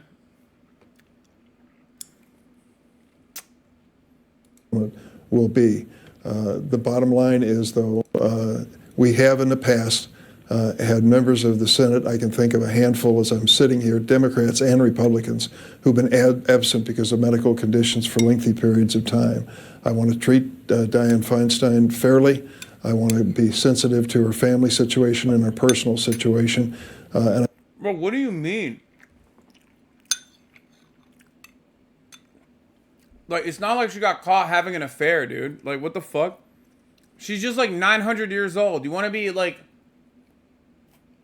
Dude, get that shit out of the Senate. Like, I don't understand. What do you mean? Like, oh, I want to be like, I want to make sure that her privacy is like, is fine. I want to make sure that her family's all right. Like, what do you mean, bitch? She's fucking 900 years old.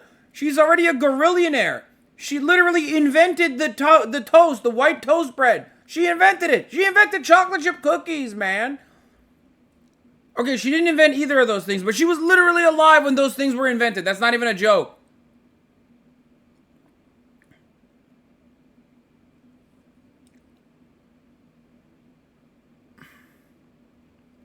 She has made hundreds of millions of dollars.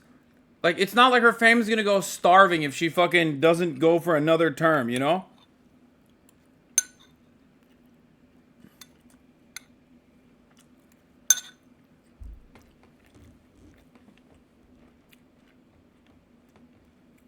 I don't want to say that she's going to be put under more pressure than others have been in the past. But the bottom line is the business of the committee and of the Senate is affected by her absence. I mean, all due respect, sir, you and your fellow Democrats were very...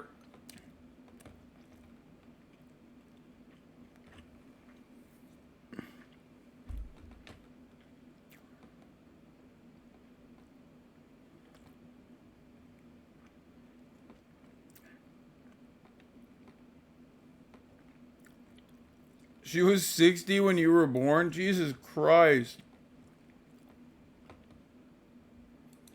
Siktiğimin ağzına.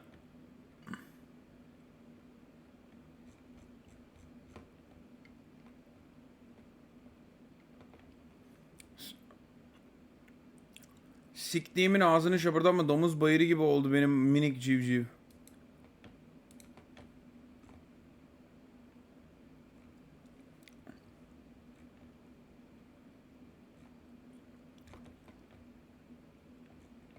Anyway. Incredible stuff that Dianne Feinstein is pulling off, dude. I like that the counter is like, well, there are other really old people in Senate. Okay, thanks, man. No, I really, this is the winning narrative for the, broader majority.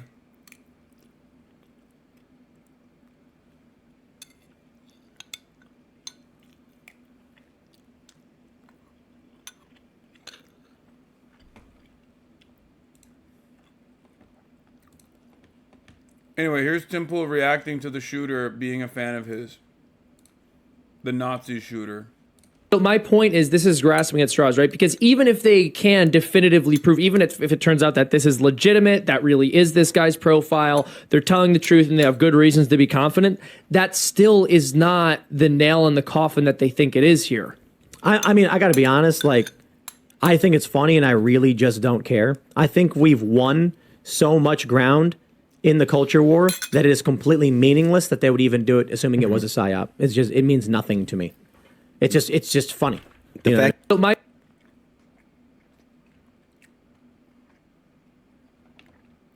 what?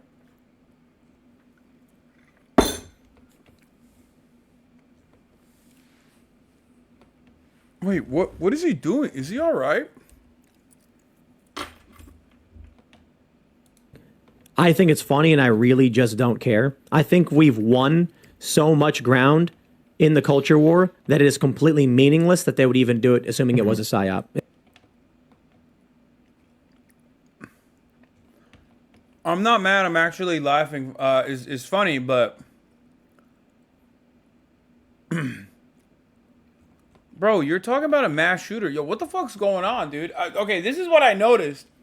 And I thought I was taking fucking crazy pills or something, given the way that these guys have been, like, openly acting about this stuff.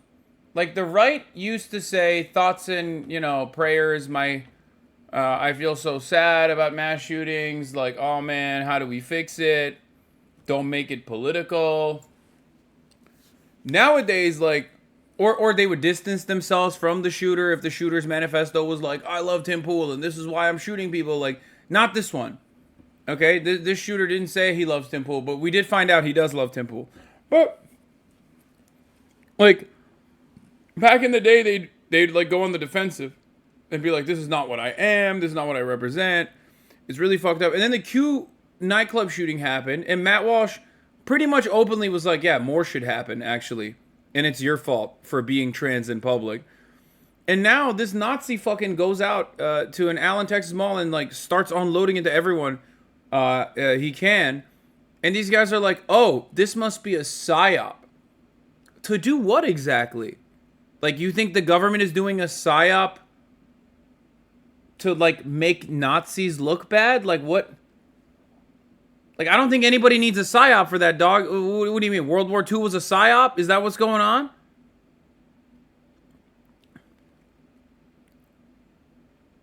Like, what the fuck? What planet are you on that you think the government needs to do a psyop to really instill the idea that Nazis are bad and can be, like, violent psychopaths? Like, what do you mean? What is not adding up about this entire thing?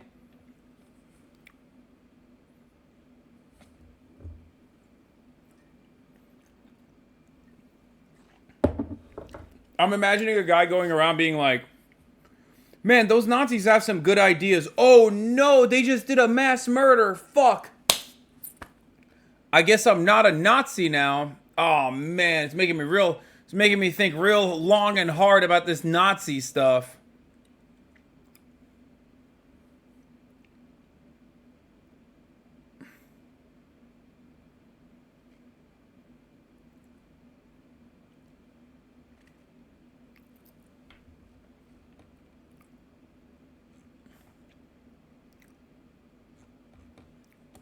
It means nothing to me. It's just funny. The fact that every chance they get, they're... Gotta be honest, like... If I had known that Nazis were okay with mass murder, I would not have been on board earlier, yeah. No, I think Tim thinks it's an actual swipe against him specifically. There's no way. No, I don't think Tim thinks that. I think in the most charitable interpretation of events that are unfolding in front of our eyes, they're saying, like, the classic things that they say all the time, which is that, like, they activated, like, a crazy gun guy to go out and do a mass shooting so they can, like, justify extra funds for the intelligence communities, you know, and freak people out and I guess, like, make Nazis look bad. Like, it's weird.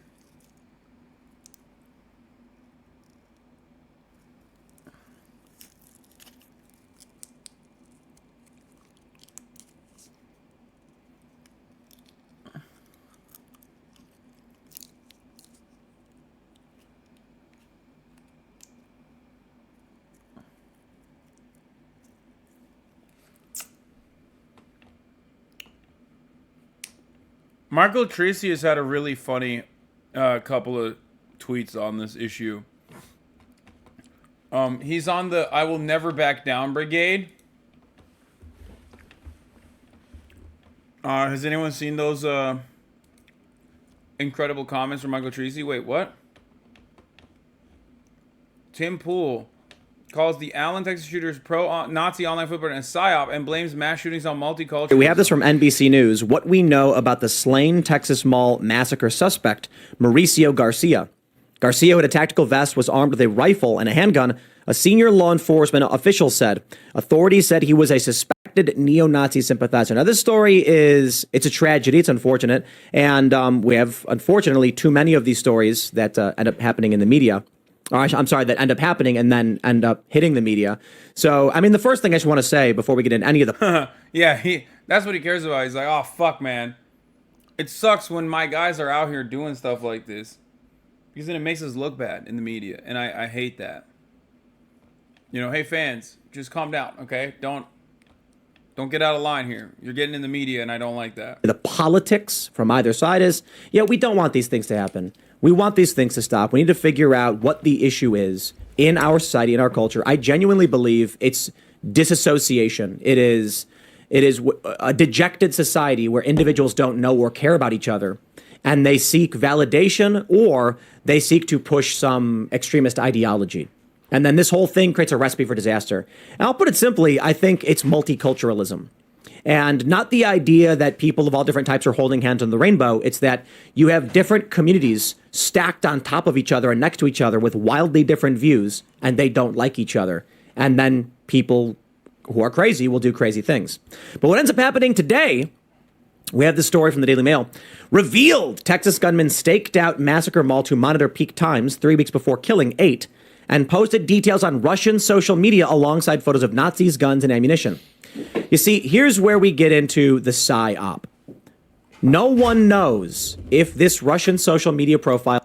I love calling this a psyop and then turning around and literally agreeing with the premise of what the guy is doing. Guys, I know the media is saying that this Nazi was a fan of mine and it's a psyop, but like, the real reason why these shootings are happening is because of diversity and multiculturalism and race mixing. Yeah. That's awesome, man. Thank you. I mean, congratulations. That's a really good take. Yeah, now I know why the guy was a fan of you. At least I figured that out. Like what's the alternative there? Oh, it's happening because of multiculturalism? Okay. That's a little snide remark that you just snuck in there. So, what's your suggestion? A mono-ethnic society? Is that what we're gonna do? How are we gonna go about that, Tim? Where would you be in a non-multicultural society? Aren't you like half Asian or some shit? What the fuck's going on there? Is the beanie on too tight? What's happening? You're bald. That's like, I guess, a genetic disability. If you go far down enough in the fascist pipeline, I'm sure that they don't consider that to be Aryan-like. You know what I mean? Where are we going?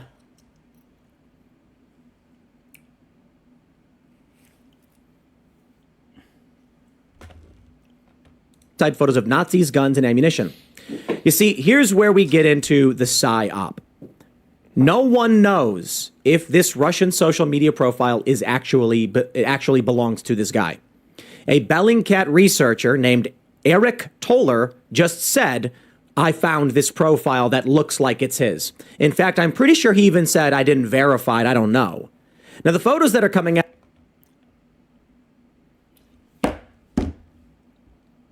I just don't understand it because, like, the level of detail on this, like, fucking Russian website that he seemingly used like a diary. Like, the amount of information on there is so insane. Like, they were, I guess, setting up this psyop for what? Like 2 years? Because there's like shit that he posted on there from like 2 years ago with his like legal name on it and stuff. So what? 3 years ago, he was just, the government, man, they're so good at these psyops.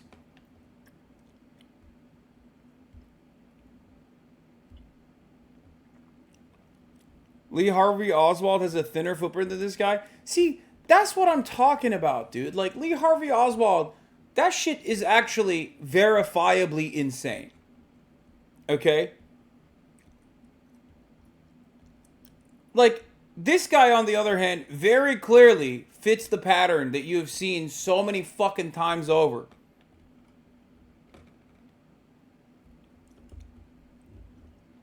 Like, that's a psyop.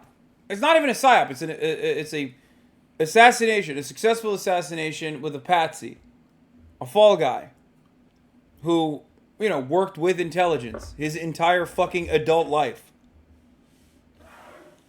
You know what I mean?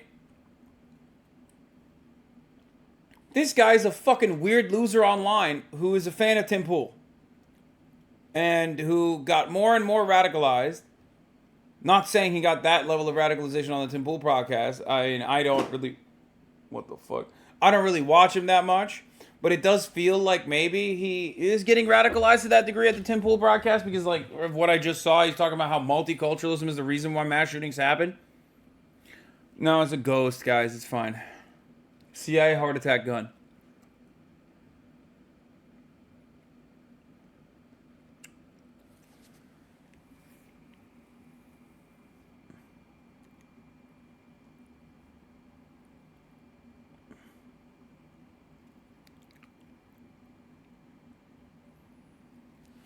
Where are you? I'm in a scary facility.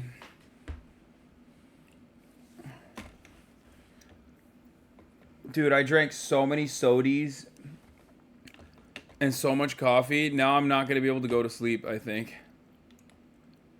Which will be very funny.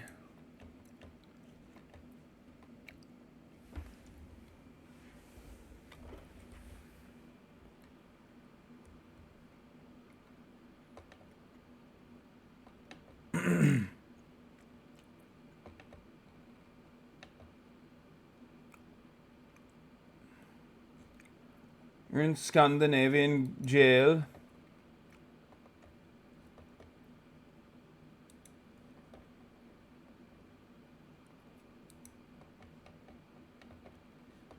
Oh, here. This is what I wanted to look at.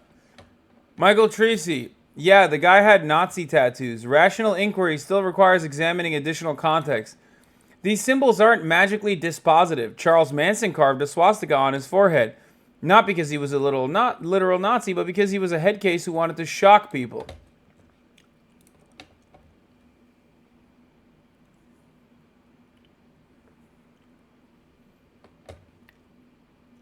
That's awesome. That's awesome. Police investigating the case just said today that they have not identified a motive, and they've seen the Nazi tattoos. Do you think they're really desperate to cover up this guy's ideological alliance to Nazism? Maybe. Wouldn't shock me. Or could it be that the motive is genuinely not apparent?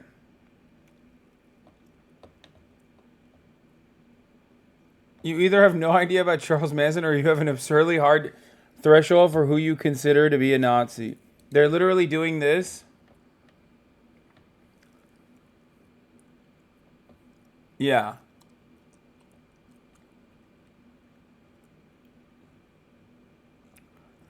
Man, if you look at a guy who has a swastika on him and you go, that guy's not a Nazi, you might be a Nazi. Like, honestly, I've never heard someone say such fucking stupid shit. And even if you're not a Nazi, like, I don't know. I mean, under the Nazi regime, you would be melted because, I'm sorry, you're mentally stunted, okay? There's no two ways to put it. Like, your brain doesn't work. And the Nazis weren't too fond of that. They will kill you. They will put you in a concentration camp and kill you because you're insufficient mentally. Okay? Because that is the stupidest thing I've ever heard in my entire life. Oh, hold on now. This guy with the swastika tattoo, he might not be a Nazi. Look at this other mass murderer with the swastika tattoo. He wasn't really a Nazi. Okay, like what? I got it. All right. And I don't understand it because, like, it's super easy to just do the same shit you always do, which is, this guy has nothing to do with us. Like, which is a lie, obviously. But instead of doing that, they just straight up went with, like, nah, it's a conspiracy. The government is trying to make us, I mean, not us, the Nazis look bad. And we are defending them. But we're not Nazis. We're just defending the Nazi who's not a Nazi. It's a psyop. Like, what? Very confused, MB. Thank you for the 10 gifted subs. It's just, I'm very confused. It's a very confusing situation. Did this guy delete his tweet or did he block me? Oh, this guy. Here, this is what I was talking about. Why are the Ellen Mall shooters' tattoos so damn fresh? I don't know, because people fucking take tattoo photos when they get the tattoos. A Hispanic man with recent tattoos of Nazi symbols in the city of Dallas. This just doesn't add up.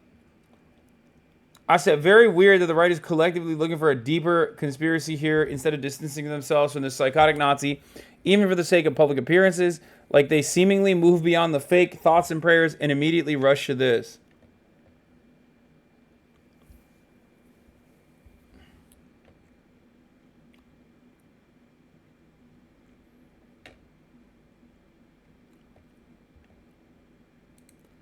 Coworker said he smelled really bad. So I just wanted to make comment on the Allen, Texas mall shooting. You know, it was one of my coworkers that committed that crime. That shit is crazy. You know what I'm saying? My heart goes out to the city of Allen, Texas, and all the survivors. But why are you showing me this fucking Texas shit? I mean, not Texas shit. This TikTok shit, dude.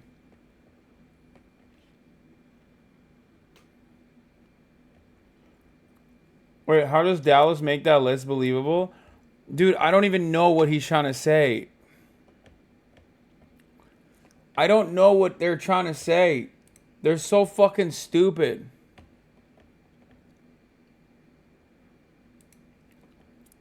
Oh, I put stochastic terror, the term they've been using for months to describe me, in my bio to trigger the left. Mission finally accomplished. The Allen, Texas shooter had Nazi and SS tattoos. He wrote that Joseph Mengele was his hero. In an online screed, he wrote, "This post is inspired by libs of TikTok before ranting about drag queen story hour." That post ended with the words Heil Hitler. Remember, by the way, libs of TikTok is literally Chaya Reichik, who is Jewish. She's an Orthodox Jew.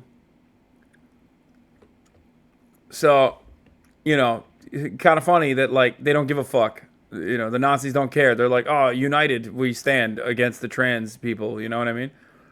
Libs of TikTok creator Chaya Reichik. I wonder how many Nazis are actually massive fans of Libs of TikTok, not knowing that she is, like, a Jewish person.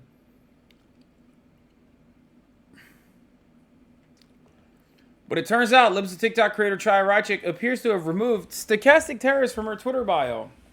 Pussy. Coward.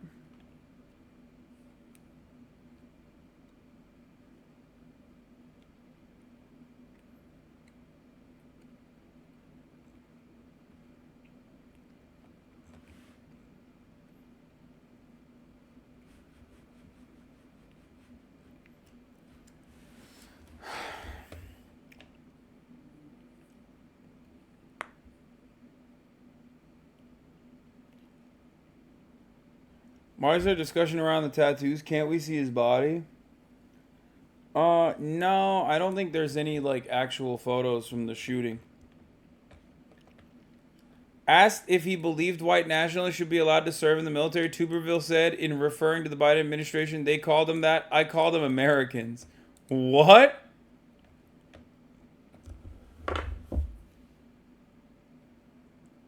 Huh?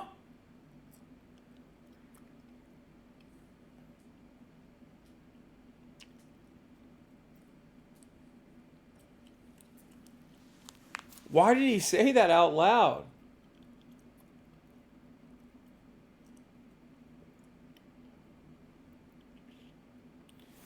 Dude, I feel like everyone is in a competition to, like, out-Nazi one another. You know what I mean? It just legitimately feels like everyone's like, no, hold up. Let me cook, brother. Let me cook. Hold on. I'm going to sig heil way harder than you, motherfucker. You don't even understand, okay? I'm from Alabama, bitch.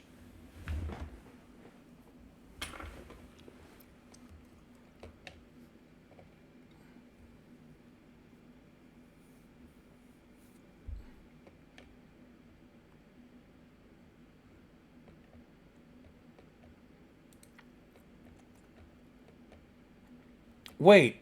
Read the second tweet in the Rex thread. It gets worse. He defends every hate group by name. Wait, what?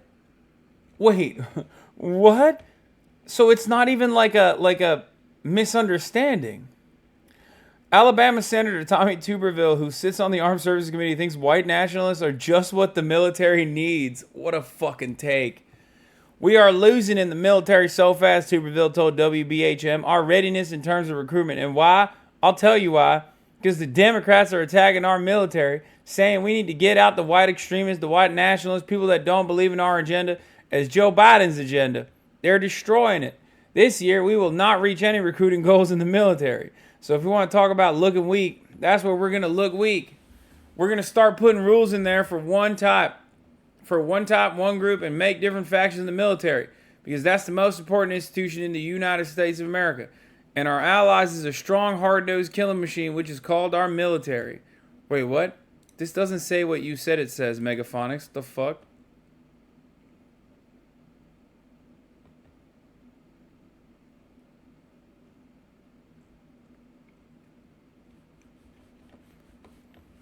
Come on, Megaphonics. I'm trying to defend you out here, but you're fucking making it hard, man.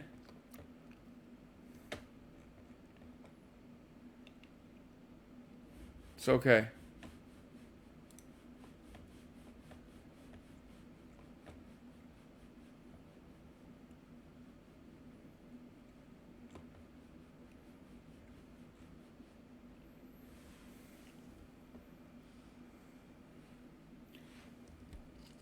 Oh.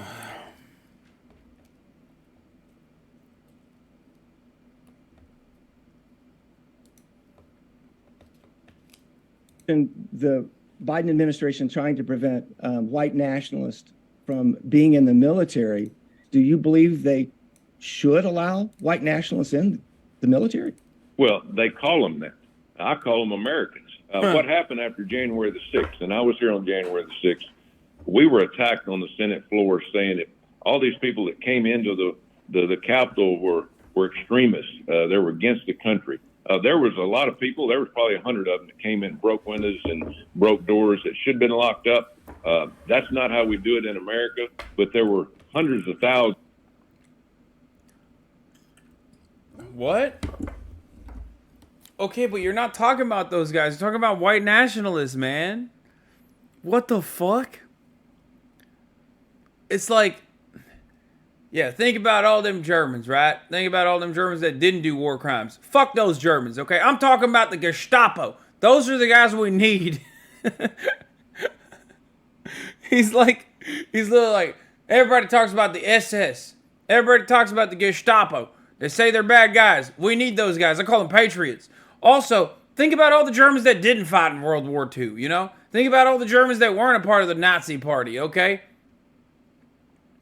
Well, those guys that weren't a part of the Nazi party, I don't really care about those guys. I want to talk about the Gestapo. Thousands that didn't come in outside that were true Americans that believe in this country. But right after that, our military and Secretary Austin put out a order to stand down, and all military across the country saying, we're going to run out the white nationalists, people that don't believe how we believe. And that's not how we do it in this country. We have got so much division up here that not for the country. You know, this is not for. Yeah, I know what'll solve the division in the country. White separatists. Bring them back. Put them in the military. There's already a lot of them. Hire more of them. You know what I mean? You know what'll stop the division in this country? Racists. What the fuck? I'm calling on all kinds of Nazis. We need to unite the Nazis so that they can take over the military. That way everyone will think twice before calling me racist ever again. For any individual, this country is for all of us, and we're all the same. Yeah, all the Nazis, okay? You got the Ku Klux Klan, you got the Pat Socks, okay? You got Nat Socks, you got Nazis, all of them, all different kinds of white nationalists and white supremacists and white separatists. This country is for them. It was built by them. It's built for it. Remember when the founding fathers owned slaves? I love that. That's my favorite part about the founding fathers.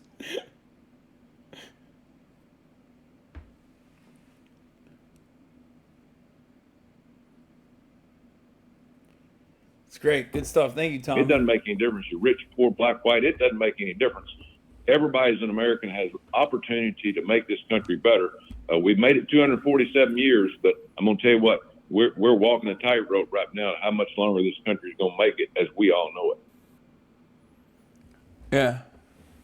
Let me tell you, The less you allow Nazis to gain prominence in this country, the more this country's going to shit.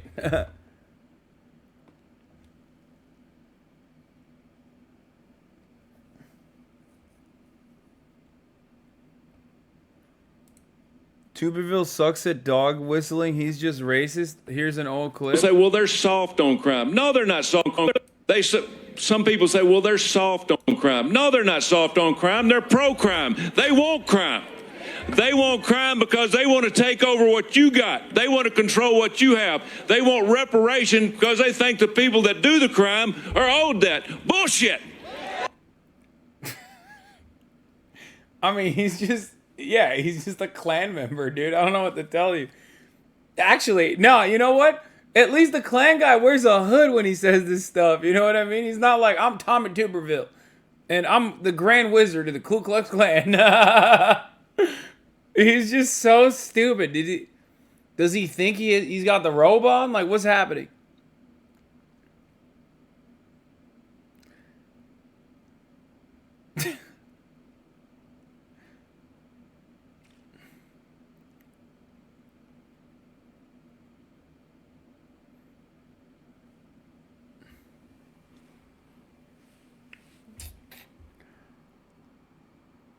It's wild because, like, look at the guy behind him. Dude, this guy's really into it, dude. And this guy, too. They're like, yeah! Yeah, they do love reparations. Fuck them. They're not owed that. Damn, dude. You got to think. Oh, come on now. Look at this dude's face. Pay close attention to this guy's face, please, throughout the entire process. As Tommy Tupperware is going fucking crazy mode about black people. And, like, it's not a dog whistle at that point, right? Like, everybody understands. Like, he's just straight up saying black people love doing crime and they falsely believe that they're owed reparations, and, like, crime is one form of that. Which is, like, super old school racism, you know what I mean? It's, like, such old school racism that it's, like, Klan level racism nowadays. But yeah, let's take a look at that one guy on the corner real quick. He's just... What's he doing? Want crime.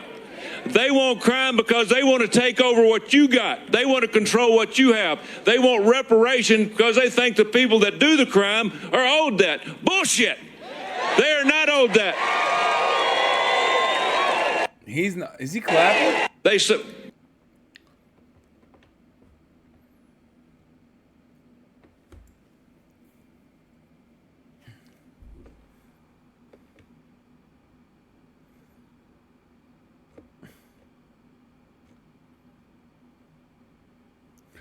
This is Minden, NV, a former sundown town.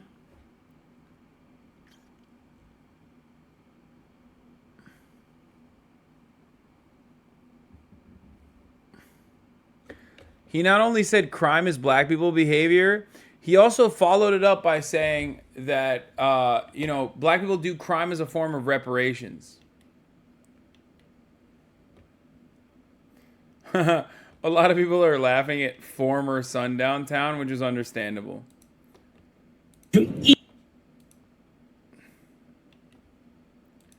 This was actually a really interesting news article. MLK's famous criticism of Malcolm X was a fraud, author finds. Jonathan Eeg was deep in the Duke University archives researching his new biography of MLK Jr., where he made an alarming discovery. King's harshest and most famous criticism of Malcolm X, in which he accuses fellow civil rights leader of being a fiery demagogic oratory, appears to have been fabricated. I think its historic reverberations are huge, Eek told the Washington Post. Well, no one gives a shit, okay? You're a history nerd, and I like it. I would love to find out more about MLK's, like, you know, hidden side that doesn't get a lot of coverage. But, like, the reality is people don't give a shit. They literally say he was a Republican who, you know, was like race blind, you know what I mean? Like so no one in the history of the United States of America's, like, not super long history, has ever been as whitewashed as Martin Luther King. Like, his legacy has been bastardized and utilized to incredible ends. Like to literally uphold and uplift white supremacy. It's so sad.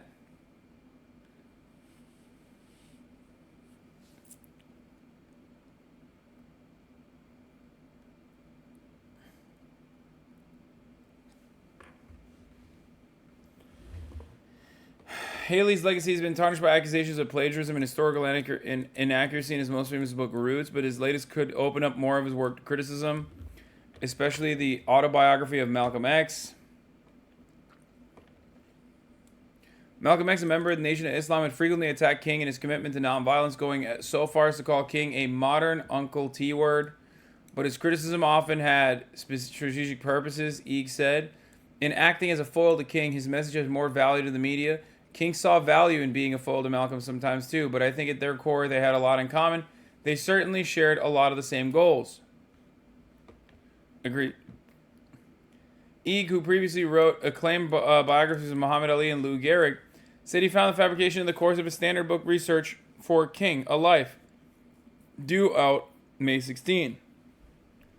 When a subject is given a long interview, he'll look through the archives of the journalists who conducted it, hoping to find notes or tapes with previously unpublished anecdotes. He did not find a recording of Haley's interview with King in the Haley archives at Duke, but he did find what appears to be an unedited transcript of the full interview, likely typed by a secretary straight from a recording, Eek said. Eek provided the Post with a copy of the transcript. On page 60 to 84, Haley asked, Dr. King, would you care to comment upon the articulate former black Muslim Malcolm X? King responds, I have met Malcolm X, but circumstances didn't enable me to talk with him for more than a minute. I totally disagree with many of his political and philosophical views, as I understand them. He is very articulate, as you say. I don't want to seem to sound as if feel so self-righteous or absolutist that I think I have the only truth, the only way. Maybe he does have some of the answer. But I know that I have so often felt that I wish that he would talk less of violence, because I don't think that the violence can solve our problem. And in his litany of expressing the despair of the Negro without offering a positive, creative approach, I think he falls into a rut sometimes. That's crazy that, like, this other dude just took that and was like, yeah, he hates him. He hates him, like, a lot.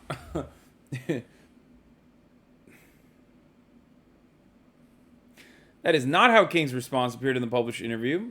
While the top part is nearly identical with the transcript, it ended in Playboy like this. And in his litany of articulating the despair of the Negro without offering any positive creative alternative, I feel that Malcolm has done himself and our people a great disservice. Fiery, demagogic oratory in the black ghettos, urging Negroes to arm themselves and prepare to engage in violence, as he has done, can reap nothing but grief. Oh my God, he got clip-chimped. But, like, not even clip-chimped.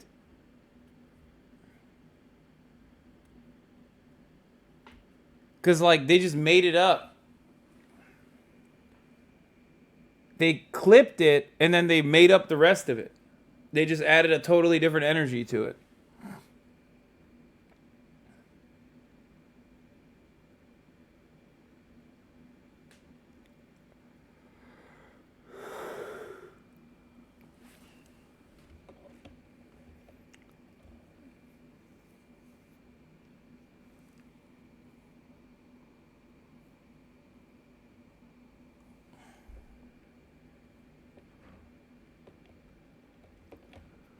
Anyway.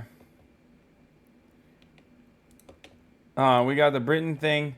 House GOP says they have evidence that Biden's family received millions from foreign entities. Let's take a look. The Biden family received millions of dollars in payments from foreign entities in China and Romania. The Republican chairman of the House. Oh my God, Romania, Andrew Tate. Get him, boys. Andrew Tate, #1 donor to the Biden crime family. Oversight Committee, James Comer, releasing some of these details just moments ago. CNN's Sarah Murray is gathering all of this for us. She's joining us right now. So, Sarah, lay this out for us. What exactly is Comer alleging was done here, and how closely involved is Joe Biden? Well, Kate, Republicans on House Oversight are out with this new memo today. And as you mentioned, Comer just did a press conference essentially saying that there are members of the Biden family who received payments from entities linked to Romania, linked to China, and that some of these payments took place while Joe Biden was the vice president. And of course, James Comer is using this to try to further his argument that he's trying to make that there are members of the Biden family who enriched themselves on the family name, and that somehow the current president was involved, even though he hasn't offered proof of that. But take a listen to what Comer... The Biden crime family. Fucking get him, dude.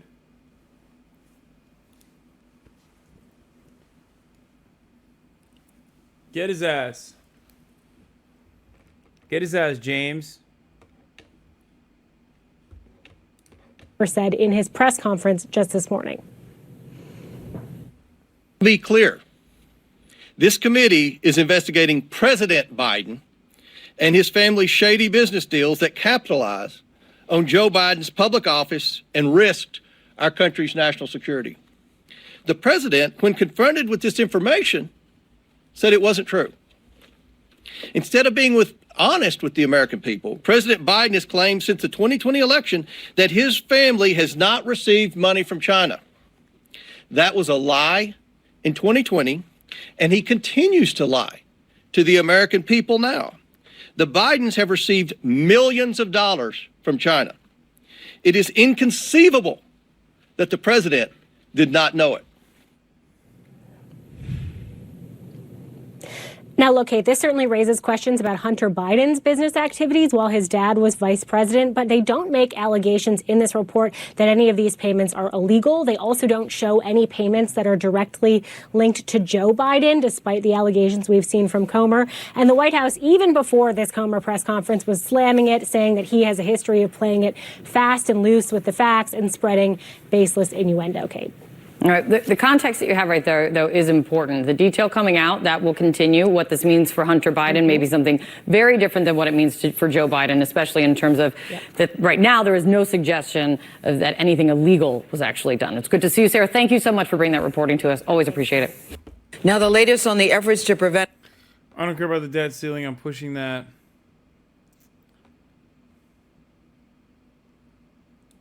There are more podcasts on YouTube than there are stars in the night sky. Everyone has been convinced that they're a unique, special little butterfly and that their insight is invaluable. And now that there's so much easy access to recording equipment, everyone gets this insidious little idea planted deep in their noodle that it's time to start a podcast.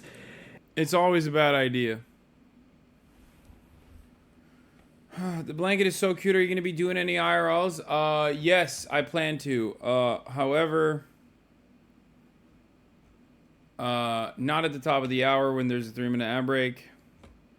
Didn't Biden sexually abuse his daughter? No. Where did conservatives get that from? No, I don't think that's the case, man.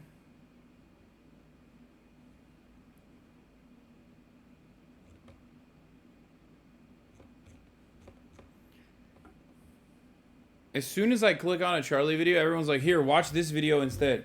Here, watch this video instead. I like Insecure podcasts. I'm not going to watch all of the Charlie videos on this list, but I like the Insecure podcast one. Because I think podcasters are insecure. Anyway, don't be insecure at the top of the hour, though. As long as you're subscribed, you will no longer see the ads at the top of the hour. Here's a 3-minute ad break now. And my God, I tell you, it's a plague. It's a disease, a virus that's infecting the mind of the most insecure and insufferable people of all time. For some reason, once that AT 2020 touches their hand, they just scream their insecurity from the mountaintop with authority, proudly. And it blows my mind. But I've never seen insecurity projected quite like what I'm about to show you today.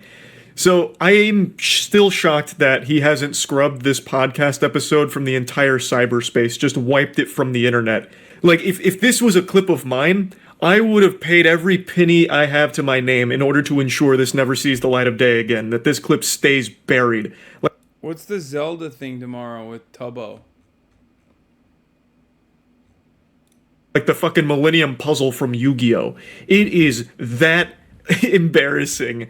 Like, you couldn't lock me up in Guantanamo Bay and torture this clip out of me, and yet he still has it on his channel. So the podcast is like a bootleg Fresh and Fit, where they just get a bunch of women together and ask them stupid questions and then rate each other's beauty. And then he gets really offended, like visibly upset, and I really thought he was going to start bawling his eyes out, crying in the fetal position. And I've watched a couple of their episodes now because I was curious if this was like an isolated thing, but no, this is pretty common. This is like a staple in their show from what I can tell, where they just have this section where they ask the women that they bring on to rate their beauty, the rate the podcast host's beauty. Listen, ladies, we're rating just off physical appearance, just off beauty, okay? Same standards. Trust me, we're not going to get hurt, okay? That's the biggest lie ever told since the time Kellogg's tried to convince the world that sugar doesn't make you fat.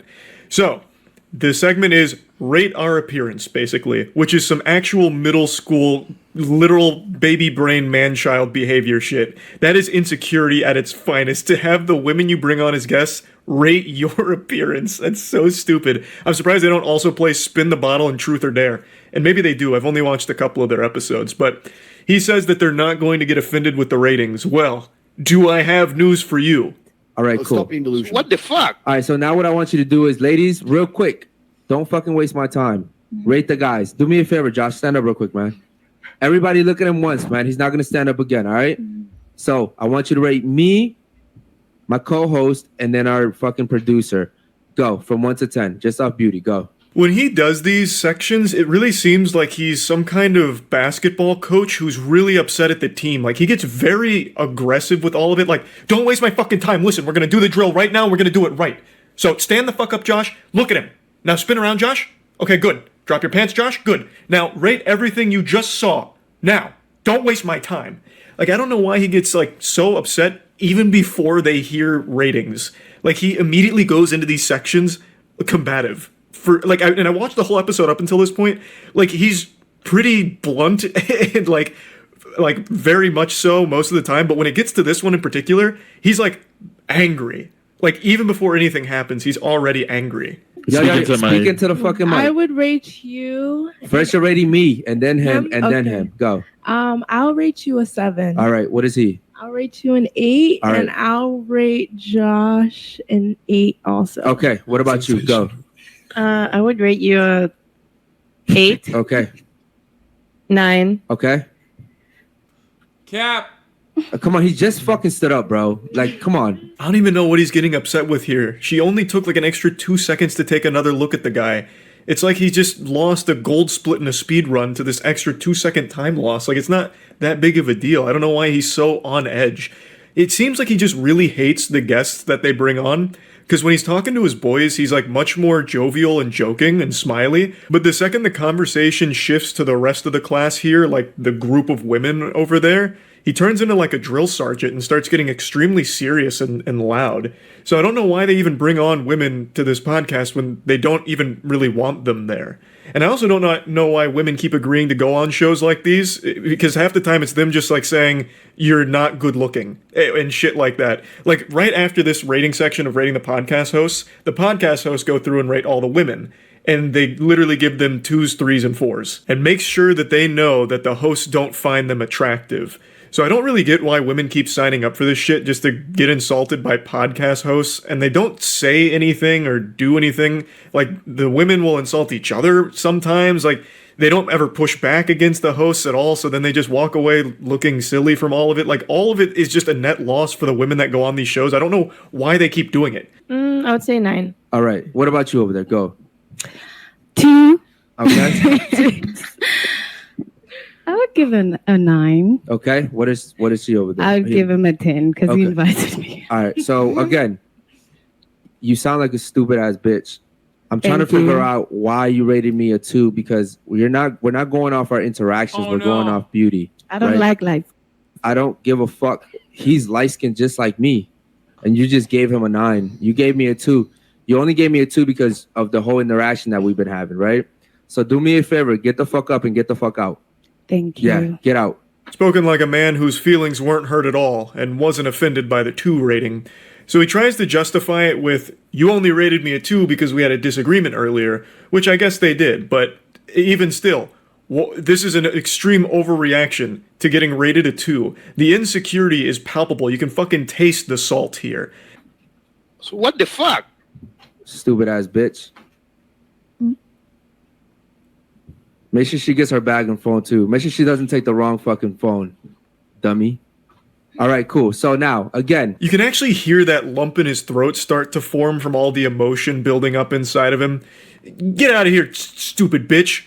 Hey, make sure she grabs the right phone and not someone else's phone, because she's so dumb she probably won't know which one's her phone. Dumb idiot. She's real stupid. You're stupid.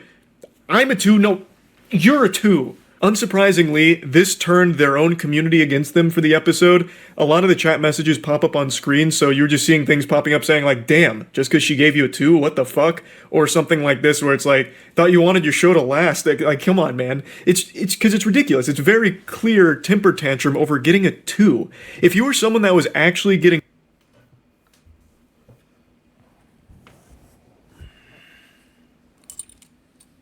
Yeah. They should get mad and say those exact same things to the women for principles that their fan base also agrees upon. Like, saying that women should be able to hold a job, or owning Myron in a debate. Only then can you have the Fresh and Fit audience react positively to your insecurity. Even though Myron also does the exact same shit. I've seen clips of the Bald and Fat podcast where both of them go fucking yell at the ladies that they have on for identical reasons.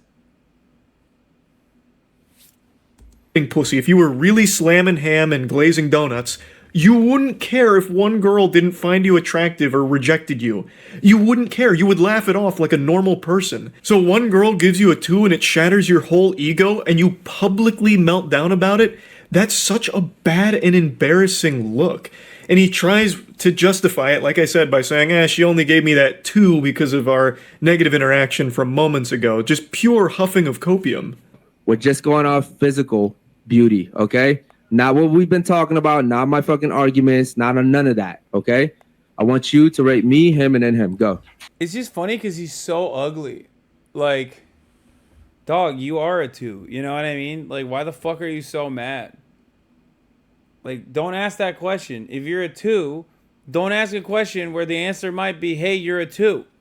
Avoid the question at all costs. Yeah, man, you're ugly, bro. You're ugly. And your personality doesn't help. I'll be honest. It hurts. Can you stand up for a second? You didn't see me before the show? Yeah, but I just forgot. I mean, Just stand. It's not that hard. Okay. On, you're an 8. God damn it, bro. Go ahead, rate him. Podcast is now turned into like a hostage situation here. All the women seem on edge, and I actually just can't believe they didn't leave after that. Like, again, I don't understand why women keep signing up for this shit. Like, bro, he looks like every Private Ramirez I've ever seen, okay?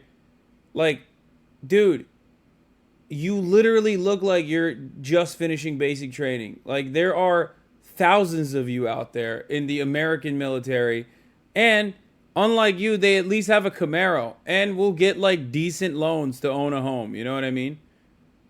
0% interest loans. So what the fuck? And if these ladies date those guys, if Private Ramirez goes overseas, then they can fuck whoever the fuck they want.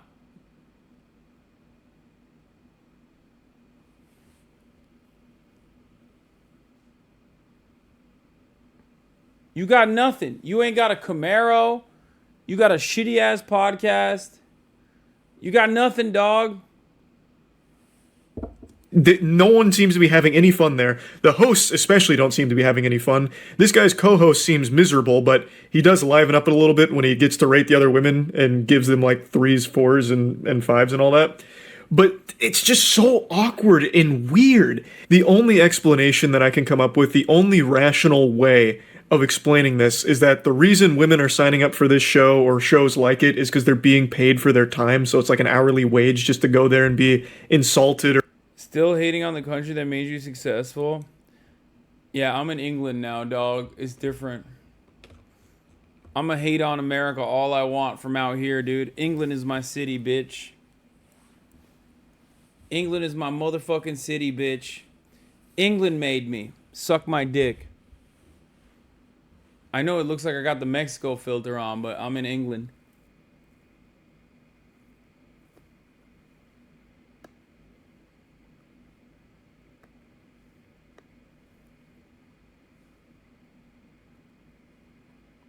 You're a traitor. Mud? What?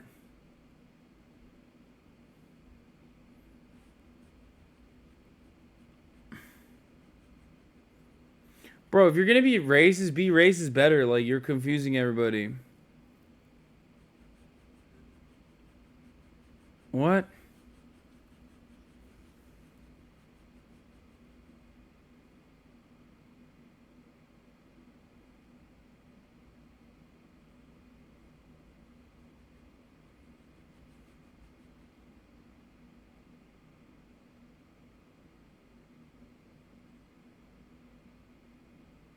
I'm falling asleep.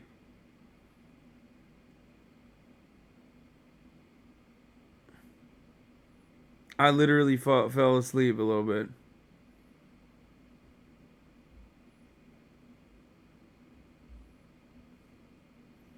I gotta end it. I gotta end the broadcast. I just fell asleep a little bit. they're bouncing stupid questions. I'm gonna finish this and I'm gonna go to bed. Questions off of. That's the only thing that almost makes sense.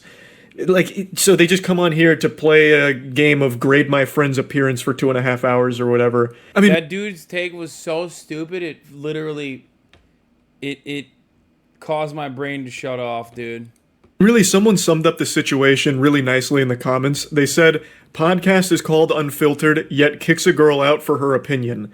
And that is just such a nice, concise way of breaking it down and the silliness of all of it. Again, I watched a couple episodes just to try and get like an understanding of the content. It just, there's nothing there. Everyone seems miserable most of the time, or they bounce the dumbest questions around. They always just do a grade our appearance thing. Can we meet? I live in Manchester. No. Especially because Manchester is so fucking far. Which, who wants to listen or watch that? Like, I as a viewer, let's say that I was a huge fan of this podcast. Why would I want to keep seeing what women say about my podcast hosts? Like, why would... I don't think Charlie understands how fucking desperate these motherfuckers are out there on the planet. Like, these dudes are just sad, dude. They're fucking pathetic.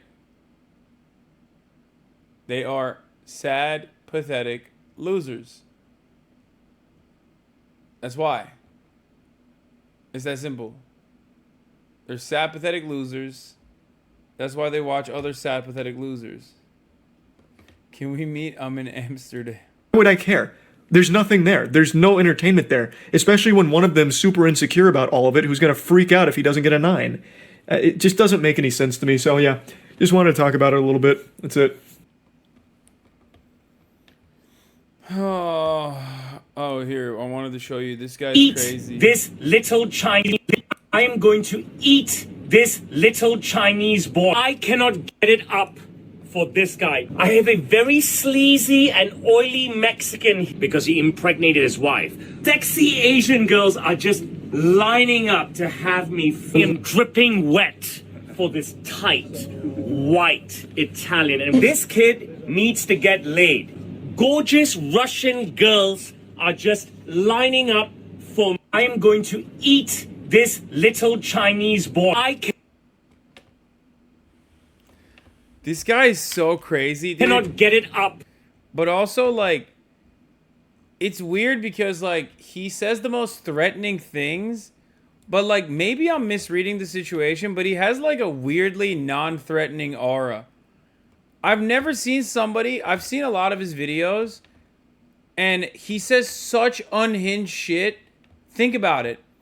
Like, anyone else that says unhinged shit of that degree are not going to... They're going to come across like they need to go to jail immediately.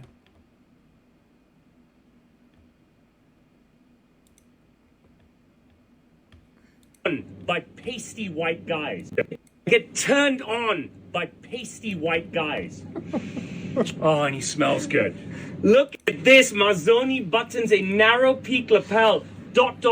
hand, needle, and thread pick stitching everywhere. Barchetta breast pocket with the curve and kick. There's the peak of my pocket square. He is stacked in my signature details. I love patch pockets because I get to shove my hands inside men. Gift wrapping extraordinaire. Look at this gift wrap in my 4D fit. I love opening up pasty white guys.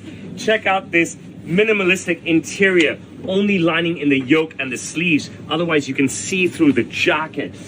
What I love about waistcoats and their shiny backs is I get to feel up here and feel up down here. Young pasty boy, are you happy? Yeah, so good. Thank you. Get turned on by pasty.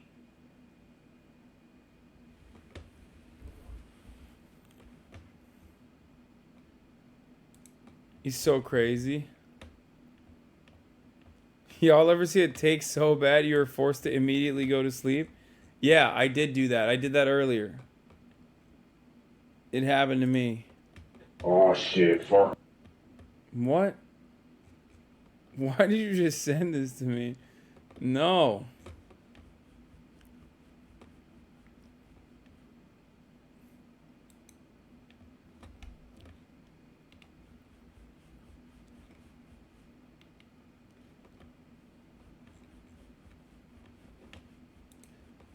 Zanna Marin is single and ready to mingle. Very nice. Yo, can we meet? I'm in Ohio. Yo, stop. Stop writing this dumb shit in the chat. Florida fucked up. Yeah, I saw this. I don't know what the credibility of this is. But it seems like a lot of the agricultural business and the construction business in Florida has like no more undocumented immigrants working on the job sites. Ni alma se mira, mira. A esta hora, 9:30 de la mañana, esto estuviera lleno de gente, de muchos trabajadores latinos, inmigrantes, y no hay nada, señores. No hay trabajadores. Venimos a checar a Miami, a ver si es cierto y es verdad, mira. No hay trabajadores, todo es vacío. Ahora cuénteme, miren, los que quedan están sentados. Porque mira cómo está el trabajo ahí, miren. Y los que quedan están sentados. Esos son los que tienen papeles, los que quedan. Nunca había visto yo a una gente sentada ahí. En Del Rey, Florida. Miren, están los estoqueros, los que conducen las máquinas. Todo se mira desolado. Nadie quiere trabajar. Todo está parado en Florida. Van a cerrar este trabajo por falta de personal, no lo pueden continuar. There's like less than 20 people working today. Usually there's about 100. And it's really interesting. I'm wondering how they're going to get this project done without undocumented workers. El trabajo hay. Pero la mano de obra se fue. Es lunes, 10:15 de la mañana. Esta tienda solía estar llena de gente comprando, sobre todo este tipo de material. Y miren, como pueden ver, ahí está completo. Entonces, lo que voy a hacer es trabajar solo. Miren, nomás yo estoy aquí. Nadie sabe lo que tiene hasta que lo ve perdido. Miren, para que vean, ve. I just don't know how valid this is because it's on TikTok. And you know what they always say, or what I always say. Don't believe anything you see on TikTok. Because everything on TikTok is a lie. Okay, I couldn't get to the coronation video. I'm sorry. I'm so tired. I'm going to have to end it here. I love you guys, but I can only do 4 hours tonight. I'm so fucking tired. Standing like literally dying right now. I fell asleep in the middle of the broadcast, as you guys saw. I'm going to try to not go to sleep yet. Stay up for a little bit longer. But, you know, see you tomorrow. Same time, same place. You already know. Hopefully I'll be, you know, a little bit more lively and have more energy to be able to actually do a stream without falling asleep. But, you know, it's for another time. Love you all, and peace. There he is again, Hasan is streaming. Hasan is streaming. There he is again, Hasan is streaming. Hasan is streaming. Review in the P.O. box, Uncle Uger's face. Sudden discord active prop, great names take embrace. Tiny Bernie Sanders, LGBTQ Air Force. The whole left at your fingertips, Anne at your door. H3 crowded debate, the Young Turks online show. 3 full fucking years of this, plenty more to go. 90-day fiancé, talks of champagne bourgeoisie. A Trump rally live reaction.